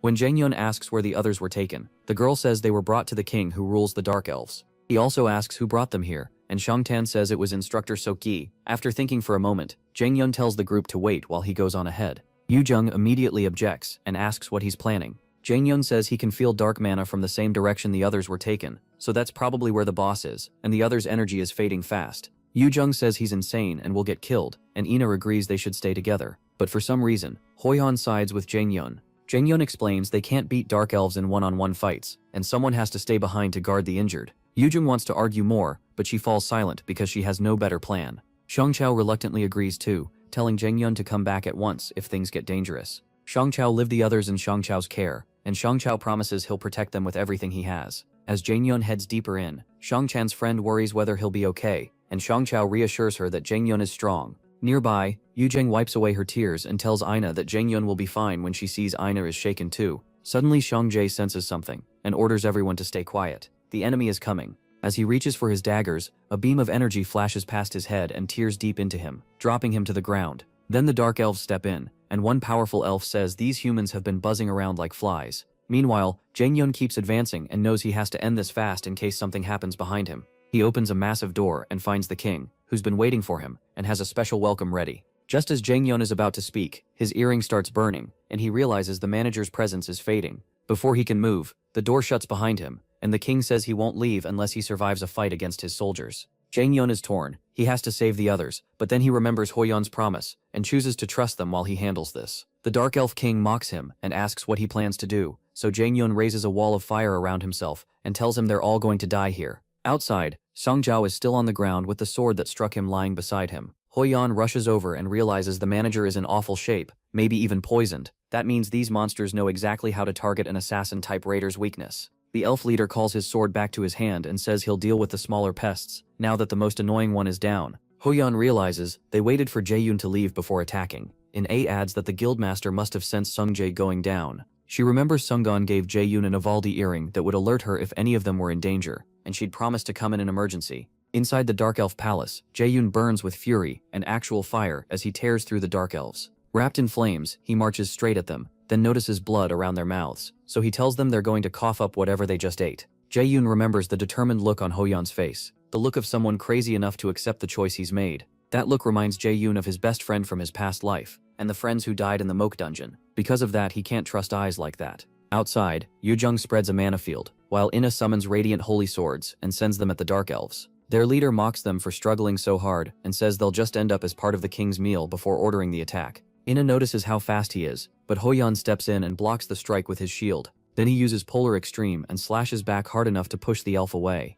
That makes the leader admit humans aren't completely worthless. Hoyeon can already tell this squad is far stronger than the Dark Elves they fought before. So when the leader comes closer, he asks what he is. The elf introduces himself as Kel, captain of the Royal Guard, and a royal by blood. That shocks everyone. A royal Dark Elf should be above A rank. Hoyeon remembers the day he first met Jae-Yun, when Jae-Yun stood in front of him to protect him. That fearless attitude became the dream Hoyeon wants to reach, and he refuses to die here. No matter what, he has to catch up to Jae-Yun. Then Hoyeon suddenly throws away his shield, stunning everyone as he walks straight at Kel. To him, this is what he should have done from the start, because a raider carries more than one heart, so he opens his upper, middle, and lower chi centers. The burst of mana is so intense that Kel is hurt just from facing it. Kel shields himself and demands to know how Hoyeon can do this, but Hoyeon says nothing and activates unity of body and sword. Blood spills from his mouth right away. An ad begs him to stop, as the system warns the skill is too advanced for him, and his blood flow has reversed. If he doesn't cancel it now, he'll die in 6 minutes and 36 seconds. Seeing that, Kel orders his soldiers to take Hoyeon alive, even if they have to cut off his limbs. Still, Hoyeon keeps the skill active and faces them head-on. He earned this S-rank skill through training, but his body still can't handle it. It's a technique for swordsmen at the very peak, where body and blade become one. When the soldiers charge, Hoyeon knocks them aside with ease and goes straight for Kel. Their swords crash together, and Hoyeon quickly realizes he's still below Kel. He only reached this new level in an unstable way, so all he can do is buy time and keep fighting. Kel laughs at his struggle, saying he can already see how bad Hoyeon's condition is. Even so, Hoyeon won't back down. He has a promise to keep. He tells Kel he'd never understand, then charges with a direct strike, but Kel slips aside and attacks from the flank. Hoyeon's sharpened senses catch it just in time, letting him dodge the counter. Kel calls him a rat, but Hoyeon jumps back in and nearly overwhelms him. Then his body finally starts breaking apart. The system warns him to stop at once. His muscle fibers are tearing loose, and his blood channels are twisting. As pain tears through him, Kel moves in to finish it, but Hoyeon still blocks the blow. He coughs and gasps as his body reaches its limit. Even then, he keeps the skill going and prepares one last attack. He unleashes a massive mana blast that rips through the ground. It does hit a dark elf, but Hoyeon realizes too late that Kel used another elf as a shield. The dying soldier calls for his captain, and Kel coldly says he was useful. As Hoyeon drops to the ground, coughing up blood, he calls Kel a coward. Before he can say more, Kel rushes in and drives his sword through him. Yujung breaks down in tears as she screams Hoyeon's name. Inside the palace, Yujung keeps tearing through dark elves with chains of fire. He still hasn't freed the captured students, and remembering he asked Hoyeon to hold out for just 10 minutes makes him worry. Right then, a dark elf rushes him with a spear. Yujung waits until he's close and burns his face point blank. The dark elf king just laughs as he watches. He calls Jae-Yoon an idiot and asks if he really thinks he can beat this many soldiers. Jae-Yoon answers with one question: why not? The king calls him an arrogant, worthless human. Jae-Yoon has heard that word his whole life, and he's done with it. Then the dark elves suddenly start gasping for air, while his flames blaze brighter and several collapse. The king yells at his soldiers, asking why they've frozen up, not realizing Jae-yoon has activated Chains of Inferno. As they try to move, Xiao-yoon cuts down multiple soldiers with flaming chains, and thanks the king for giving him a chance to test his new skill. Hundreds of dark elves are burned by the Inferno, and the enraged king curses him. He swears Xiao-yoon won't leave alive after this, but Xiao-yoon walks toward him and asks if he's serious. The king can't believe a human could be this strong, and realizes he can't beat him. Even then, he threatens that Xiao-yoon will regret this, and says the other 7 kings will destroy him, even if he dies here. Before he can keep talking, Xiao-yuan uses Step of Light and crosses the distance in an instant, then punches him in the face. The hit explodes with fire and blasts the king away. Xiao-yuan tells him the other kings are none of his concern. If they're mad, they can come themselves. Back outside, Kel's sword is still buried in Hoyan's chest. Indaona can only watch in despair, hating that she was too weak to help. She's about to lose someone again, with almost nothing left behind. Kel walks over, grabs her by the throat, and gets ready to devour her. Yujung cries out, while Ina trembles in his grip and tells herself she can't lose. Then a blinding wave of mana floods the area, and Guildmaster Sungurun appears, asking Kel if he hurt them. She tells him to think carefully before answering, because if he did, he dies. Her aura fills the whole space, and the dying Hoyan is relieved he managed to hold on until help came. Shungun asks again if Kel harmed the people on the ground, and the pressure from her aura makes him sweat. From that mana alone, Kel knows he can never beat her, so he decides to use the kids as hostages. He boldly claims the gnarly sight is his masterpiece, and Sunggun calmly asks, "Is that so?" She immediately uses sacrifice to heal all of them at once, burning her own life force to do it. Kel is stunned. She can cast healing this fast, and can't understand what's happening. Then Sunggun says she hates it when anyone lays a hand on her people, and fires a torrent of energy at him. The blast throws Kel back and eats away his flesh until he starts to vanish. Yujung stares in shock when she realizes Sunggun didn't even use a skill, just raw condensed mana. Sunggun hurries to Sunggun and heals him, stabilizing his condition. The real problem is Hoyan. She sees right away that he's in terrible shape, and when she tries to heal him, her system says the damage is severe and will take time to repair. He forced power past his limit, wrecking his meridians and nerves. If she had arrived a little later, he might never use mana again. She still heals him, though the skill drains her life force so badly she knows she'd be dead already if not for Jae-yoon. When Yujung asks about Hoyun, Sunggun says he'll live, but he may stay unconscious for a few days. The students are relieved, and Sunggun asks where Jae-yoon is. They hesitantly tell her he went to the boss room alone. Instead of panicking, she simply says he'll be fine. Yujung protests that he went in by himself, but Sunggun says Jae-yoon isn't that easy to kill. Since dark elves rely on magic, she knows they're no match for him. Back in the palace, Jae-yoon repeats that the other kings can come after him if they want, but only if this king gets out alive first. Bleeding from the face, the king curses that he's losing to a mere human, so he turns and tries to flee to warn his brothers. But as he runs, Xiao Beiyun speeds past him and appears right in front of him. Using lightning chains, Xiao Beiyun binds him and slams his face into the floor, furious. The Dark Elf King vows he won't die alone. He'll drag Xiao Beiyun to Helheim with him. Then he activates Frozen Earth, a secret technique passed down only to Dark Elf Kings, expecting Xiao Beiyun to panic. Instead, Xiao Beiyun thanks him for the unexpected gift, and the king can't understand why he's smiling. Xiao Beiyun activates a blank card and thanks the king for using that move now. He never expected to pull it out in a place like this. A moment later, he copies Frozen Earth onto the card and uses absolute calculation to break the king's Frozen Earth on the spot. The king can only stare as his attack falls apart. Jaehyun yanks his head up and reminds him, "Know yourself and know your enemy." Then he burns the king's head with fire, and the Nornir system confirms Kanan, the Dark Elf King, has been defeated. With that, he earns the title of the one who killed the King of the Dark Elves. He also gets the ingredient King of Dark Elves Essence and the gear item King of Dark Elves Pauldron. For clearing the second quest, he receives another blank card and a sealed magic text, along with the skill embodiment of magical artifact. Right after that, he runs to the captured students. He's relieved to find one of them still alive, but his stomach drops when he sees the others are already dead. He quickly uses sacrifice to save the one still breathing. While he heals him, Sun Hun arrives and adds her power to his. She tells him being a healer is a cruel job. The best moment is when nobody needs healing, and the next best is pulling someone back from death's door. Elsewhere in the city, Sun Hun Bersia furious that his whole plan fell apart. He swears that even if they escape the dungeon, they'll still die painfully. Then Jae-yoon suddenly appears at his car window and smashes through the glass to grab him by the throat. With a crazed glare, Jae-yoon curses him for what he did. An hour earlier, the people trapped in the Dark Elf world return through the Kane Guild entrance. Sun Hun thanks Sun Hun for saving them, and she casually says they can join her guild later if they're really that grateful. Yujung is amazed and says she'd join right away, but Jae-yoon tells her to read the room. She kicks his calves for that and says he doesn't get to talk for the rest of the day, after scaring everyone. Jae-yoon winces, wondering how that hurt so much when her strength stat is low.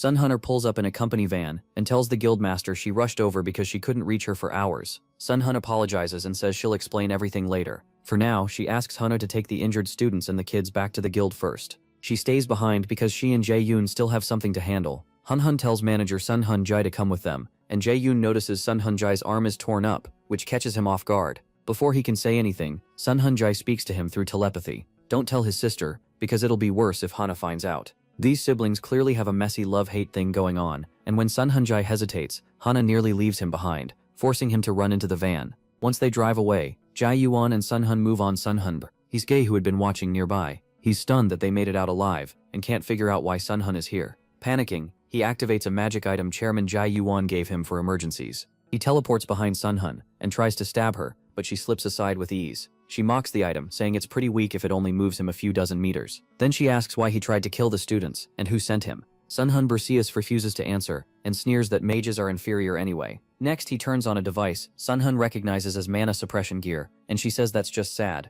Jae-yoon listens quietly from the side, and decides Sun Hun Berseus is useless to him now. Even with the suppression device active, Sun Hun gathers a blast of mana, and asks if he really thought something like that could beat her. Jae-yoon then realizes he couldn't sense the magic seal at the Kane Guild earlier, because Sun Hun-di had used the same kind of device there too. Sun Hun tells the instructor she doesn't care if he talks. She already knows Jae-yoon is behind this. She adds that a mana suppression device is easy to break if you flood it with enough mana, and promises he's dying here. The mood shifts at once as streaks of lightning form above him and tear through his body. Jae-yoon recognizes the spell as Lightning Call, an A-rank skill whose power depends heavily on the caster, and the way she's using it is on a whole different level. Later, Ainta returns to her lodge, and remembers how Jae-yoon saved her by catching the spear meant to kill her. He had even reverse calculated the spell in almost no time, which makes her realize she still has a long way to go. Still, she decides she'll thank him properly later. At the same time, reporters swarm Mills Academy for answers about the incident, and demand to speak with Chairman Jae-hoon. Instructor Yosu informs him that the Academy's reputation has taken a hit, and people suspect he created the Ghost Guild to abandon the students. Jae-hoon burns with anger, trying to figure out how this happened.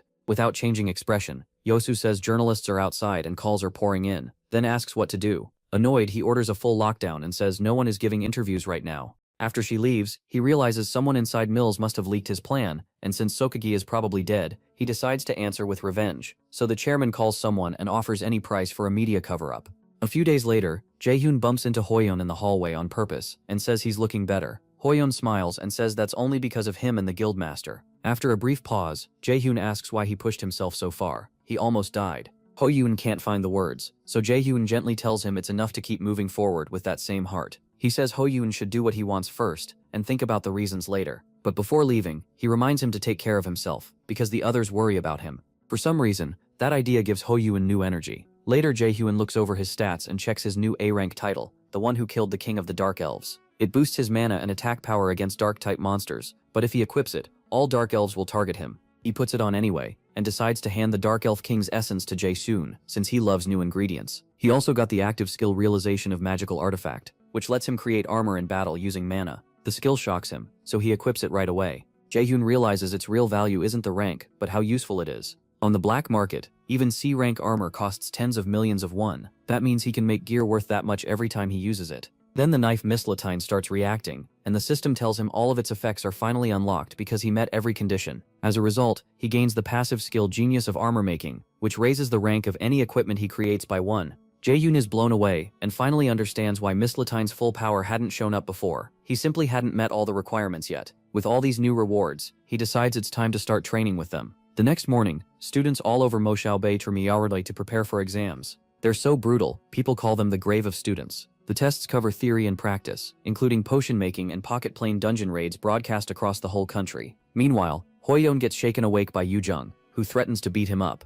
He hurriedly apologizes, saying he always falls asleep when he reads. Yoo-jung reminds him they only have a few days until midterms, and warns him not to fail. Nearby, Ina is also struggling to understand the material. Hoyeon realizes both of them are terrible at theory, and Yoo-jung had offered to tutor them. In the end, both of them give up and say they'll just retake the exams, but Yoo-jung shuts that down at once, and starts explaining the next subjects. A few days later, after one test ends, some students talk about how it went, and notice Ina, Yoo-jung, and Jae-yoon chatting together. They assume all three are geniuses, who probably finished the test with no effort. When Yoo-jung asks Ina how she did, Ina suddenly freezes up. Jae-yoon and Yoo-jung tease Ina and Hoyeon, saying books are their natural enemies, which sends Ina chasing them around. Elsewhere, Soo-hyuk watches Jae-yoon and tells Min-soo he's definitely beating that arrogant jerk this time. Min-soo just figures Soo-hyuk is going through an emo phase. Later, Yoo-jung makes a potion in Jae-yoon's workshop, and it blows up in her face. Jae-yoon laughs at her and says his own potion turned out way better. He even tries to get Jae-yoon to back him up, but Jae-yoon reluctantly says both of them are going to fail at this rate.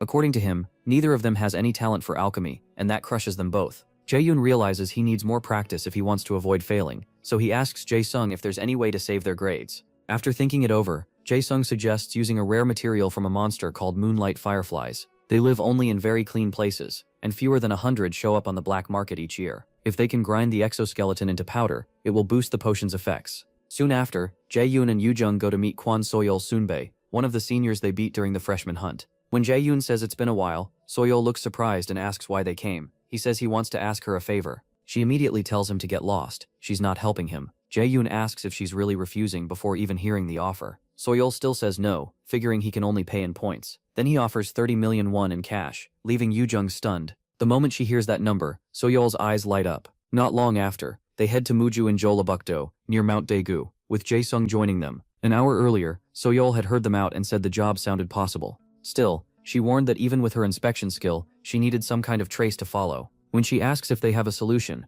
Jae-yoon says he's bringing a very skilled alchemist. She asks who it is. Then Jae-sung shows up. Soyeol clearly doesn't think he looks like some great alchemist. Jae-yoon asks if she knows him. She says they were on the same team during their first freshman hunt. Back then, she had no idea he liked alchemy, and just thought he was dead weight shoved into martial arts class. Later in the forest, Soyeol tells Jae-yoon he feels different now. She says he actually looks like he's enjoying himself, which catches him off guard. Moonlight fireflies are monster species that blend in like normal insects. Using his knowledge, Jae-yoon leads them to a spot where they should find them. Soyeol warns that the area is so dark it's hard to see. Even so, Yoo-jung notices Jae-yoon doesn't seem bothered at all. Jae-yoon explains that Jae-yoon told him he likes bugs. That completely grosses Yoo-jung out. After searching for a while, Jae-yoon finds traces of a moonlight firefly. That gives Soyeol what she needs, and she starts tracking them. Once she activates inspection, she picks up what she believes is a group of moonlight fireflies. They follow the trail, and soon realize they're somewhere unfamiliar. The place feels seriously creepy. Still, Soyeol insists her skill is leading them the right way.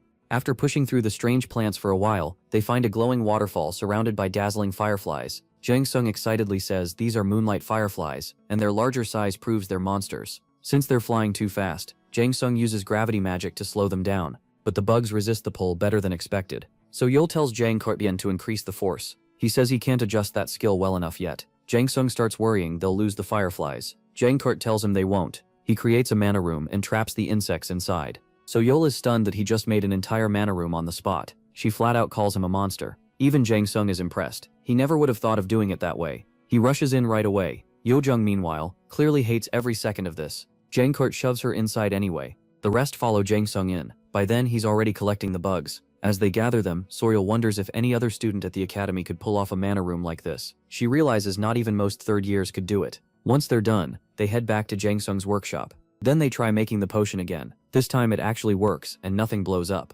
That leaves Hoyeon and Ina shocked, while Jae-sung proudly says he put a lot of work into it. He says the potion purity should be at least 70%. After finishing, Yoo-jung and Jaehyun start celebrating. But Jae-sung points out a problem. Jae-yoon's potion is only 50% pure, and Yoo-jung's is 47%, so he wonders if that's enough for the test. A few days later, after the exam, Hoyeon jokes that Jae-yoon and Yoo-jung's ingredient pot looked more like a monster summoning pot. Even with the best ingredients, Yoo-jung only places 42nd. Jae-yoon ends up 31st, Hoyeon 29th, and Ina takes 1st. After mocking them a little more, Hoyeon heads to his next class. Jae-yoon tells himself it's not over yet. He and Yoo-jung still have other exams. The problem is that the practical test is brutal. It combines everything from the freshman hunt, Arkansas test, fake dungeon, and all their lessons so far. What makes it even worse is the team system. On the day of the practical exam, Yoo-jung complains because her cost is 14, which makes team planning a pain if she wants a strong group. Each student's cost is based on their current grades, and every team of 4 has to stay under a total of 50. For this exam,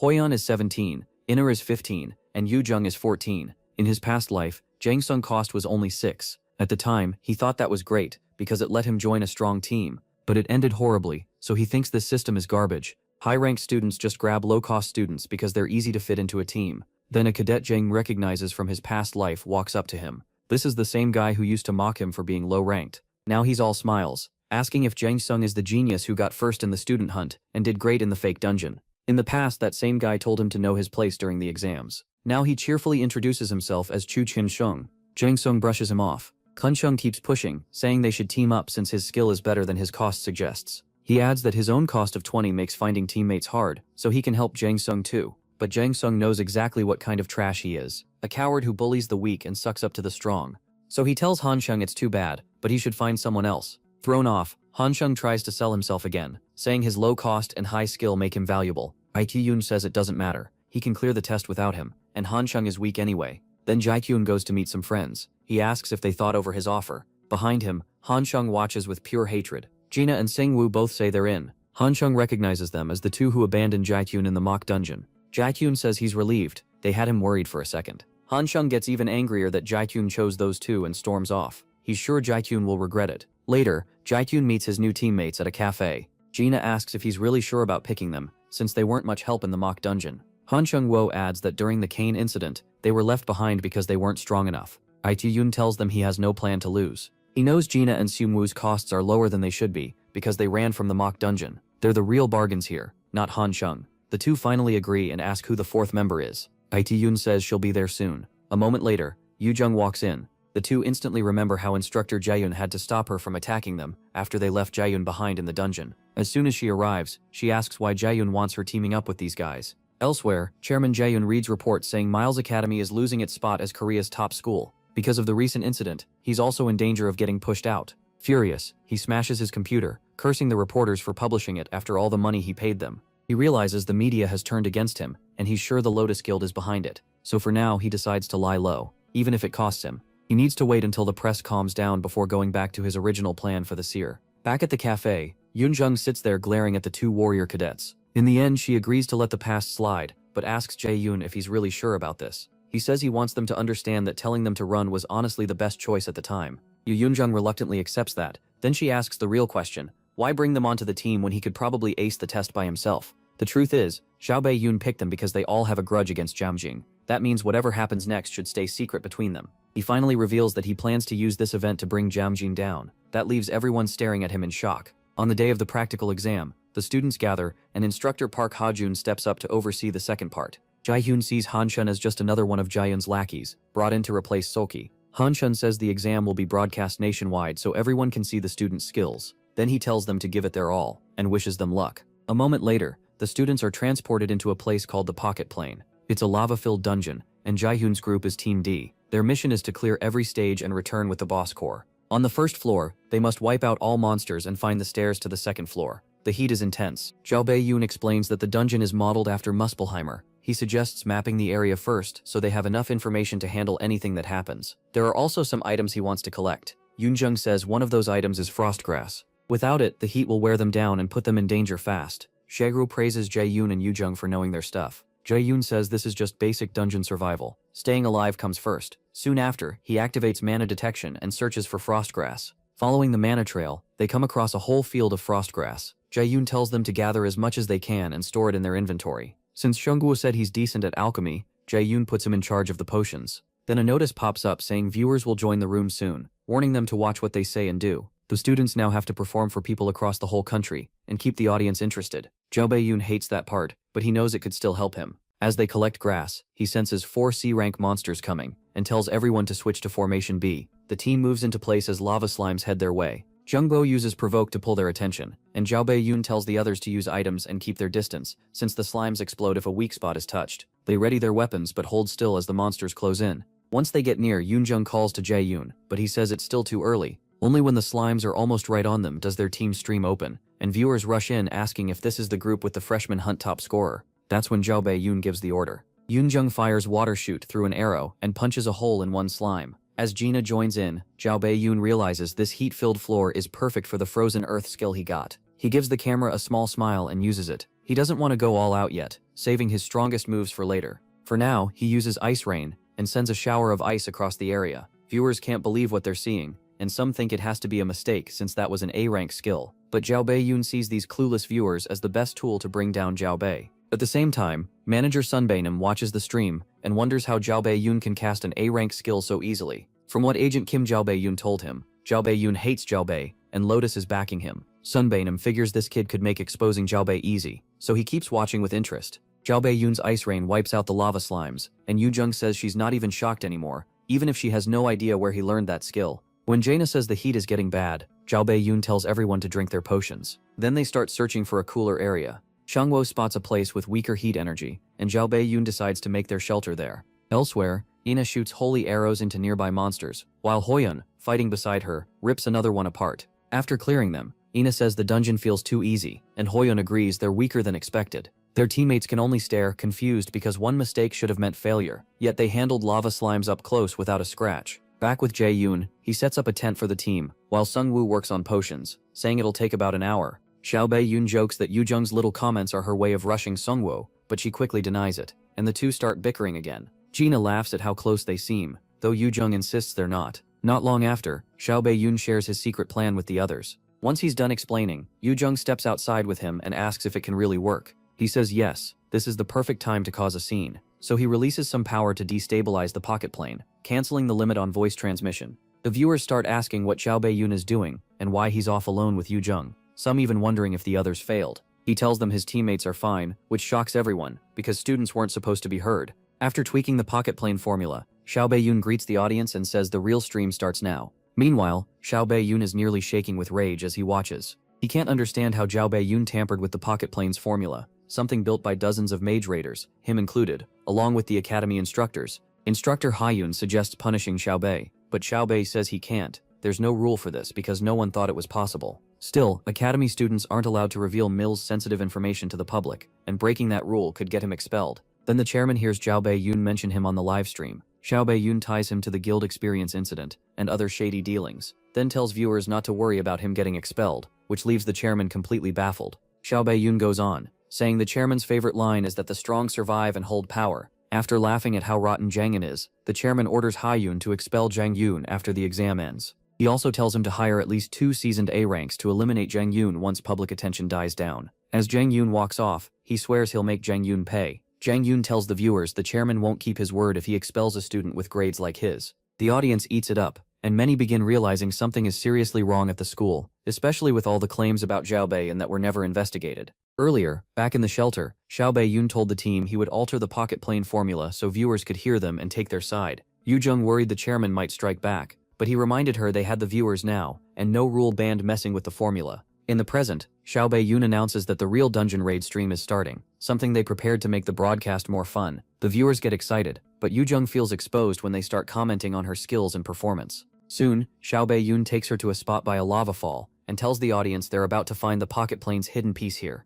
That alone sends the viewers into a frenzy. Yu Jung starts with her heist skill, while Zhao Bei-yoon uses wind boost and gravity as well. He intends to show everyone how a regressor clears a dungeon. Back at Mo Xiaobei's academy, instructor Kim Ji-yoon tells manager Sonbei she'll connect him with Jae-yoon as soon as the exam ends. He tells her to contact Jae-yoon right away and win him over to their side, even saying Jae-yoon can set the terms himself. Jae-yoon accepts, thinking it would be a huge long-term gain if raider management gets him first, though Jae-yoon is clearly after him too. Inside the pocket plane, Xiao Bei-yoon wraps an arm around Yu Jung and pulls her toward the lava. She hesitates and tells him to wait, but he keeps running straight for it, while she screams. The viewers keep chatting, still not understanding why they're jumping into lava. Then Jae-yoon lands on an invisible foothold near the stream, and Yu Jung is hugely relieved he was right. He tells her to hold on and cast the spell carefully, making sure her timing is exact. Jae-yoon can't help admiring the first person in his past life who found this hidden piece, especially since Chairman Jae-yoon hid it here with national sponsorship and never meant for a student to claim it. Following the hidden steps, they finally reach solid ground, and Yu Jung asks if the shining object ahead is the item he meant. It's a set of marbles, and Jae-yoon says they're a key item for clearing this dungeon. By now, Chairman Jae-yoon is sweating hard, unable to figure out how Jae-yoon found the hidden piece. Jae-yoon tells the viewers he located it through mapping, though even he didn't expect it to be hidden this well. He casts ice rain at the lava to harden a path toward the item. Then he and Yu Jung head down to grab it. Jae-yoon asks the viewers if they know what it is, but most of them don't. When they demand an answer, he tells them it's fire essence. This item is one of the most important tools for clearing the dungeon, and the system reveals it's a B-rank item that greatly boosts flame resistance for a short time when consumed, though it only works once. Schools usually make these tests feel like real dungeons, and hide rewards to motivate students, but this one was hidden so well that normal students never could have reached it. The viewers go wild over the fire essence because it's very expensive in gear shops, making it clear Mill's Academy spent over 10 million per team on the midterms. After claiming the first one, Jae-yoon moves to the next target on his list, wishing he could see Jae-yoon's face now, and even more when he reveals the rest of his gifts. By night they return to the shelter, and Yoo-jung complains that the potion tastes awful. Jae-yoon agrees, but says she needs to drink it if they want an easier time clearing the dungeon. After forcing herself to swallow it, Yoo-jung suddenly collapses. Jae-yoon, startled, asks Sungwoo if he poisoned her, but Sungwoo denies it. Jae-yoon says stage 1 is almost over, and now they need to find a way down to the second floor. Back in the academy control room, Instructor Jae-yoon walks in to ask Instructor Hajun how things are going. He jokes that he's the one in charge here, then asks why she came. Does she not trust him to handle it? After a brief pause, she says maybe she doesn't, and that makes him frown. With Sabyukog, the second practical should have been under Jae-yoon's control, but Habyun pushed his way in and took that authority from her. He gives her a sarcastic apology for getting ahead of her, even though they started as equals, but she says she doesn't care about that. He presses her, saying anyone would be jealous of that position, but she stays silent. That only annoys him more. Still, Howin reminds himself the chairman favors him now, and Jae-yoon isn't above him anymore, like she was 2 years ago. Before leaving, Jae-yoon tells him to check the rope he's holding, and make sure it isn't rotten. Then she walks out. Howin scoffs at her warning and thinks she's full of herself. He knows she meant his ties to the chairman, but he's sure the chairman will recover, since these problems are minor. Meanwhile, TND reaches the second floor, and gets a quest to hunt the elite monsters there and obtain the reward.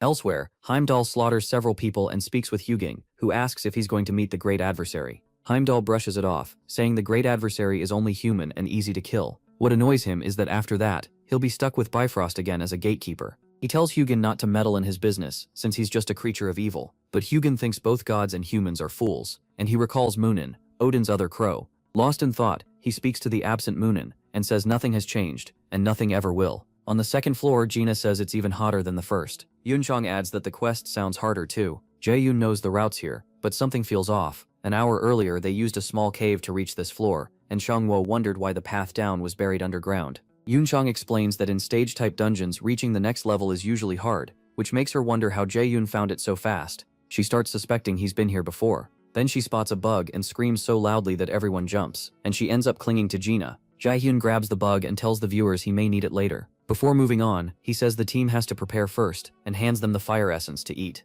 Nobody wants to. Jae-hyun jokes that they shouldn't be so dramatic, especially while he's still being nice. Then, with a terrifying look, he tells them to eat it, and they give in. There are 3 floors in this dungeon, with the boss on the last one. Jae-hyun also plans to dump another problem on Jae-hyun, before they start hunting on floor 2. He tells the viewers he knows where some treasure might be, which instantly gets them excited. But his real target is different. One hidden treasure here is the salamander, which hoards shiny objects like a crow and hides them in its nest. That sends the viewers into a frenzy. One of them looks it up and finds that salamanders can purify corrupted items. When they ask how Jae-yoon knows about the nests, he says he studied it. The second hidden piece is called Balmung's Replica, a sword from the German epic Song of the Nibelungs. It's known as a dragon-killing blade, and like Thalfi's Thundersteps, it's famous for huge power and destruction. The original was said to belong to a German raider named Balak. Then Gina asks what a salamander's weak point is, and Yoo-jung says it's the stomach, because the outer skin is tough. The usual way to kill one is with ice magic aimed there. They head deeper in, and Sungwoo says the heat is getting worse.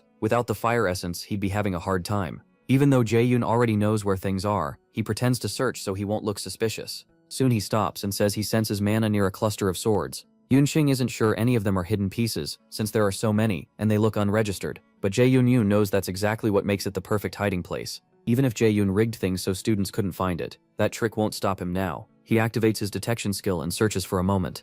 Then he finds the right one and pulls it from the rock. The Nornir system announces he's obtained the copy of the Tainted Balmung, a rank A weapon, and the beloved sword of the Dragon Slayer Siegfried. Its sealed effect gives plus 70 strength and plus 30 agility, and it has an S-rank passive, Dragon Slayer, that boosts physical ability against dragon-type enemies, but none of that works while the sword is tainted. Some viewers ask how he picked that exact sword, while others just say Zhao Yun always has a method. They keep moving, and Yoo-jung tries to track the salamander, but Zhao Yun reminds her they need to wait because she said it's weakest right after eating. Since the king salamander only feeds once a night, Yunjing asks if waiting is really smart. Salamanders have a sharp sense of smell, so if they stay too long, it might find them first. Zhao Yunjing says they'll solve that and pulls out the bug from earlier, making Yunjing panic again. When she tries to run, he holds her in place because she's key to the plan. The bug is a bomb centipede, and when threatened, it sprays liquid. That liquid smells so awful it can cause panic and tears, and Zhao Yun plans to use that stink to lure the salamander. Soon, it appears after picking up the scent. Yoonjung gets ready and reminds Jae-yoon he promised her something for this. To get her to help, he said he'd give her a magic staff that teacher Song-gyun liked, In truth, he was just planning to hand her some random staff, and he's sure she'll try to kill him if she learns that. The viewers watch, hyped to see if the plan works. Jae Yunxing explains that Yu Jung specializes in wind magic, and she uses a small current to carry the bug's smell into the salamander's nest. The viewers are impressed because that takes really fine mana control, and some of them even start feeling bad for the salamander. The moment it smells the bug, tears stream from its eyes. Jae Yunxing tells the others to stick to the plan and move only when he signals. Then he uses level 2 ice spear and slams the suffering monster to the ground. He waits for the salamander to breathe fire, and the instant it does, he pulls out Balmung and throws it into the monster's mouth. Yu Jung calls him insane, and the viewers have no idea what he's doing. Meanwhile, Zhao Yun is stunned by what Zhao Yun just did. Certain no first year should know this, especially since he left it out of the syllabus on purpose. On the second floor, the monster starts coughing the sword back up, and Zhao Yun gives the signal. The warriors rush in front of him and block the flying sword with their shields. Jae Yun picks it up, and now it shines differently. The viewers are still losing their minds in confusion, so he opens the equipment window and shows that the tainted Balmung has been purified. The viewers nearly explode when they see its stats. Jae Yun explains that a salamander's core has purification power that can cleanse items. They're amazed that a new student knows all this, and when he takes up the sword, they wonder why a mage is using a blade. They expect him to hand it to one of the warrior class students with him, but he doesn't. Then Sunbainum, watching through an anonymous stream, tells everyone Jae Yun is a battle mage. Jae Yun steps up to the monster and activates agile steps, flexible movements, and wind boost to sharpen his movement. In one burst, he jumps in and slices off one of its arms.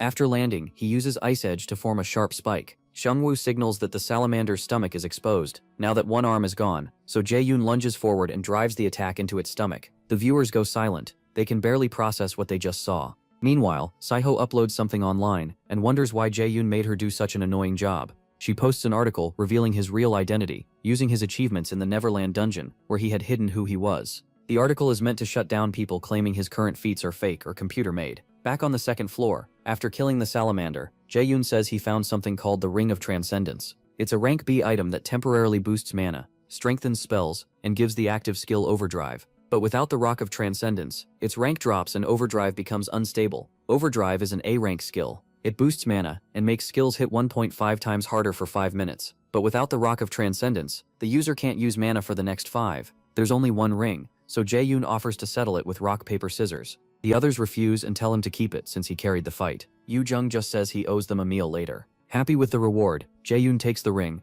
and the group is sent to the next floor. As soon as they arrive, the system tells them the barrier will vanish in 1 minute, and the boss battle will start. A magic shield protects them for now, even while the boss keeps smashing against it. Those heavy blows put everyone on edge, and Jaina asks Jae Yun if he has a plan. He says no, and that he doesn't need one, because he'll handle this himself. Even the viewers start asking if it's really smart for him to ignore the party setup and fight alone. Usually this floor has a C or B rank monster, and about 70% of students fail here. Then the barrier drops, and the boss is released, a lava golem. Jae Yun charges first with a mana punch, but Jangda shouts that it's too dangerous. While Gina and Sungwoo freak out, Yu Jung stays calm, and reminds them Jae Yun is strong enough that a monster like this shouldn't beat him. Jae Yun trades punches with the golem and knocks its arm back. When it swings with the other hand, he blocks it with a barrier. After landing, he uses level 4 wind boost and follows with Ice Edge to pin the golem's legs. Then Jae Yun turns on mana detection and slips past its attacks, dodging as he moves. He remembers lava golems are tough and hit hard, but they do have a weakness. He casts Bind, locking the monster down with chains, then drops a storm of ice with Ice Rain. The chains don't hold for long, but the ice cools every joint and slows its limbs. Seeing the chance, Jae Yun uses Water Ball and sprays the frozen joints, making the golem's limbs crack apart at once. As it falls to pieces, the pocket plane announces the boss has been defeated. Some viewers ask if that was really supposed to be a boss fight, while the rest of the team can only stare in shock. Yu Jung calls him a total maniac, and feels like he's already way ahead of her. A moment later, the system says they've obtained the golem's core, but Jae Yun knows the test isn't really over yet. He still has to make sure the chairman falls today. When the system asks if they want to return to reality, Jae Yun says no. He tells the viewers that fight ended too fast, and he still has something to show them, the hidden boss. Curious now, the viewers watch as he leads the team toward a spot with a strong mana presence. Then he looks back, and sees none of his teammates want to follow. So he tells them they won't die, no matter how much it hurts. Once they step inside, the system says they've found a hidden door, and a special quest has been created. Their mission is to defeat the hidden boss of the secret floor,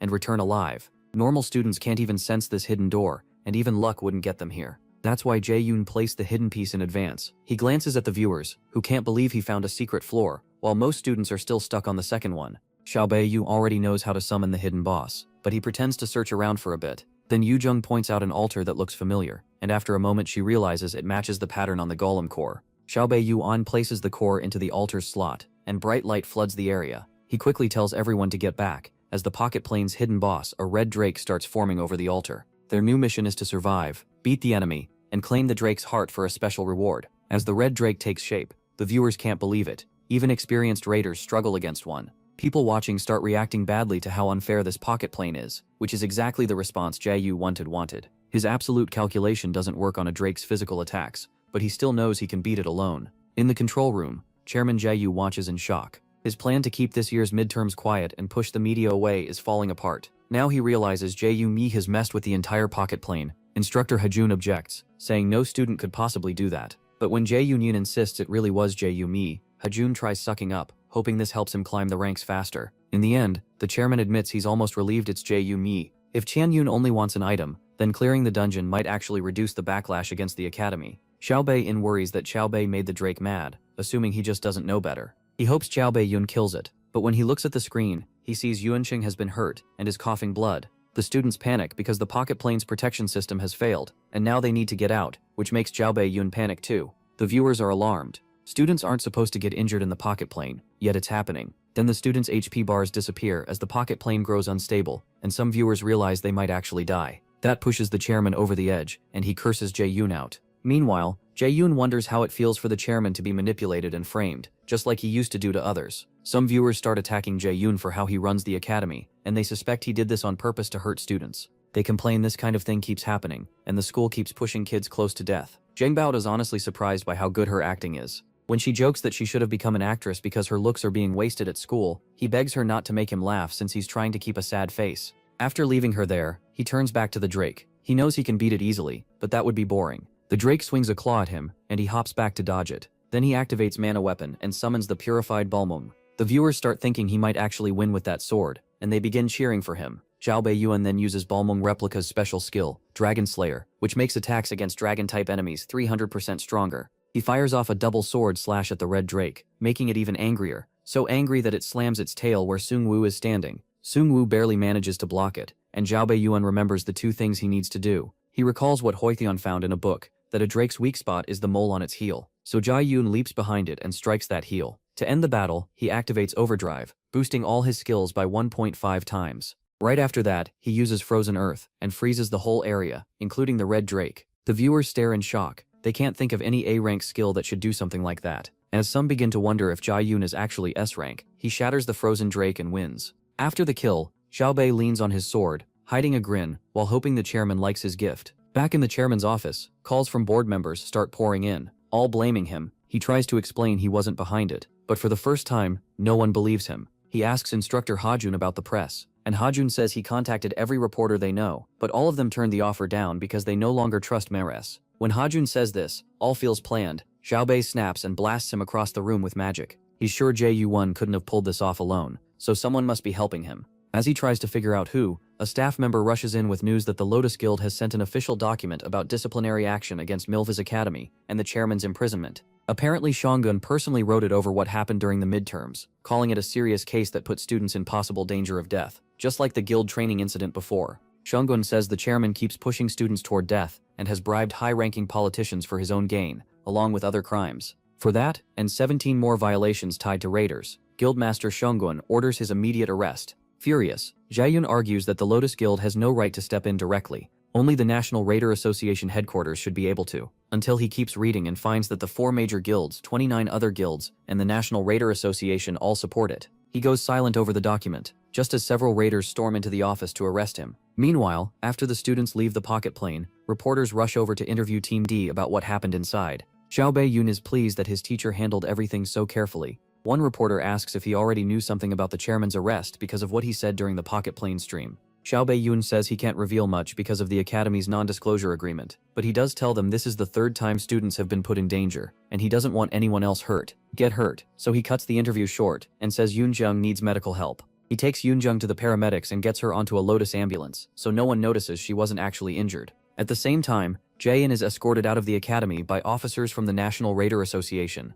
People pelt him with raw eggs, shouting for the chairman to step down. Once they're inside the ambulance, Yoojung bursts out laughing and tells Jaeyoon he's an awful actor. When he asks if he was really that bad, she starts copying his act. Songyun laughs too, then asks what he was thinking. If the plan failed, he would have been the one in trouble. But Jaeyoon says he learned from the guild trip that his own safety matters, just not more than saving other people. Yoojung teases that he never says stuff like that, and asks if he ate something weird, so he tells her to shut up. After the laughter dies down, Songyun says there's a press conference in 3 days, and that's where they'll finish Jaeyoon. Meanwhile, at the National Raider Association headquarters, Sun Bainholm celebrates, because Jaeyoon is finally done for. He thinks back to a strange phone call, telling him to get ready so they could arrest Jaeyoon. The caller said the rest would be handled on their side, and even offered to set up the place he requested. 3 days later, at the Lotus Guild press conference, Sunbane spots Jaeyoon waiting outside. When she asks if he's nervous, he says he just hates crowds. Soon, Sunggun, Sunbanim, and Jaeyoon take the stage to face the reporters. The press sees this as a huge chance, especially with Lotus having priority negotiations with Min Jaeyoon,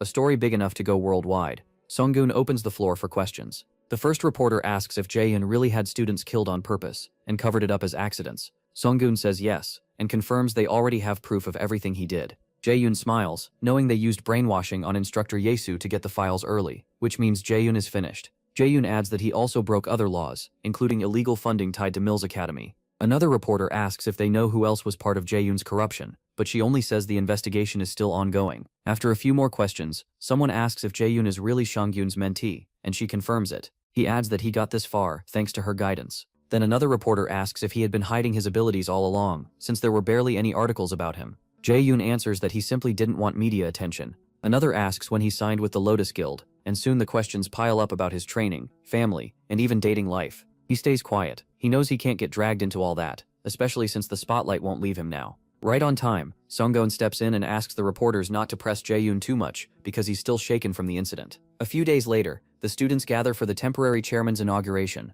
Yoojung says she's glad everyone made it out. Okay, she would have been furious if anyone got hurt. Jaeyoon suddenly reminds them this still might not be over, and the group knows he won't go down easily. That means they need to get much stronger while they still can. Hoyeon agrees, saying the guild trip made him realize how weak he was, and Inea feels the same way. Jaeyoon is happy they want to grow stronger, but he has no plan to drag them deeper into this. Facing the Acer gods is his burden. Then instructor Kim Jaeyoon steps up to the podium, and Jaeyoon tells the others she's the new director. Everyone is shocked, and Yoojung can't believe someone that young got the job. Xiaobai-yoon explains that Ji-yoon was also a Raider Association spy. Earlier, he and Songyoon had gone to the association headquarters, where Sunbanim told them he planned to appoint Ji-yoon as the new director. Back in the present, Kim Ji-yoon announces she'll serve as acting director, and promises to do her best. Later, the group goes out to relax, and Ji-yoon wonders what kind of mess this is, as he watches Yoojung singing karaoke. He thought he'd finally get some rest, but clearly not. A few hours earlier, Yoojung had pounded on his door and told him to open it. When he did, she reminded him of their promise to go karaoke after exams. She'd already booked a room at the best place nearby, and they dragged him along. Now, back in the present, Xiaobai-yoon decides he may as well sing too since he's already there. The others look horrified, and one nearby customer yells that someone is attacking his ears and should be banned from karaoke forever. When Xiaobai-yoon finishes, Intold says it's nice to know he's human after all, and Hoyoon jokes nobody can be good at everything. His score ends up being a painful 10 out of 100. Then Xiaobai-yoon passes the mic to Inta. Their hands touch, the mic slips, and she starts blushing. Ji-yoon catches it just in time and gently places it back in her hand. Her face stays bright red for a moment, and when he asks if she's okay, she says she is. At last, Ina shyly asks them not to expect too much because she's embarrassed. Yoojung tells her she's probably still better than Jaeyoon. He argues his singing is totally average, but Yoojung says he has zero self-awareness. Once everyone settles down, Jaeyoon wonders how good Ina is, and decides he'll clap for her even if she's not great. But the moment she starts to sing, he realizes she's insanely good. At the same time, Heimdall walks through the streets of Earth and senses Hayla nearby.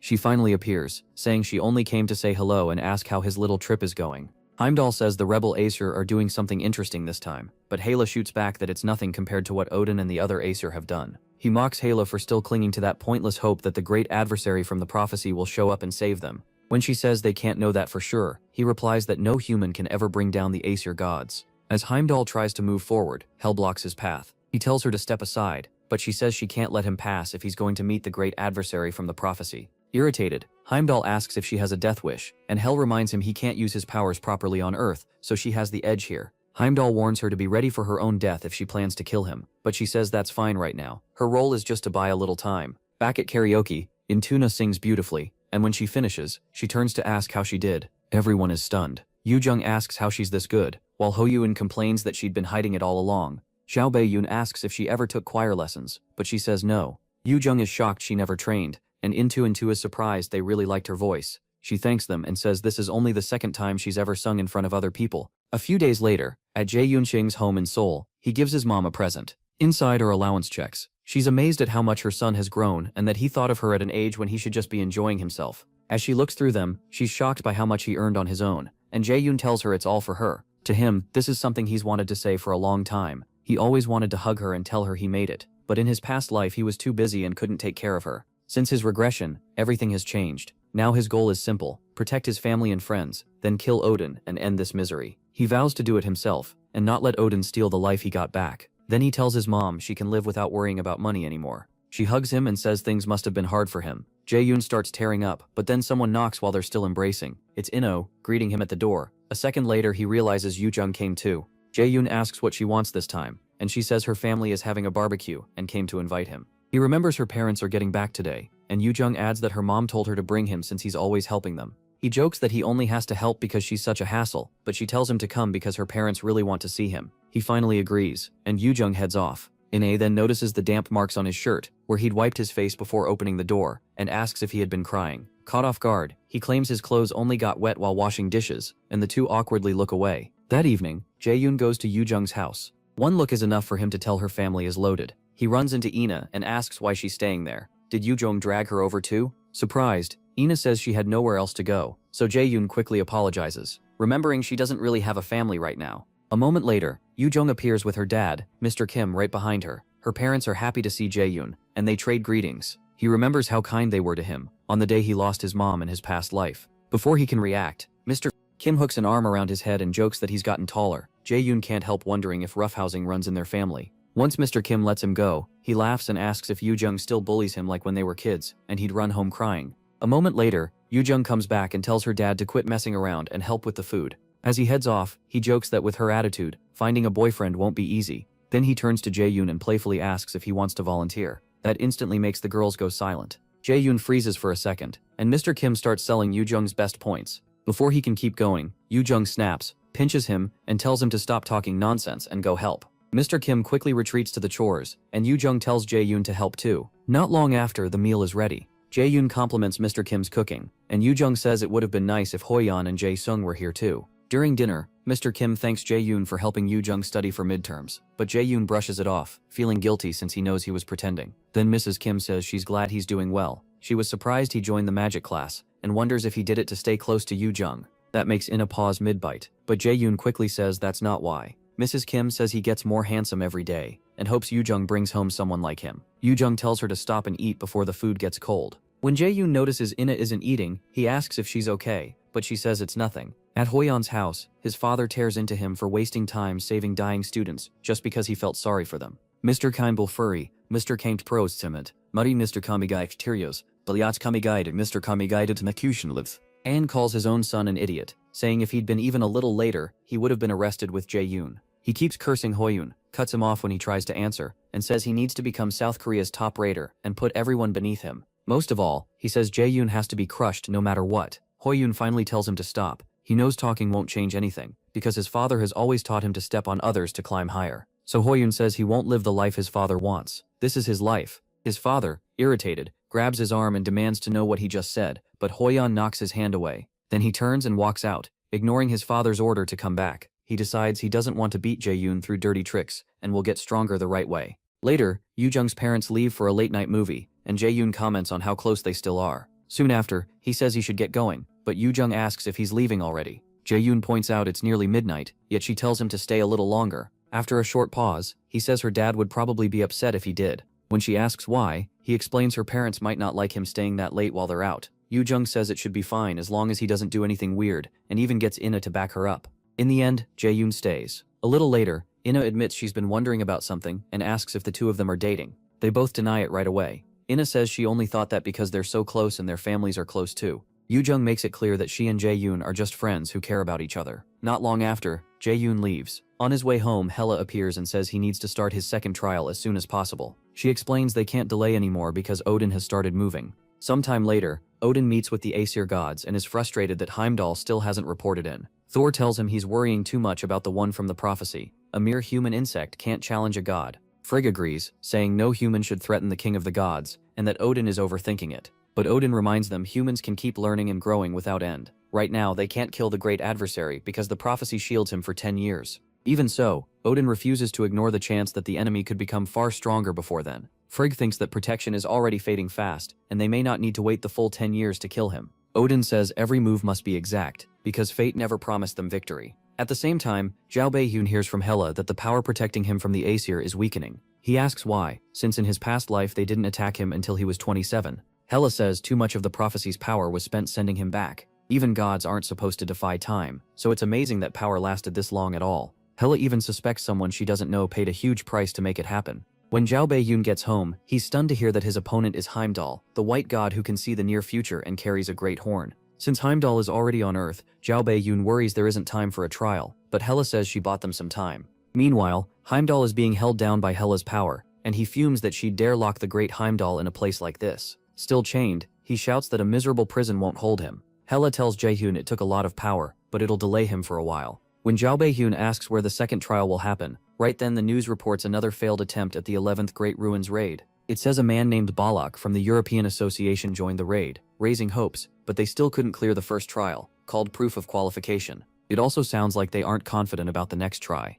Hela explains the next trial is in Iceland, the heart of this mythology, where the secret of the Great Ruins lies. Those ruins were made for the great adversary, to raise someone who could defeat Odin again. When he asks what she means by again, even Hela finds it odd that she said it. She adds that Zhao Beiyun is the only one who can take the proof of qualification test, and passing it will open the way into the Great Ruins. Elsewhere, Balak watches the news about the failed raid, and smashes something in anger, as he wonders what kind of ruin won't even let them inside. He calls for Camilla and asks if the mages are really investigating this properly, and she reminds him to stop doubting people. Camilla tells him not to rush, she wants into the world's only great ruin too. Balak still can't figure out how they're supposed to pass the first trial, which keeps demanding proof before anyone can enter. A few days later, our boy heads to the airport for Iceland, and calls director Kim Ji-yeon, asking her to cover for him so his friends won't worry. He had to speed up his prep by using mana stones to strengthen all his artifacts, maxing them out and pushing himself past level 30. As Zhao Beiyun boards the plane, he knows Balak is guarding the Great Ruins, and won't let anyone else in, so he'll have to face the S-rank raider carrying the true Dragon Slayer sword, Balmung.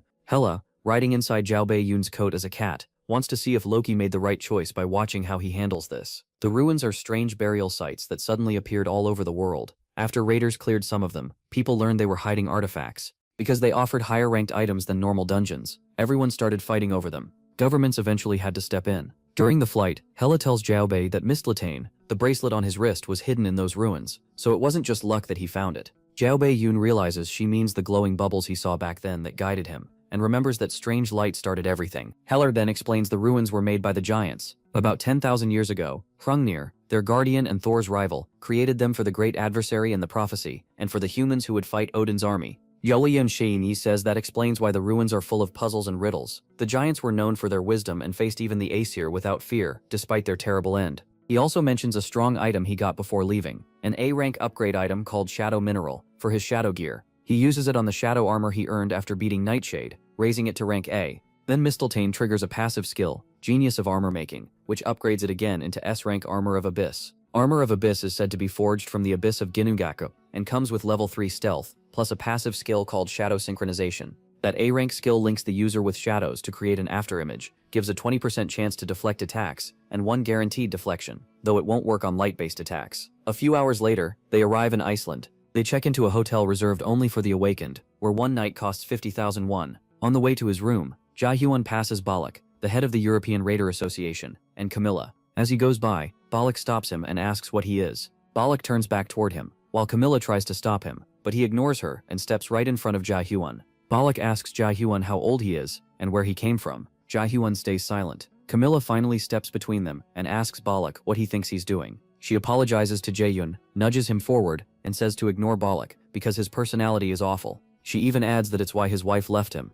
After sending Jaehyun off, Camilla warns Balak again, not to damage the European Raider Association's image. She gets that he's on edge after their last failed raid, but tells him not to dump that anger on some kid. Balak says that's not it. The real issue is that the boy made no sound at all while walking, like someone trained to erase his presence. Back at Director Mills Academy's office, Xiao Beishan's friends are stunned to hear he went overseas. Yu Jung wonders where he ran off to. Now, especially after somehow causing chaos at an amusement park. Hrungnir jokes that trouble just follows Zhao Bei, but Ina cuts in, saying that's not the kind of person he is. At Iceland's Great Ruins, they arrive at the entrance. A few European Raider Association guards spot a suspicious figure coming toward them and order him to identify himself. Hidden by his armor, Jae-yoon asks if they can just let him through because he can't be bothered with this. When they move to alert the others, he covers their mouths and uses brainwashing. He apologizes for looking like a criminal, but says these ruins were meant for him. Before leaving Seoul, Hela told him the Great Ruins had 2 entry conditions. First, the Nornir system, and second, strength and agility over 150,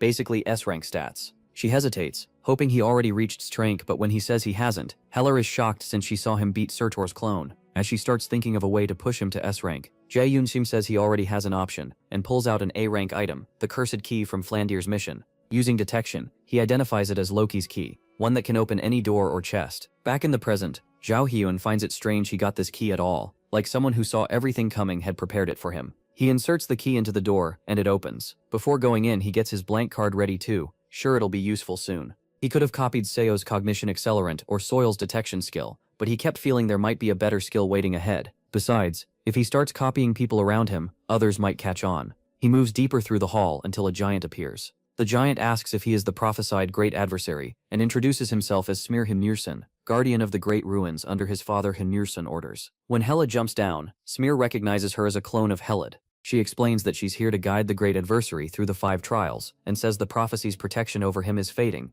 Because of that, he has to start the trial right away. Before she can finish, Smir flatly refuses. When Hela asks why, he says opening the door that way was cheating. And with his current stats, Zhao Hyun can't clear the second trial anyway. Smir tells him to grow stronger and come back later. Hela pushes back. There is no later, because once the prophecy's power fades, the Esser will move again. Still, Smir says rules are rules, and he's sure Jotunheim, the land he wanted to protect, is already nothing but ash. The giants have no home left to return to. So if everything is already lost, he asks, what difference does a little more waiting make? Hela realizes the giant has fallen into despair, but Zhao Hyun, already furious, snaps and asks what kind of nonsense this is. He asks Smir if this is some joke, and says he's not running a charity. He's not some tool they use when it helps them, then toss aside. The only reason he's playing along at all is because he sees value in using them too. Then he activates level 5 lightning chain and tells Smir to get out of his way. Outside the dungeon, the guards report to Balak that no one got past them. That answer doesn't sit right with him. He knows someone entered because he felt the strange surge that comes when ruins open.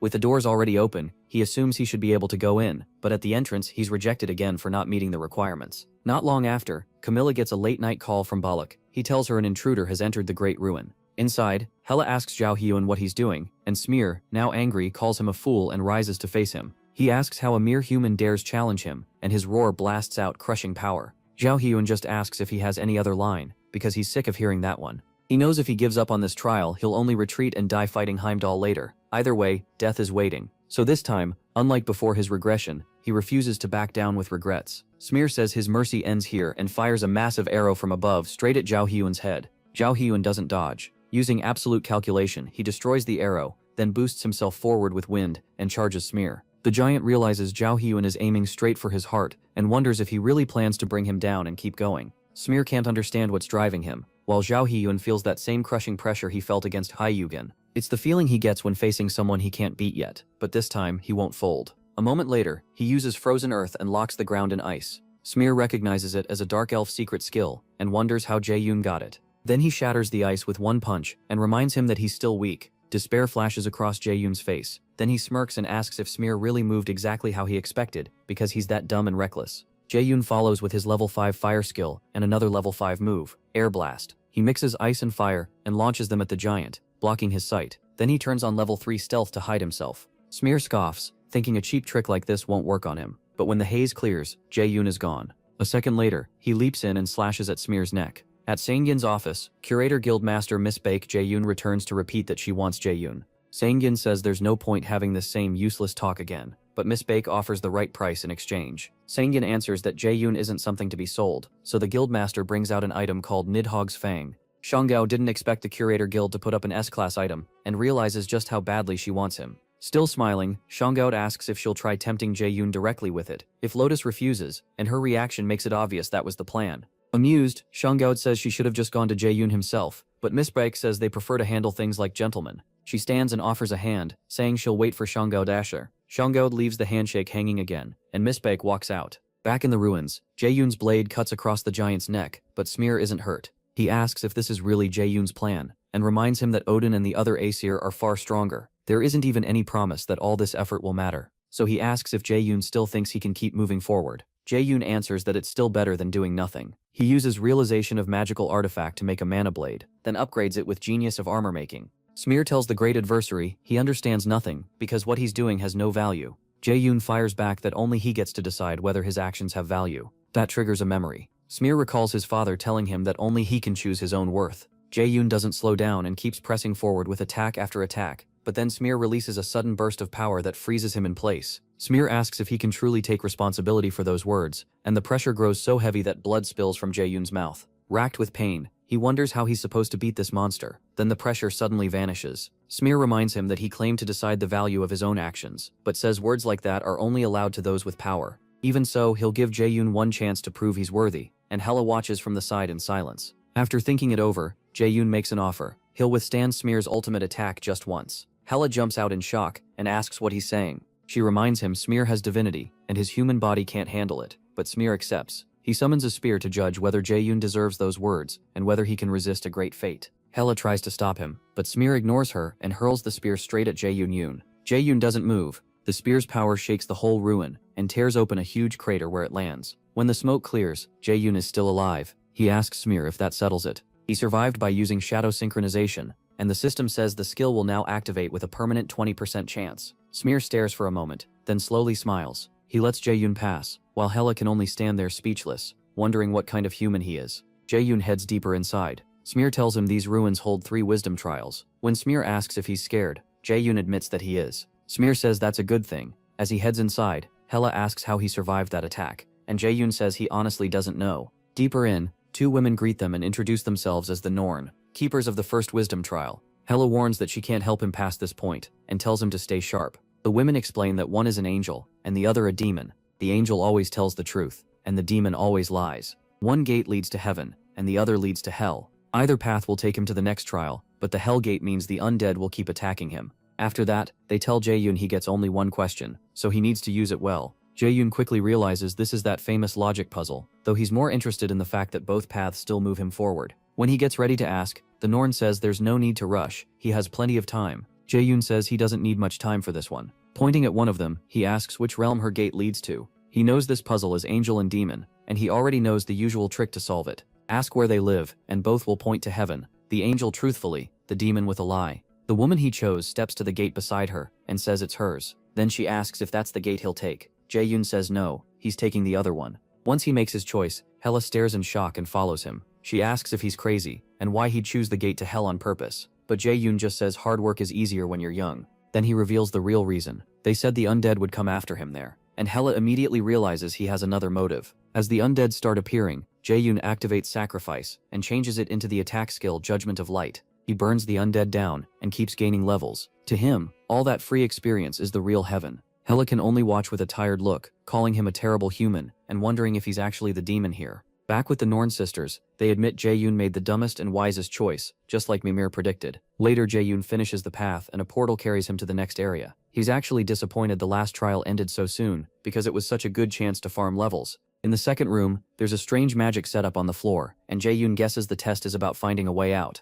A voice suddenly confirms it, revealing itself as the gatekeeper of the second trial. Hella knows the voice and wonders why he's here, but the speaker asks her to let him introduce himself first. He says he's Mimir, the one who built the Nornir system and shaped Jae-yoon's fate. Long ago, Loki came to him for advice on raising the last hope, the one meant to oppose the prophecy, and on escaping Odin's eye. Mimir's answer was the Nornir system. Shocked to meet the one behind it, Jae-yoon asks why he didn't explain all this from the beginning. Mimir says the contract with the Aesir, and the system used by all awakened, made that impossible. He and Hella talk for a bit about how they can't promise the great adversary will survive if the war starts sooner than expected. In the end, Mimir says he stayed out of it to see if Jae-yoon was truly worthy. Before now, there were simply too many eyes watching him. Inside the great ruins though, they can finally speak freely. Jae-yoon then asks something that's been bothering him. If fate already chose him as the great enemy, then his own will shouldn't matter. So why, right before he died in his past life, did Mimir ask how he felt when he was at his lowest? Elsewhere, Yoojung and Ina wonder what Jae-yoon is doing overseas that keeps him from replying. While talking about him, Yoojung blurts out that she just wants to be with him, but stops herself halfway. Embarrassed, she quickly says she only meant she's the only one who can deal with him. Not long after, Jae-yu talks about going to Mila's academy soon, and says she's already checked the dorm room sizes. Hoisun then honestly asks what she'll do if she fails the entrance exam. That sends her into despair, and she calls him mean, leaving him stunned. Tinya finally says she hopes Jae-yoon comes back soon, and Yoojung agrees. Back in the Great Ruins, Mimir answers that they couldn't leave the world's fate to someone who couldn't even stand back up alone. That's why he gave Jae-yoon a chance to change his fate back then. Jae-yoon says he still has a lot more questions, but figures Mimir can't answer them all. Mimir then offers a hint toward the truth if he clears this trial. For the second test, he must place one object from the room on the altar. But there are two things to remember. This trial is about gaining wisdom, and he only gets one try. Jae-yoon nearly loses it at the thought of searching through everything, and Mimir points out that he knows what he's thinking through the Nornir system. Then Mimir gives him two hints. First, Jae-yoon already has the wisdom this altar offers. Second, he arrived at the ruins 2 days earlier than planned, because today is Monday. That only leaves Jae-yoon more confused, but Mimir says that's all the help he'll get, and tells him to prove his wisdom. Then he adds one last rule: fail this trial, and he dies here. Annoyed, Jae-yoon curses Mimir in his head, knowing full well he can hear it. That only makes Mimir laugh. He gives Jae-yoon 1 hour, and an hourglass appears. Jae-yoon thinks over the hint that he already has the wisdom, and the part about Wednesday. Since neither seems to fit, he calms himself and goes back to the start. First, he uses mana detection to inspect the objects in the room, but none of them stand out. He keeps turning over the same clues in his head, the wisdom he already has, and Wednesday, as the sand keeps falling. At last he decides only one answer makes sense. He creates a spear, and the Nornir system asks what he'll offer to the altar. Xiaobei-yun chooses himself. The system reminds him he has only one chance, and asks if he's sure. He answers with a cheerful yes. At once the magic circle under him lights up, and Mimir says he chose correctly. Xiaobei-yun figured out that the wisdom he already possesses meant his rune knowledge, gained from Odin's lost eye. Then came the clue about Wednesday, Woden's day, and Woden is another name for Odin. Odin was said to sacrifice himself to gain knowledge of life and death. So if this trial followed that story, the offering had to be himself. Mimir then asks if Xiaobei-yun understands what that choice really means. Xiaobei-yun says he knows Odin was hung upside down on Yggdrasil and pierced by a spear for 9 days. Then he says he's the kind of person who'll risk his life to get what he wants. With that, he takes off his armor and drives the spear into himself, even as Hela begs him to stop. As the blade goes through his stomach, he asks Mimir if this is what he wanted. Xiaobei-yun understands that offering yourself means truly facing death. To speed things up, he uses realization of magical artifact to make another spear and stabs himself again. Hela desperately tells him to stop, but Xiaobei-yun makes yet another spear, and just before he can use it, Mimir tells him that's enough and drops him back onto the magic circle. Mimir says Xiaobei-yun has changed a lot and no longer needs his guidance. Xiaobei-yun is shocked to find his wounds gone, and Mimir says the test is finished. He proved himself better than expected. Keeping his promise, Mimir gives him 3 words that will become a sentence and lead him to the truth. Xiaobei-yun complains that this is still too indirect, but Mimir says he has to speak this way to avoid the Aesir god's gaze. Mimir adds that even Hela doesn't know what he's about to reveal, which surprises her.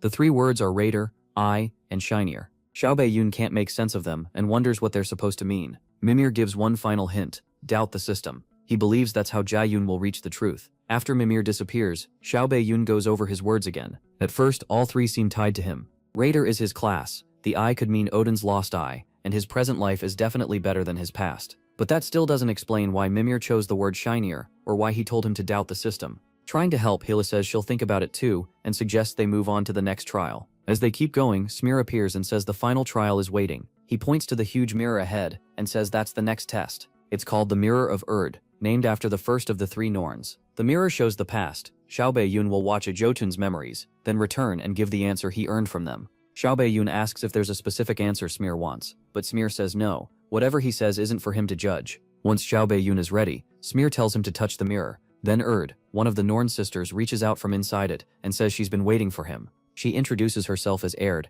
and threads her fingers through his. Holding his hand, she says she has waited a very long time to preserve this broken piece of the past, one an ancient being wanted him to see. Then she guides him to the first memory. She brings him to a place Hela calls Jotunheimer, the land of the giants. Because Erd spoke to him so personally, Hela asks if they've met before, but Zhao-hyun says he doesn't know. Erd tells them to be quiet and watch, warning Zhao-hyun that he can't change anything because this story is already over. What he's seeing is only a trace of the past, a memory Hrungnir once passed on to the great adversary. When Zhao-hyun looks over, he sees Hrungnir asking a young Smir what makes a good lord. Smir answers that a lord must be strong enough to protect others. Hrungnir agrees, but adds that a true lord also shares, cares for his people, and admits his own flaws. He says he hopes Smear will grow into that kind of Jotun. Smear answers that he's weak and scared of many things, especially Thor's hammer. He says someone like him could never be worthy of becoming a lord, but Hrungnir tells him not to decide his worth so quickly, because only he can choose his own value. Hearing that, Yahello and Yahello realize this is the line that made Smear trust him. A giant suddenly rushes in to report that Thor and the Valkyries have invaded the city.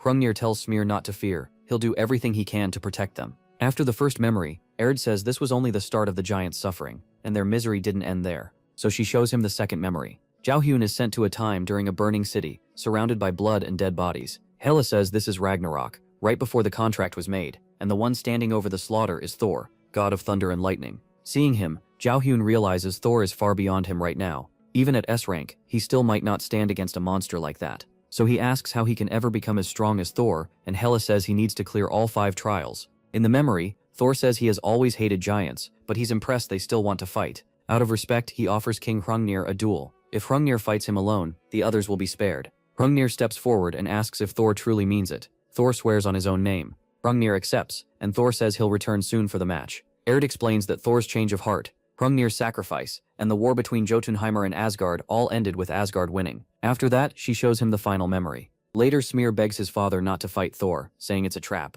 Hrungnir says he knows, but he still has to go. Smear cries and asks why, reminding him he's all he has left. Hela tells Yahello this place is Asgard, the home of Odin and the Aesir gods. Hrungnir reminds Smear that he always taught him not to be afraid, because he'll manage even without him. As Smear sobs, his father says the prophesied great adversary will come one day and free them, along with every other race from the Aesir. Before leaving, Hrungnir tells Smear to guard his grave, the Great Ruins. Yahello realizes those ruins are a memorial for the fallen giants, and a sign of hope for the future. Then Hrungnir speaks right to Yahello, saying he knows this memory will reach him someday, and asks him to take care of Smear. Not long after, Hrungnir goes out to meet Thor, who has been eagerly waiting for the fight. Hrungnir asks if Thor is satisfied now, but Thor says not yet. He calls his hammer, and says he'll only be satisfied once Hrungnir is dead. Thor unleashes lightning, and Hrungnir blocks it with his weapon. After stopping the attack, Hrungnir asks why Thor is killing innocent people for greed. Thor answers that it's all Odin's will, and he himself has no real reason. For him, this is just a chance to fight someone strong. Then Thor asks why Hrungnir accepted a duel he knows will kill him. Hrungnir says he has something to protect. Thor mocks him, asking what could still matter when most giants are already ash. Hrungnir says they still matter, because Asgard will fall one day. When Thor hears that Hrungnir believes the Norn's prophecy too, he calls it nonsense, and moves to kill him. Before the end, Hrungnir speaks to the great adversary again, saying the path he takes is his choice alone, so he must stay strong in his will. He also asks him to tell Smear he's sorry. Thor hurls his hammer at Hrungnir's weapon. The impact shatters it, and crushes Hrungnir's head. Jaeyoon is furious at how brutal it is, and he pulls out his blank card to strike back at Thor. Luckily, the Nornir system says he can use it here. Hrungnir falls, and Thor stands over the corpse. Then he notices runes glowing from the broken weapon, the same inscriptions Hrungnir had been carving earlier while talking with Smear. Thor realizes he'd been tricked, and a massive blast goes off. Threads of light wrap around him and pin him down. He understands Hrungnir prepared this counterattack to activate after death, but scoffs at the idea that something this small could kill him, so he releases a huge burst of power to burn the restraints away.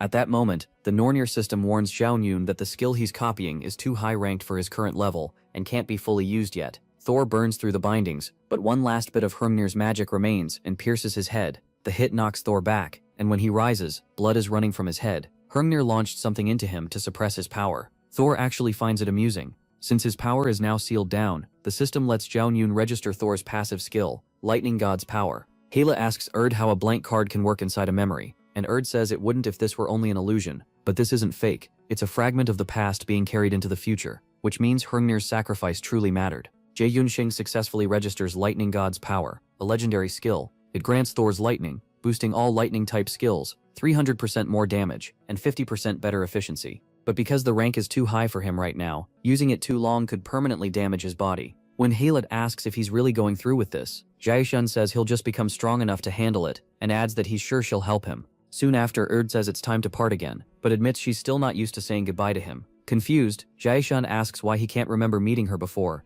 but she says there's no reason to learn that now. Instead, she tells him to leave the past behind and move toward a new future, because there's no place for her in his fate. The veil over her face vanishes, and she wishes his journey will be blessed from start to finish. Tears fall from Erd's eyes before she disappears. For a moment, Jang-Yeon only stares at the mirror, before finally turning back to Smear. For the last test, Smear asks him one question. He wants to know if Jae-yoon can stay on his path even after losing something precious. Jae-yoon thinks of his mother, his teacher, and his friends, then says he can't. He admits he'd be shaken, hurt, and full of grief, just like Smear. But he'd stand back up, because he still has to keep moving. Smear likes that answer and says Jae-yoon has passed the trial. Right away, the system says his level went up by 4, and he earned the title, the one who overcame the second trial. He also receives a gift from Hromnir. Before leaving, Jae-yoon tells Smear that his father said he was sorry. After Jae-yoon goes, Smear quietly says he never hated his father for that choice. When Jae-yoon reaches the dungeon gate, he's stunned to see the entire European Raider Association waiting for him. Hela can tell these men are highly skilled, so sneaking out won't be easy. Jae-yoon hates being treated like a thief, but he gets why. They spent a huge amount for the rights to raid this place. Knowing he can't fight 2 S ranks at once with his current skills, he asks Hela to handle things while he buys time. Hela says she'll give him a signal, so he just needs to keep them busy until then. Jae-yoon finally steps outside in his armor, and Balak comes forward to face him. Balak asks if he cleared the dungeon. Jae-yoon coolly asks what happens if he did. That sets Balak off, and he points his spear at Jae-yoon's neck. He's sure this intruder finished the raid because the ancient ruins no longer give off any mana. What he can't figure out is how Jae-yoon pulled it off. Jae-yoon notices Balak is carrying the real Balmung, the original S-rank Dragonslayer sword. Then he tells Balak this ruin was meant for him alone, and the others never would have cleared it, no matter how many times they tried. Balak bristles and asks if he's calling them unworthy. Jae-yoon says maybe they are. After all, Balak couldn't even enter because he failed the worthiness test. Balak nearly snaps on the spot. He says he originally wanted to recruit Jae-yoon, but now he's changed his mind. He won't kill him yet. There are still things he wants to ask. Jae-yoon just tells him to go ahead and try. Then he forms a sword, something he could copy thanks to meeting Balak. It's another Balmung, an S-rank Dragonslayer sword. Balak can only stare in disbelief. Jae-yoon shrugs and says there's no rule saying there can't be 2 Balmungs. Balak lunges right away, but Jae-yoon slips back with Step of Light. The raider keeps pressing the attack, and Jae-yoon avoids every swing.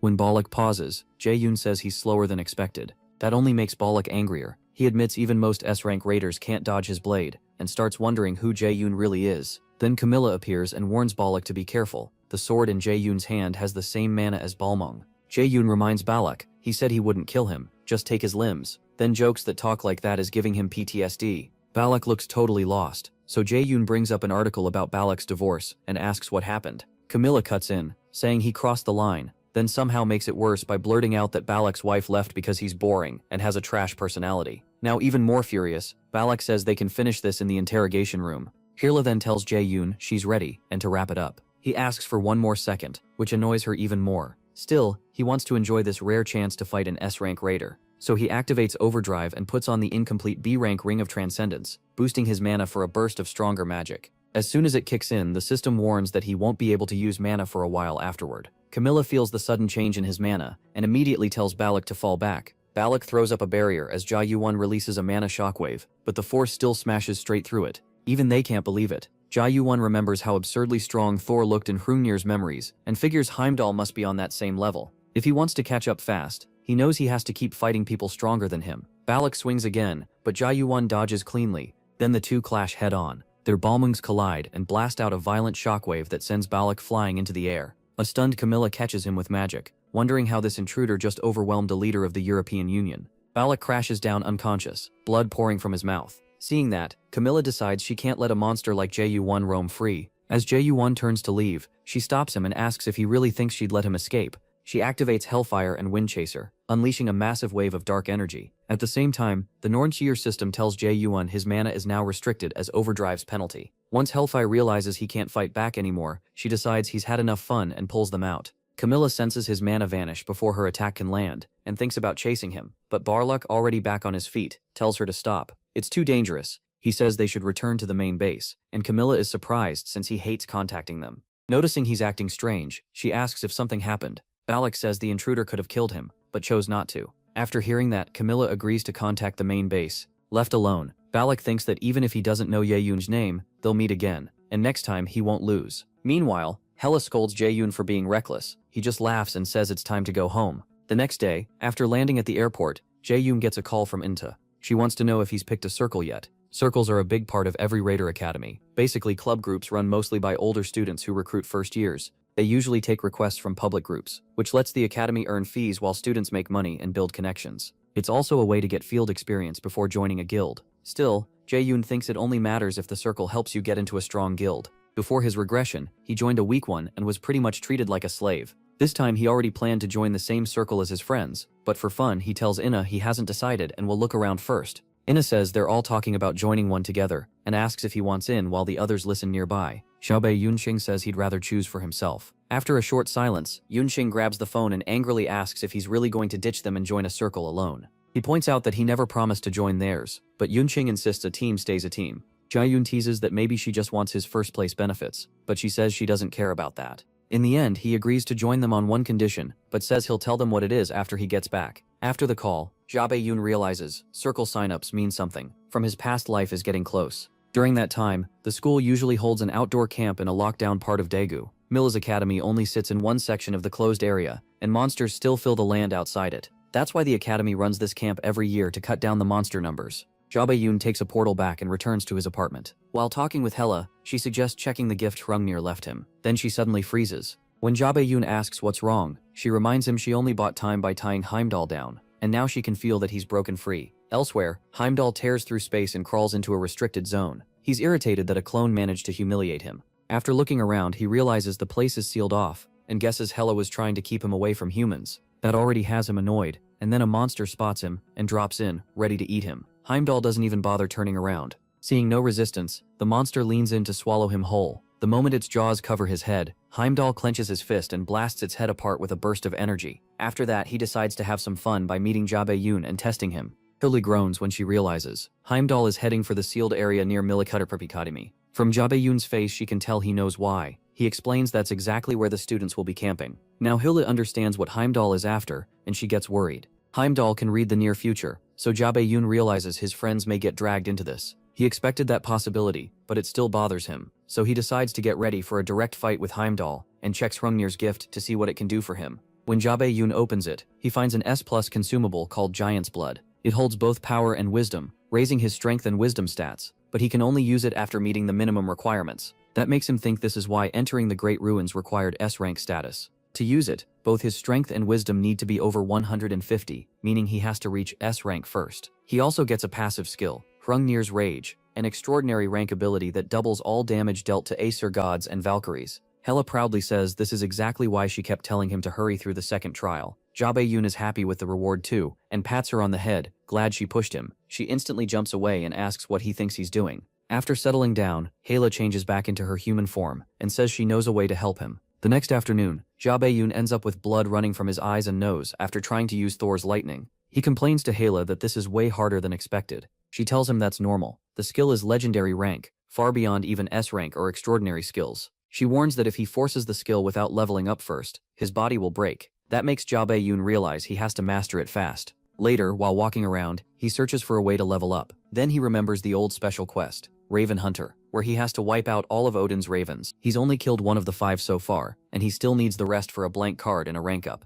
Right now it seems like his only option, but time is running out. He also thinks about using sacrifice to heal any lasting damage from Thor's power, but that still wouldn't solve the real problem. Just then, a car horn blares nearby, and Jae-Yuan pauses, ready to see whether it's an ally or an enemy. It turns out to be Guildmaster Jae-Yuan. She says it's funny running into him here by chance. Jae-Yuan recognizes her right away, and she asks if Lotus has been treating him well since she heard he recently signed with them. He instantly figures out why she came. With a joke, he asks if she really has time for such a convenient coincidence. Then he flat out asks if she did a background check on him. That catches Jae-Yun off guard, and with the mood turning tense, Hela slips away. Not far off, Sungjai hides himself with stealth. He quickly calls Seong to report that the Curator Guild contacted Jae-Yun. He adds that Jae-Yun may have noticed he was being followed, since he looked right toward his hiding spot. Soon after, Jae-Yun meets Jae-Yun alone, and asks what she wants. She answers plainly, she wants to recruit him. He reminds her that he's already with a guild. To make the offer harder to refuse, she brings up Nidhogg's Fang, and Jae-Yun's eyes widen. She's casually offering an S-rank item worth a fortune.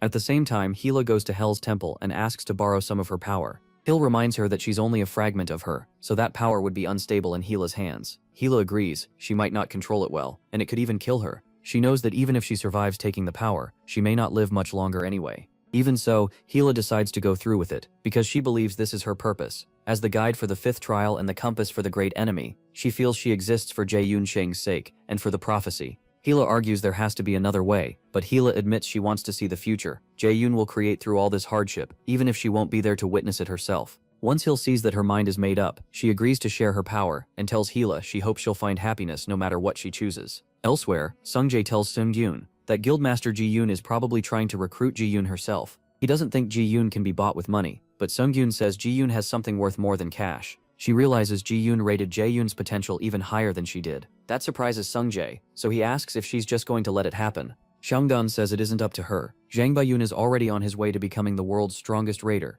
Still, she makes one thing clear: she never has, and never will, let someone else take what she wants. In the Curator Guild meeting room, Zhang Baiyun asks Zhang Baiyun what he thinks of her offer. She knows he's only sitting there because he wants something too, so she tells Zhang Bao to bring Nidhogg's Fang over. That instantly grabs his attention. In Zhang Baiyun's past life, Nidhogg's Fang was a famous blade, ranked just below Balmong. Even then, he lightly asks why she's showing it to him. Ji-yoon eventually suggests they stop dancing around it and be honest. Ji-yoon's presence suddenly shifts and he tells her to say what she really wants. The change shocks her. He's only a student, but she refuses to show fear. Jia-yuan calmly says he can tell she's trying to hide it. That catches her off guard, and he smiles, saying he understands she's offering Nidhogg's Fang to bring him into Curator. Jia-yuan reminds him no one else could offer something this valuable, and he agrees. Only a crazy guildmaster would bet this much on a 17-year-old. But he points out that Curator doesn't even take battle-type raiders. Jia-yuan admits it's time for that to change, and he would be there first. When Jia-yuan presses her, sensing there's more behind it, she admits that stealing him from Lotus and building ties with the Raider Association are the real reasons behind the offer. That's why she was willing to put Nidhogg's Fang on the table. She also says the contract would let him keep most of the profits. While she's talking, Jia-yuan asks if he can hold the weapon once, since he might end up using it. In truth, he's planning to use Realization of Magical Artifact to copy it. Since he's that valuable to her, she allows it. Jia-yuan takes the weapon in hand, then, smiling, hands it back and says it just isn't his style. He thanks her for the offer and stands to leave. Jia-yuan asks if he doesn't like the weapon, but he says that's not it. It simply doesn't suit him. Now she's irritated and snaps that taste shouldn't matter when it's an S-rank artifact. She reminds him this is a once-in-a-lifetime chance, something money can't buy, but Jia-yuan cuts her off, saying there's nothing more to discuss. He politely excuses himself, leaving Jia-yuan frozen in place. After he leaves, she sinks into her chair and realizes Jia-yuan is just like his master, Seung-yoon. Anger rises in her, and she swears they'll regret this. Not long after, Jia-yuan gets home and uses Realization of Magical Artifact to make a copy of Nidhogg's Fang. He didn't expect to get it this early. Nidhogg is the legendary poisonous dragon from old stories, said to live in the spring Hervergomir deep in Niflheim. Even so, Jia-yuan reminds himself he has to be smarter and more careful now. He wonders how strong Heimdall really is, and guesses he may be on Thor's level. Thinking about fighting gods at all makes him feel insane, but he still wants to know how he stacks up against them. He also wonders if he can change the fate Urd showed him in the mirror. Later in Mills Academy's executive conference room, the top students gather for a meeting. A woman watching nearby is shocked by how strong their auras are, almost like veteran raiders. What surprises her even more is that they're all here to recruit one person, Min Jae-yuan. Zhang Yuan, leader of the Academy's top circle guardian, says he's theirs, so everyone else should give up. Another leader fires back that it should be their turn, since Guardian already took the best students last year. She also points to the rule that mages and martial artists stay in their own lanes, meaning Jia-yuan should come to them. The woman excitedly snaps photos and identifies the speaker as Han Jian, leader of Shomgorn, a circle named after Yuden Shomgorn. Then another guy tells Jian to quit the nonsense, saying the media already labeled Jia-yuan a battle mage, so a mage circle recruiting him makes no sense. Still taking pictures, the woman notes that the speaker is Gangju Hyub, leader of the second-ranked circle, Garam. Jia-yuan repeats that Jia-yuan fits Guardian perfectly, because he's warrior type too, but Jia-yuan calls that garbage. To settle it, Jia-yuan suggests they let Jia-yuan decide, after hearing the best offers. Xiaobei scoffs and calls her stupid, saying she's forgotten why they're really here. She shoots back that he's all muscle and no brain, and the room erupts into arguing. Circles are heavily watched by the public, and guilds monitor them closely to scout promising students. Because of that, the circle leaders have tried to keep a balance between them, but the woman with the camera thinks Xiaobei could destroy that balance completely. As the argument continues, the fourth leader suggests that everyone make their offers to Xiaobei, and if he accepts one, the others get informed in advance. But whichever circle gets him can't take any of his friends, and it also has to give up at least 2 academy events. The woman hurriedly photographs the speaker, Choi Ji-yoon, leader of Third Eye, the least known circle there, even though she built it up herself. Choi Ji-yoon says Ji-yoon's deal sounds good, and the others agree. The woman with the camera is thrilled, and thinks this will make a great article. Meanwhile, Xiao Bei-yoon gets a call from Intoa, who asks if he wants to go with her to the National Raider Festival. He asks why the sudden invitation,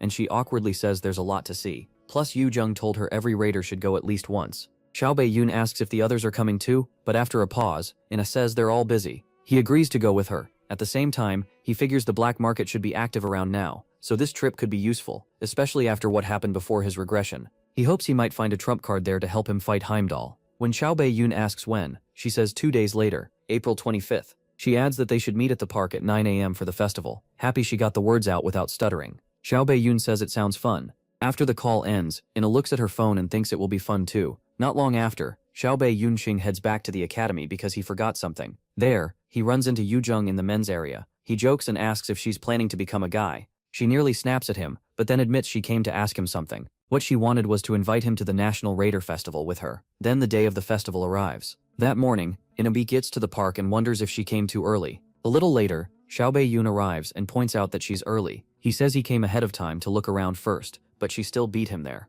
Then he suggests they head inside. As Xiao Bei-yun walks ahead, Ina pauses for a moment, pressing her warm cheeks with both hands. Meanwhile, people nearby recognize Xiao Bei, and they notice So Aln. Ina poor girl is with him too. She turns her face away from all the attention, clearly getting uneasy. Then Xiao Bei-yun suddenly takes her hand and tells her they should move faster, leaving her shocked by the sudden contact. Once they're away from the crowd, he asks how she managed to invite him here when she gets nervous around people. Ina apologizes and says she's still not used to it. Xiao Bei-yun just asks if she ate yet, then mentions a toast place he knows she likes. Surprised he even knows that, she quietly follows him. Back to the night Yu Jung came to invite him. Xiao Bei-yun quickly remembered, Ina saying the others were busy. Yu Jung teases that he'd probably spend the whole weekend stuck at home anyway, but he pats her on the head and apologizes, saying he already has plans. He offers to go with her another time, and Yu Jung goes quiet. Back at the festival, Jae-yoon and Ina walk around, play a few games, and eat toast together. After a while, it starts raining, so Jae-yoon goes to grab an umbrella. He says this is why he never trusts the weather forecast, and Inini agrees.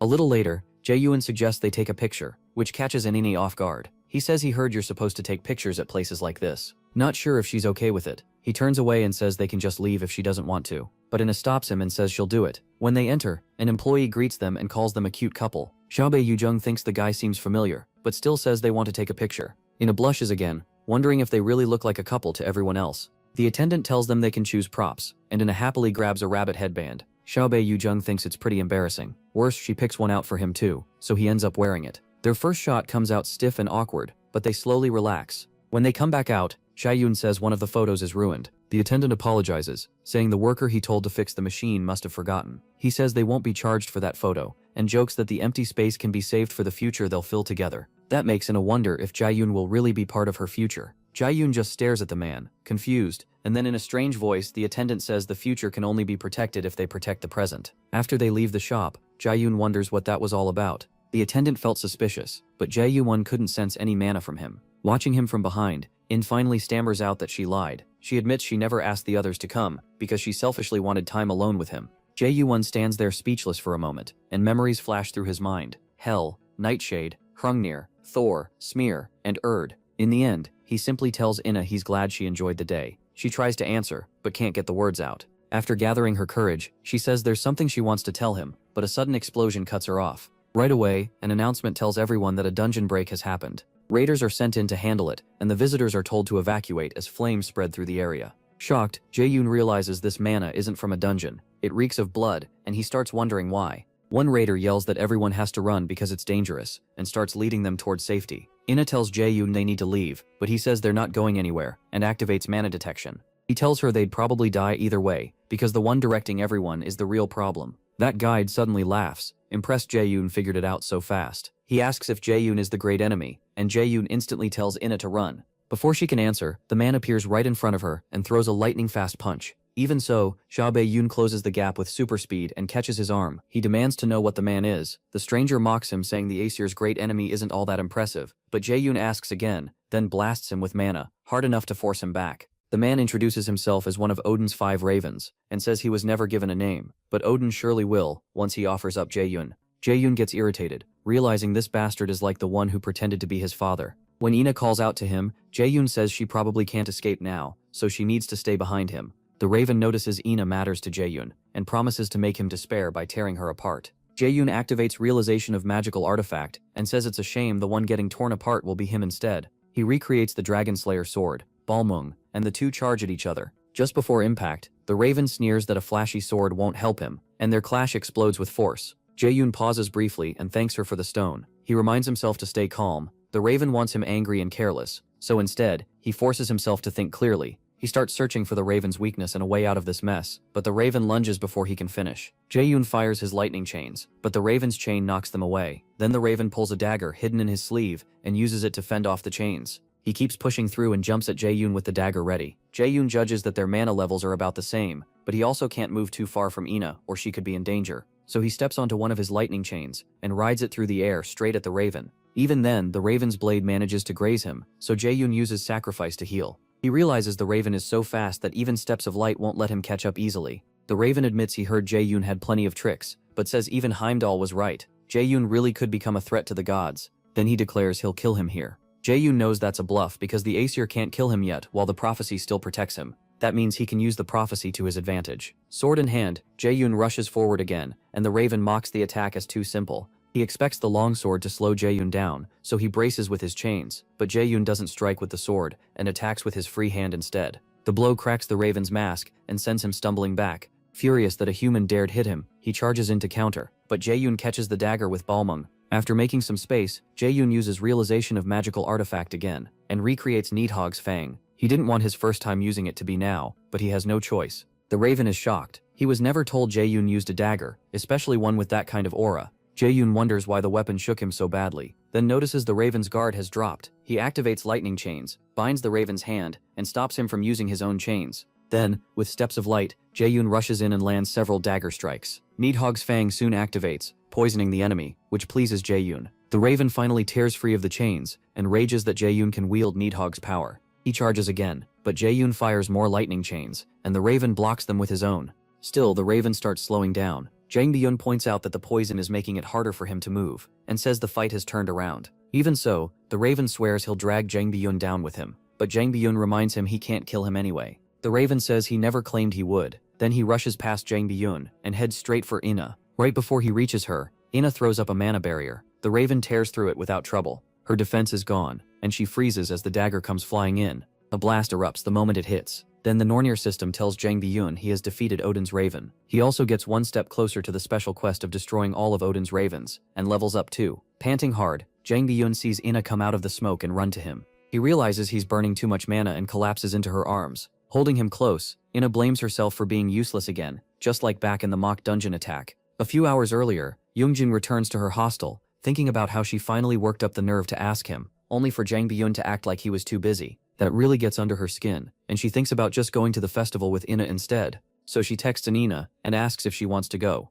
Ina quickly apologizes and says she's already out. Yunxing is shocked since Ina almost never leaves and usually just sleeps in the hostel. She tells her not to worry and suggests they get dessert another time, and Ina agrees. A little later, Yunxing starts thinking it's weird that Jang Bi-yoon and Ina never go out, yet both are out today. Then it hits her, they might be together. She starts remembering all the times Ina got flustered around Jang Bi-yoon. At first she doubts it, but soon finds herself hoping it isn't true. Back in the present, Jang Bi-yoon lies against Ina, worn out. She remembers how she couldn't help him during the dungeon exam, even though he did everything he could to protect her. She also wonders who attacked them, since Jang Bi-yoon seemed to know him. On top of that, the man's mana feels a lot like what they sensed in the mock dungeon, so she starts wondering if they're connected. After hesitating, she gently touches his head, and Jang Bi-yoon wakes up. When he looks up, their faces end up just inches apart, and Ina instantly turns red. Jang Bi-yoon only smirks and thanks her for letting him rest on her shoulder. After a brief silence, he says he thinks he knows what she was about to tell him before they got interrupted. He admits he could be wrong, but asks her to listen because there's something he needs to say. Before he can finish, Ina presses a finger to his lips and begs him not to say anything yet. She isn't ready to hear his answer. Whatever it is, she needs more time, and says she can wait until he's done with what he has to do. Tears stream down her face as she asks to talk about it later. Jang Bi-yoon doesn't look pleased, but he reaches up and wipes her tears away. Later, Jang Bi-yoon trains against a pack of ogres. He dodges their blows and lashes out with lightning chains. Even while fighting, he keeps wondering why he couldn't answer Ina. He already knew how she felt, so why did he react like that? He also knows giving her false hope would only hurt her more, because his mind is elsewhere. One ogre gets an opening and tries to crush his head. Jae-yoon slips away, and the Nornir system announces his level has risen from quest progress. As he blows the ogre back with wind magic, the system says he can now sense the wall that has been holding him back. He has no idea what that means, and Yahello appears beside him, saying he'll understand soon. She steps closer and tells him he can do it. Jae-yoon jokes, asking why she's suddenly being so nice, which makes him wonder if she's about to leave for good. He says he won't fall for that, and she acts unfazed. But inside, Yahello hopes he won't value her existence in the future, because she knows what's coming. Later, Yoon comes to see him.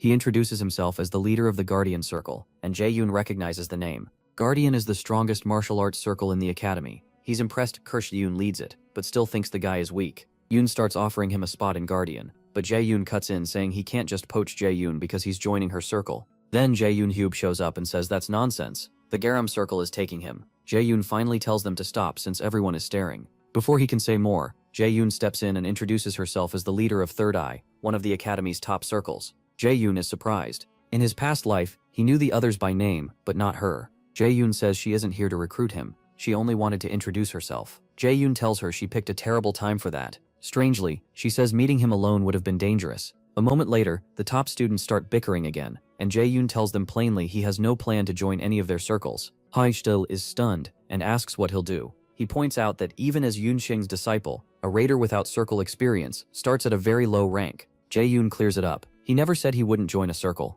Now irritated, Jae-yoon grabs his shirt and demands an explanation, but Jae-yoon releases a heavy aura and warns him they'd both be better off if he didn't cross that line. Startled, Jae-yoon grabs lets go, and Jae-yoon declares he's making his own circle. Later, the circle leaders meet again, and Jae-yoon grabs says Jae-yoon must be crazy. A first year starting a circle makes no sense. As Jae-yoon agrees it's hard to understand, but admits the academy has no rule against it. Still, in real life it's nearly impossible, because running a circle takes a lot, and without help from seniors or a teacher, it usually fails. The problem is, Jae-yoon might actually pull it off, since the key things are connections, influence inside the academy, and money. Looking at Jae-yoon's friends, strong, popular, and talented, the top students realize he never really needed them. Jae-yoon groans that this is going to get ugly, and Yoon says they need a new plan. If Jae-yoon can shake the whole academy just with his friends, then they should focus on surviving, and he offers his circle's support. Walking through the hall later, Yoon remembers how Jae-yoon scared Joo-hyub into letting go, and realizes they've got a huge problem on their hands. The biggest since Choi Ji-hoon, the current leader of Third Eye.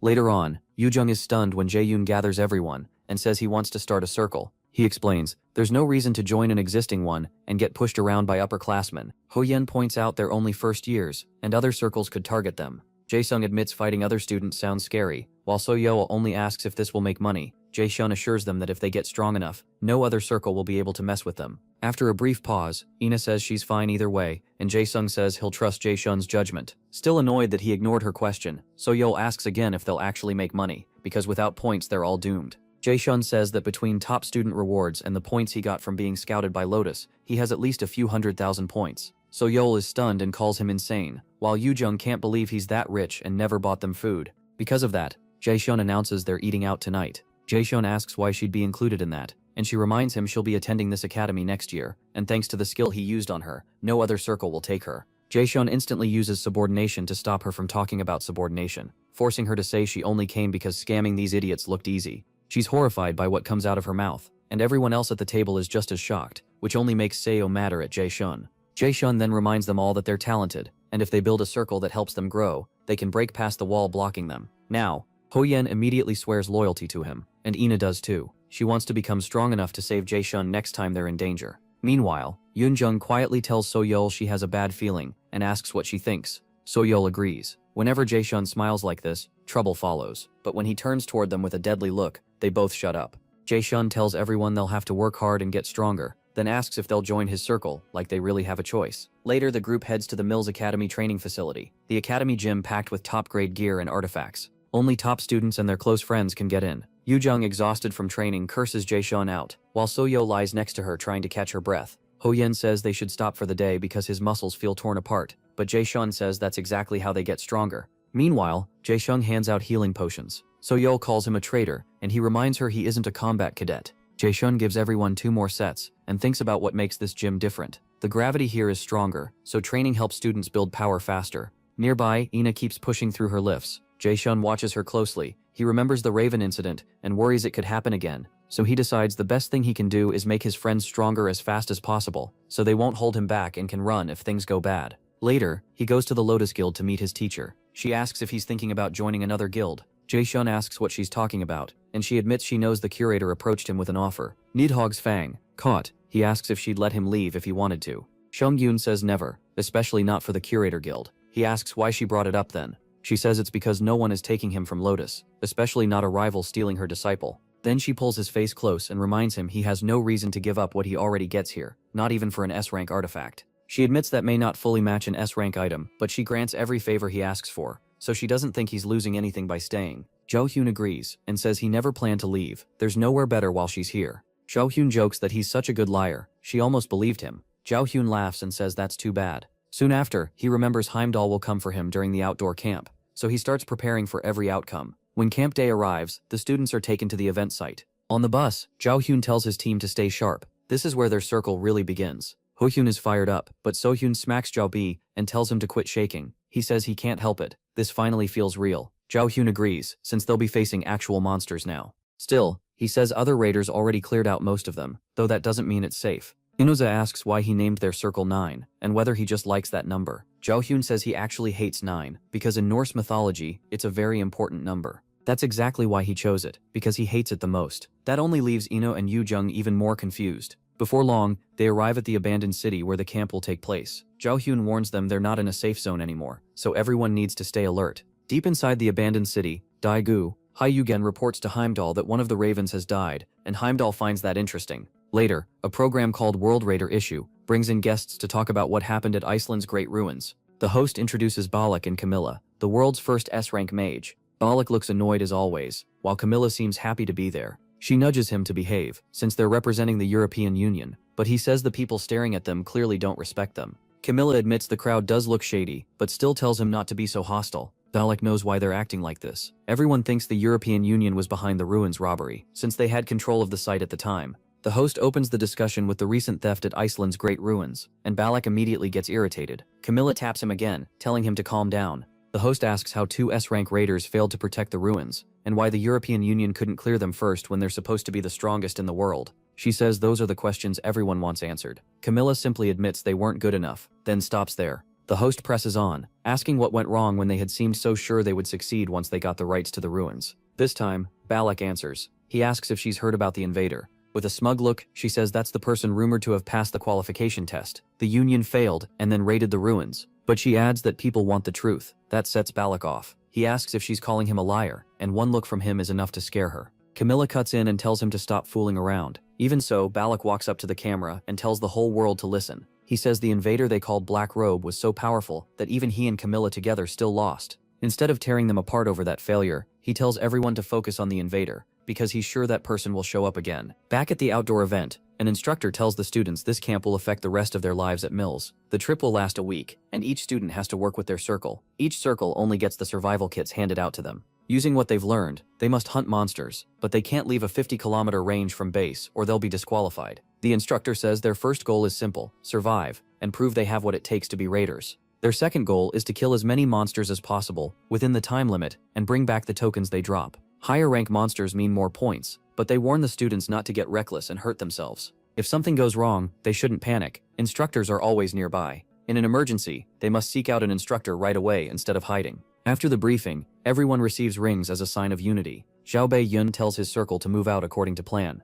As they head out, Hu Yun watches from nearby and says it has begun. Not long after, they find a solid spot to use as a base, and Zhao Yun says high-rank flying monsters probably won't come there. So Young complains there could be bugs, and says she hates places like this. Jae Sung tries telling her not to be so hard on bugs, but she snaps that bugs are the absolute worst. They start bickering again, and Jae Sung quickly hides behind Jae Yun. Jae Yun cuts them off and tells everyone to stay focused. They're inside a city that was sealed off after monsters invaded it. Still, Yoon Xing hopes they earn a ton of points so they can buy lots of ice cream and finally go to that restaurant they wanted. She keeps talking about food until she notices Jae Yoon isn't sharing her excitement, and that makes her go quiet. Jae Yoon knows this event won't be that hard for some students, especially for top freshmen like them. But the real danger here isn't the monsters, it's Heimdall. Certain he'll show up. Jae Yoon keeps his guard up. Inna notices he's distracted and asks if he's okay, but he says he's fine. Then Heimdall asks Inna and Jae Yoon why things feel awkward between them, like they argued before coming here. He even asks if something happened over the weekend, but Inna just stares at him and gives nothing away. A moment later, Soptyo warns them that people are heading their way, and Jae Yoon jokes it's probably someone coming because of her. Soptyo agrees and reminds him he promised to take responsibility for her, so he'd better keep that promise. Inaya and Yu Jung freeze at that line and immediately wonder what she means by him taking responsibility. The idea leaves them both confused. Jae Yoon tells the others to get ready just before Circle Seed jumps them. He expected this, since Soyol used to belong to Seed, and he had asked her to leave them and join his team. At first, Soyol argued that they were still rookies, even if Jae Yoon was talented. She said Seed had more members and looked like the better place to earn points. But Jae-yeon told her she was missing the real issue, and asked if anyone in Seed was actually her friend. She said they were more like business partners. Then Jae-yeon pulled out a magic item called a record sphere and played a recording of her own circle, talking behind her back. They said she was bad in a fight and only existed to make their leader look better. Some of them even argued over who would flirt with her first. That recording made So-yeol furious. Even then, she asked Xiao Bei-hyun how much he planned to pay her, and he said that would depend on her results. Back in the present, Seedy's leader Jushang asks Xiao Bei-hyun if he really thought he could live after stealing one of their members. Xiao Bei-hyun fires back, asking if he forgot getting beaten up during the freshman hunt. Jushang says he was just careless and reminds him he can't beat all of them alone. Xiao Bei-hyun forms a ball of light, lights up the area, and tells Jushang he isn't by himself. He makes it clear that even if Seed charges together, they still won't beat a single one of his members. Xiao Bei-hyun knows So-yeol is one of the most gifted scouts around, and bringing her in was always going to be risky, but he decided it was worth it. After hesitating for a moment, Jushang tells him that no matter how strong he is, he's still just a rookie. Then he orders his men to kill Xiao Bei-hyun, and they rush in with swords. Xiao Bei-hyun doesn't even budge. In the next instant, Hoyun activates impervious defense, boosting his toughness and stopping the attackers. Seedy's mages fire off flames and lightning right away. Yujing throws up an air shield and blocks the whole attack. Xiao Bei-hyun is pleased. His training paid off. Yujing already learned a large area defense spell. The Seedy's members are stunned when their magic does nothing. One of them groans that he knew this would happen. He even asks why Jushang picked a fight with the Lotus Guildmaster's disciple just because this is a new circle. Then Ina asks Xiao Bei-hyun if she should wipe them all out. He tells her not to hold back. Ina uses Sword of Alfheimer and sends the blades flying at them. Terrified, they try to run, but the swords stab them in the back. Jushang dodges the blades only to slip on a blue sticky liquid that pins him to the ground. Xiao Bei-hyun praises the mix when he sees the Seedy members can't move at all. He explains he made it by combining slime with paralysis mushroom spores. Even then, Jushang spits out an insult and calls Xiao Bei-hyun a stuttering fess word. Xiao Bei-hyun coldly tells him to watch his mouth. Then he asks if Jushang knows how much pain he can suffer before dying. With that, Xiao Bei-hyun stomps on his spine. In the end, he lets the others go and keeps only Jushang. Jushang begs his circle to wait for him, but they call him insane and leave him behind. After that, Xiao Bei-hyun tells So-yeol he's decided to make sure Jushang fails this event. So-yeol calls Jushang trash. Jushang still tries to say he did all of this for her, but she shuts him down and reminds him he called her a parasite, who was only useful as a scout. Then she pulls out her knife and cuts him down until he's out.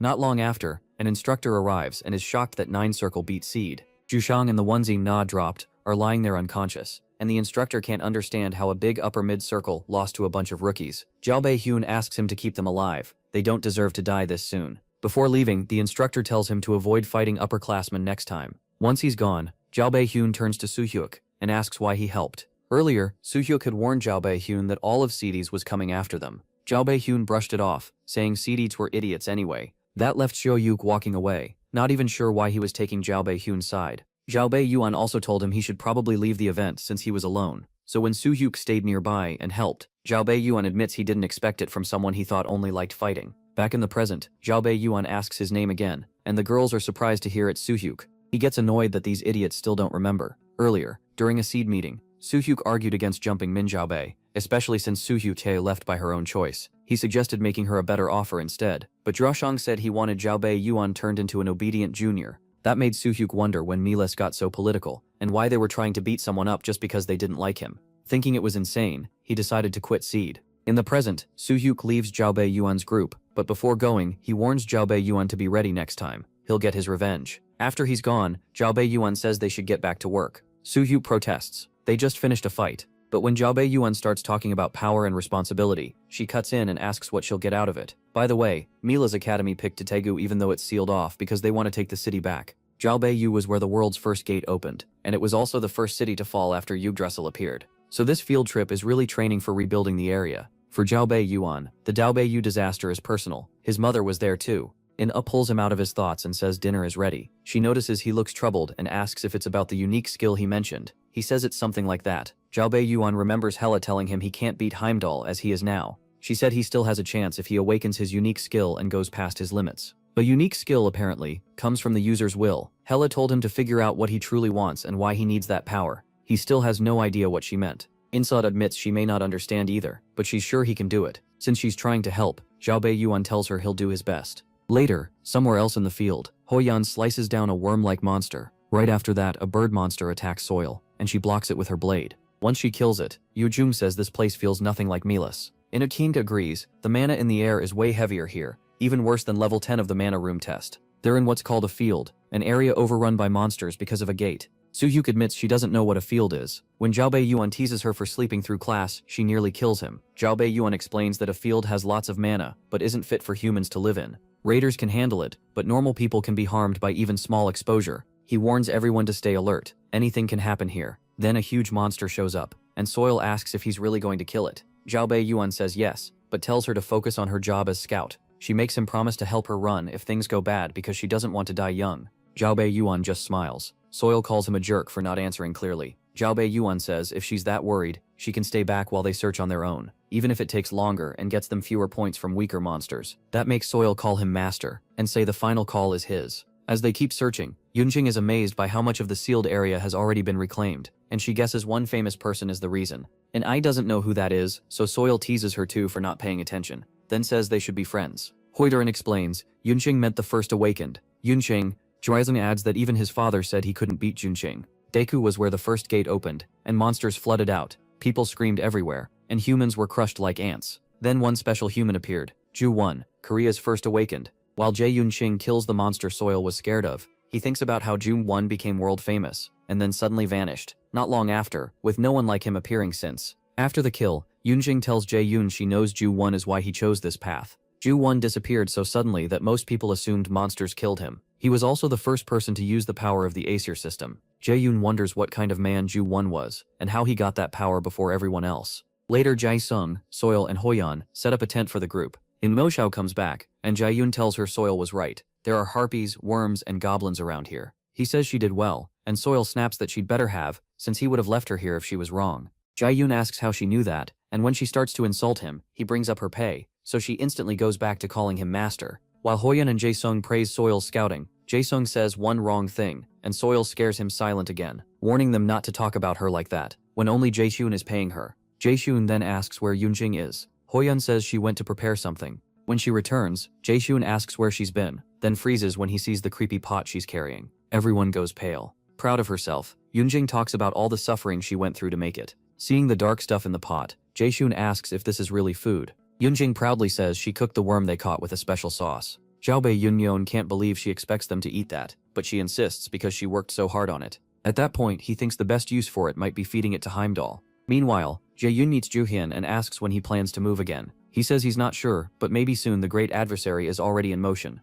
Jae-Yun answers that the great adversary is still very young, but he keeps proving the prophecy is real, so she says they need Juhyun's help. He replies that Heimdall is already moving, so he doesn't see a reason to act yet, though he'll step in if needed. To Junsheng, things are finally starting to get interesting. Back at the field event, Xiaobei Yunxing says this meal might actually kill them. Yunxing argues that it's not that bad. She turns to Zhao Sung for backup, but he sides with Zhao Bei. Hoyan also says he's not hungry. Yunxing whines that they're all being mean, then looks to Seoriel, and hopes she'll at least try it. Seoriel notices the others desperately signaling her not to. Even though she's clearly grossed out, Yunjing's puppy eyes make it hard to refuse, so Soil agrees to eat it since technically the ingredients are edible. Soil takes a spoonful, and says it can't be that bad. A second later, she's throwing up by the fence. The others joke that she sounds like a dying monster, and Jae Yuan tells her she should have listened. Se Yuan snaps back that Yu Jung looked so crushed, there was no way she could refuse. Jae Yuan gives her something for the pain, and says she's softer than she acts. After calming down a bit, Se Yuan asks if something happened between him and Inhia.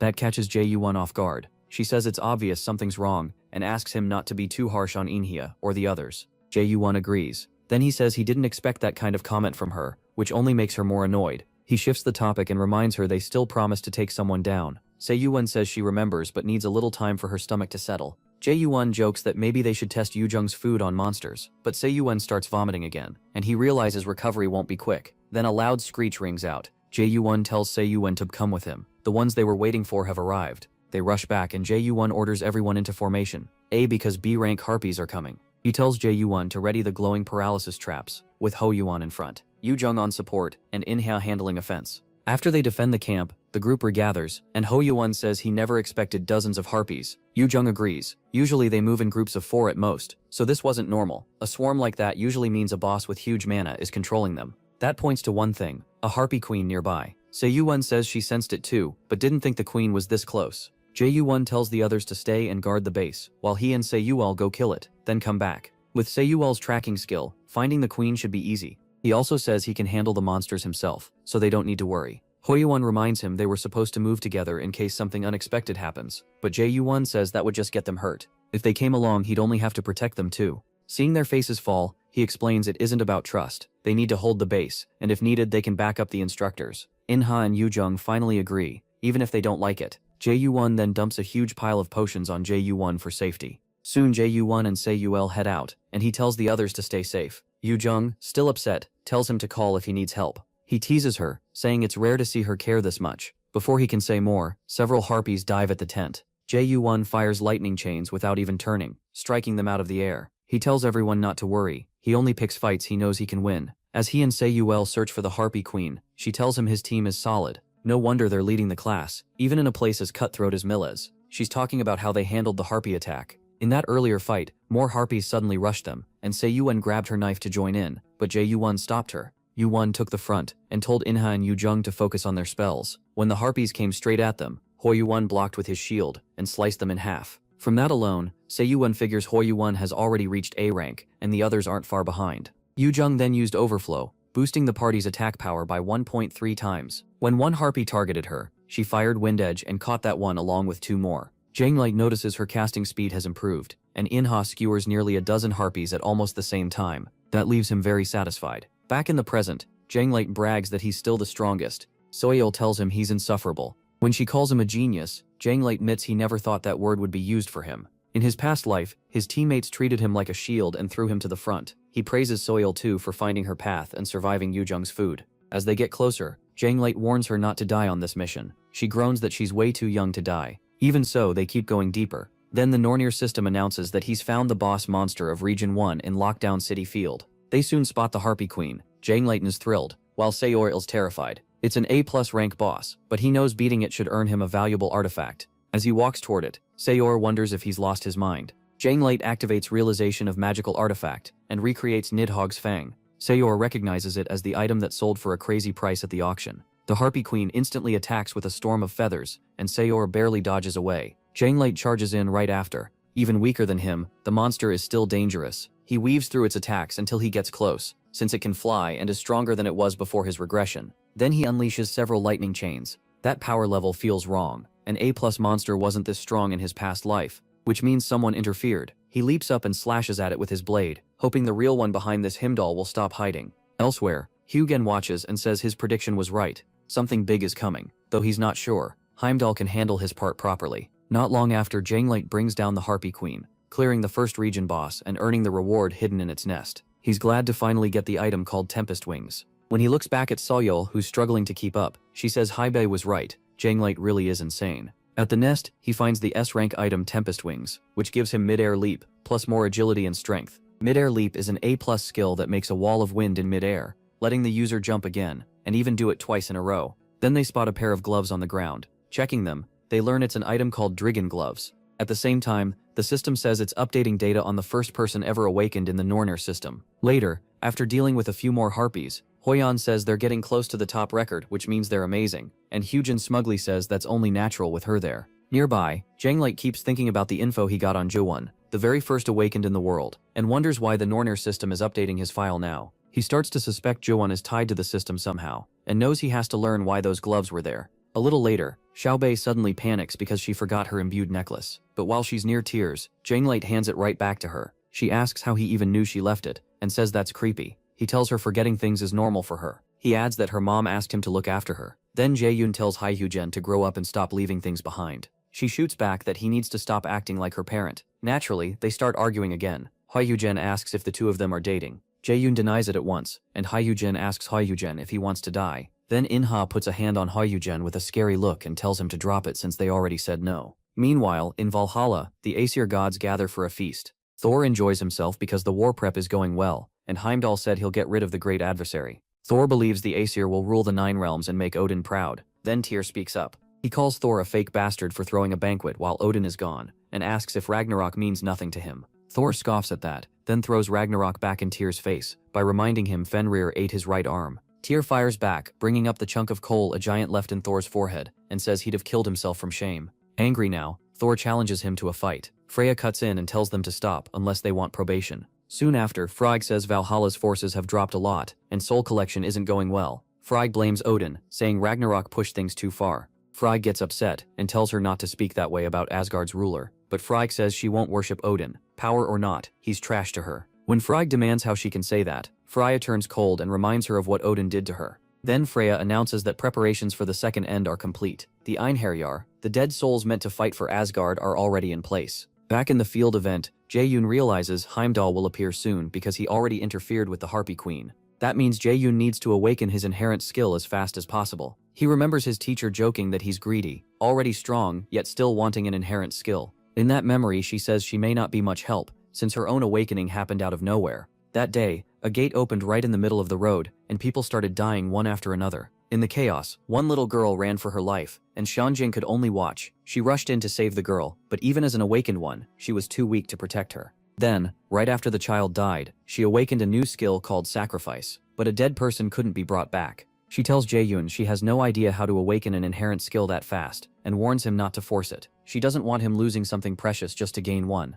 Back in the present, Jae-yoon wonders if Aina might know a way, so he asks how she got her inherent skill without losing what matters most. After hearing that, Aina admits she got hers through her family's death. More than that, she let them die, and even now she thinks it was for the best. When she was 5, both her parents died, leaving her alone. Afterward, she and her grandmother moved in with her aunt. Even without parents, she didn't feel alone there, not while her grandmother was still with her, even if her aunt treated her badly. Her grandmother was the only family she had left. But that peace didn't last because she overheard her grandmother say she didn't have much time left, and ask Ayana's aunt to look after her after she was gone. Aina realized the one person she could rely on would leave her too. From then on, everything felt dark. She was already quiet, but after that she shut everyone out completely. Things stayed that way until middle school, when her aunt said Aina's teacher had called about raiders making good money. Her aunt mocked her, saying even someone like Aina might finally be useful. Then she reminded Aina how much it had cost to raise her, and said becoming a raider was the only way she'd be worth anything. Aina hated her aunt. She had already taken her parents' insurance money, and now she wanted to profit off Aina too.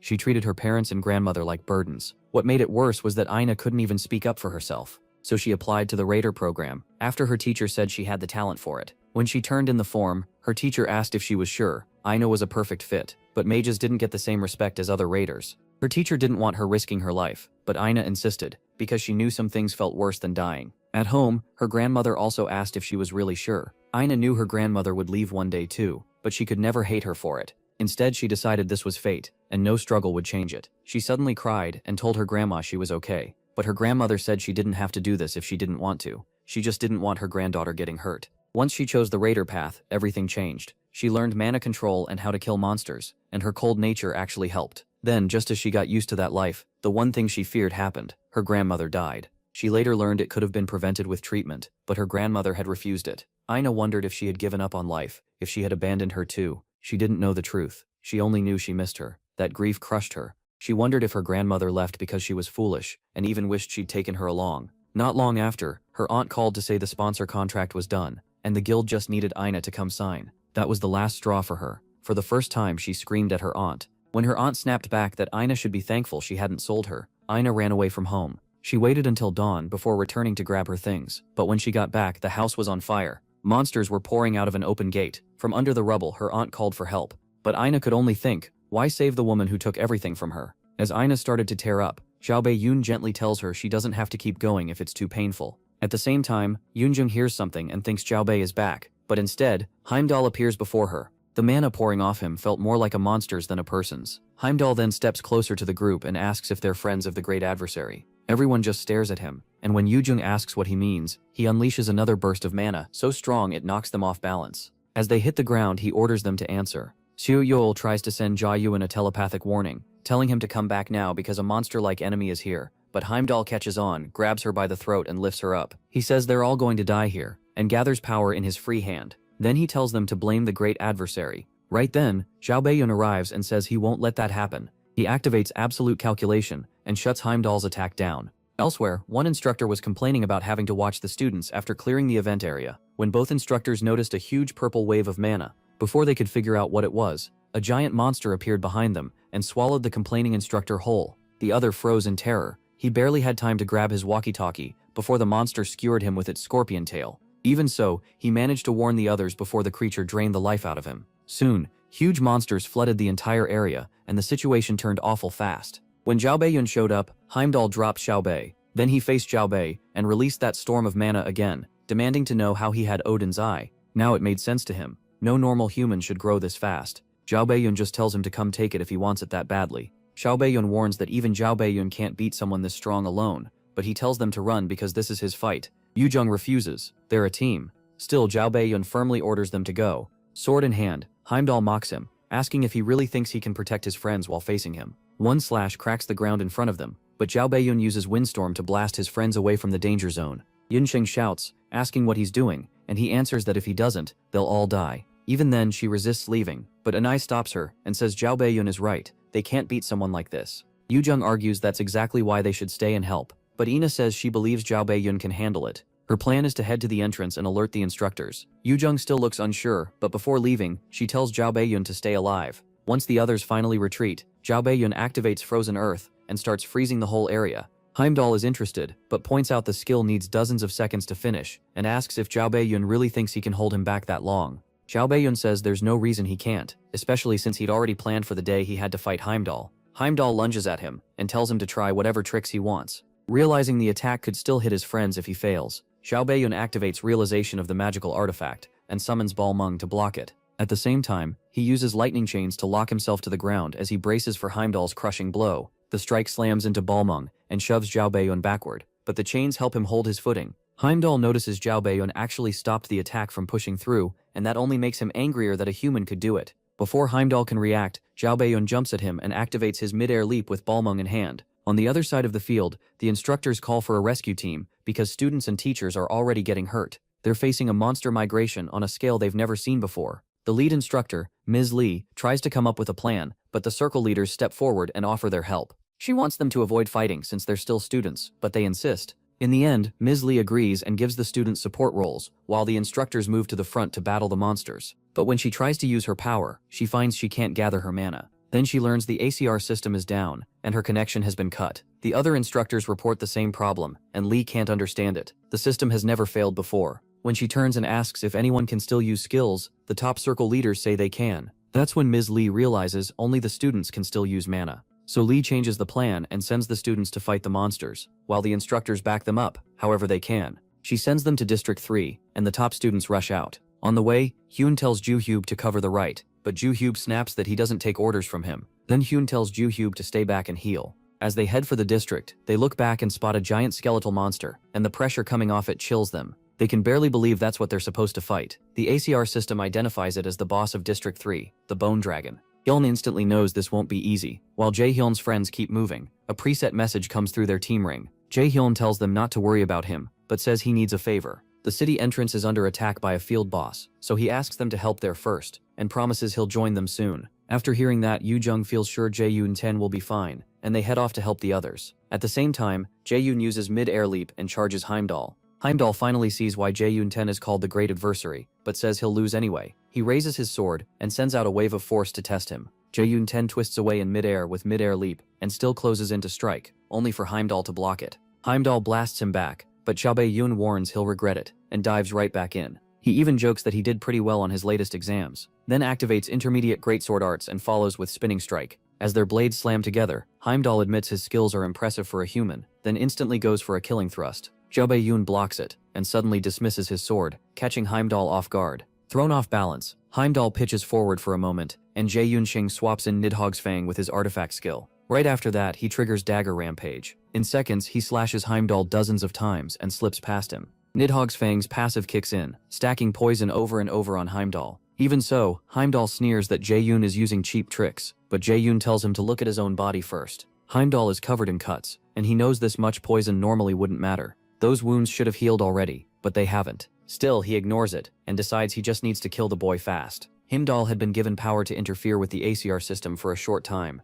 but even with Odin's authority, there are limits to how much he can suppress the instructors and students. He thought shutting down the instructors would be enough, but now he has to admit Jae-Yun is too strong to handle, while only a third of his power is back. Jae-Yun, meanwhile, remembers a recent spar with Hoyeon, where he picked up skills like Dagger Rampage and Spinning Strike. He's sure that with those techniques and Nidhogg's Fang, even Heimdall can't last much longer. At last, Heimdall admits Jae-Yun is entertaining. He still doesn't understand why Asgard fears one boy so much, but says Jae-Yun is worthy of making him use his horn. He pulls it out, and Jae-Yun immediately gets uneasy. He doesn't know what it is, but it feels bad. Before Heimdall can use it, Jae-Yuan rushes him with dagger in hand to stop him. Heimdall only tells him to feel honored to hear the Jaller horn, then blows it before Jae-Yuan can reach him. A shockwave blasts Jae-Yuan back, and the sound alone locks up his body. The Nornir system announces that his physical stats have been cut by 50%. On top of that, nearby monsters react to the horn and gather around Heimdall. Jae-Yuan is stunned. Heimdall says he can't control monsters like Tyr, but magic is his specialty. As lightning forms in his hand, Jae-Yuan tries to cancel it with absolute calculation, but the system says his level is too low and he can't resist the artifact's power.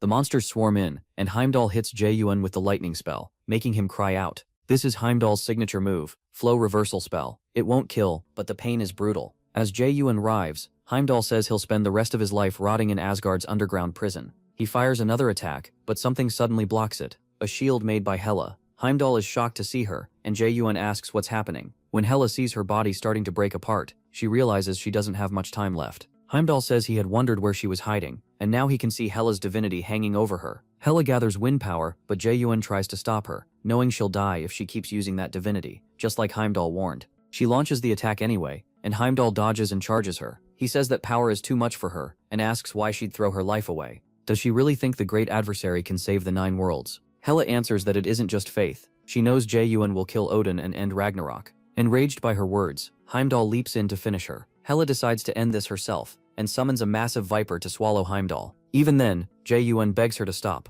Elsewhere, Heim cuts down monster after monster, all while enduring blasts from the bone dragon. When it fires again, he has to stop attacking just to block it. Around him, the other students battle the smaller monsters, with Jae-Yuan fighting on the front, while Jae-Yuan heals the wounded. Some students start saying the bone dragon is going to kill them all. Jae-Yuan admits they can't hold much longer, but Hyun tells them to keep going since they still can't contact the outside. Before long, Jae-Yuan runs out of mana and starts cursing again. Hyun wishes they had just a few more fighters, and right then, Jae-Yuan's friends arrive to help. Hyun objects at once, saying it's too dangerous for first years, and way too much for an A+ threat, but a wolf-like monster jumps him from behind mid-sentence. Hyun answers with 100 Azure Splendor Sword, and slices the creature to pieces. The others jump in right away and say they're here to keep their promise to Jae-Yuan by helping everyone else. Hyun is shocked to see them charging straight at the bone dragon and the horde. He rushes in with them and calls for Yoo-jung's support. She activates Overflow, then Mana Field to boost the team, while Ina draws on Sword of Alfheimer and Hyun uses 100 Azure Splendor Sword. Together they start tearing through the monsters,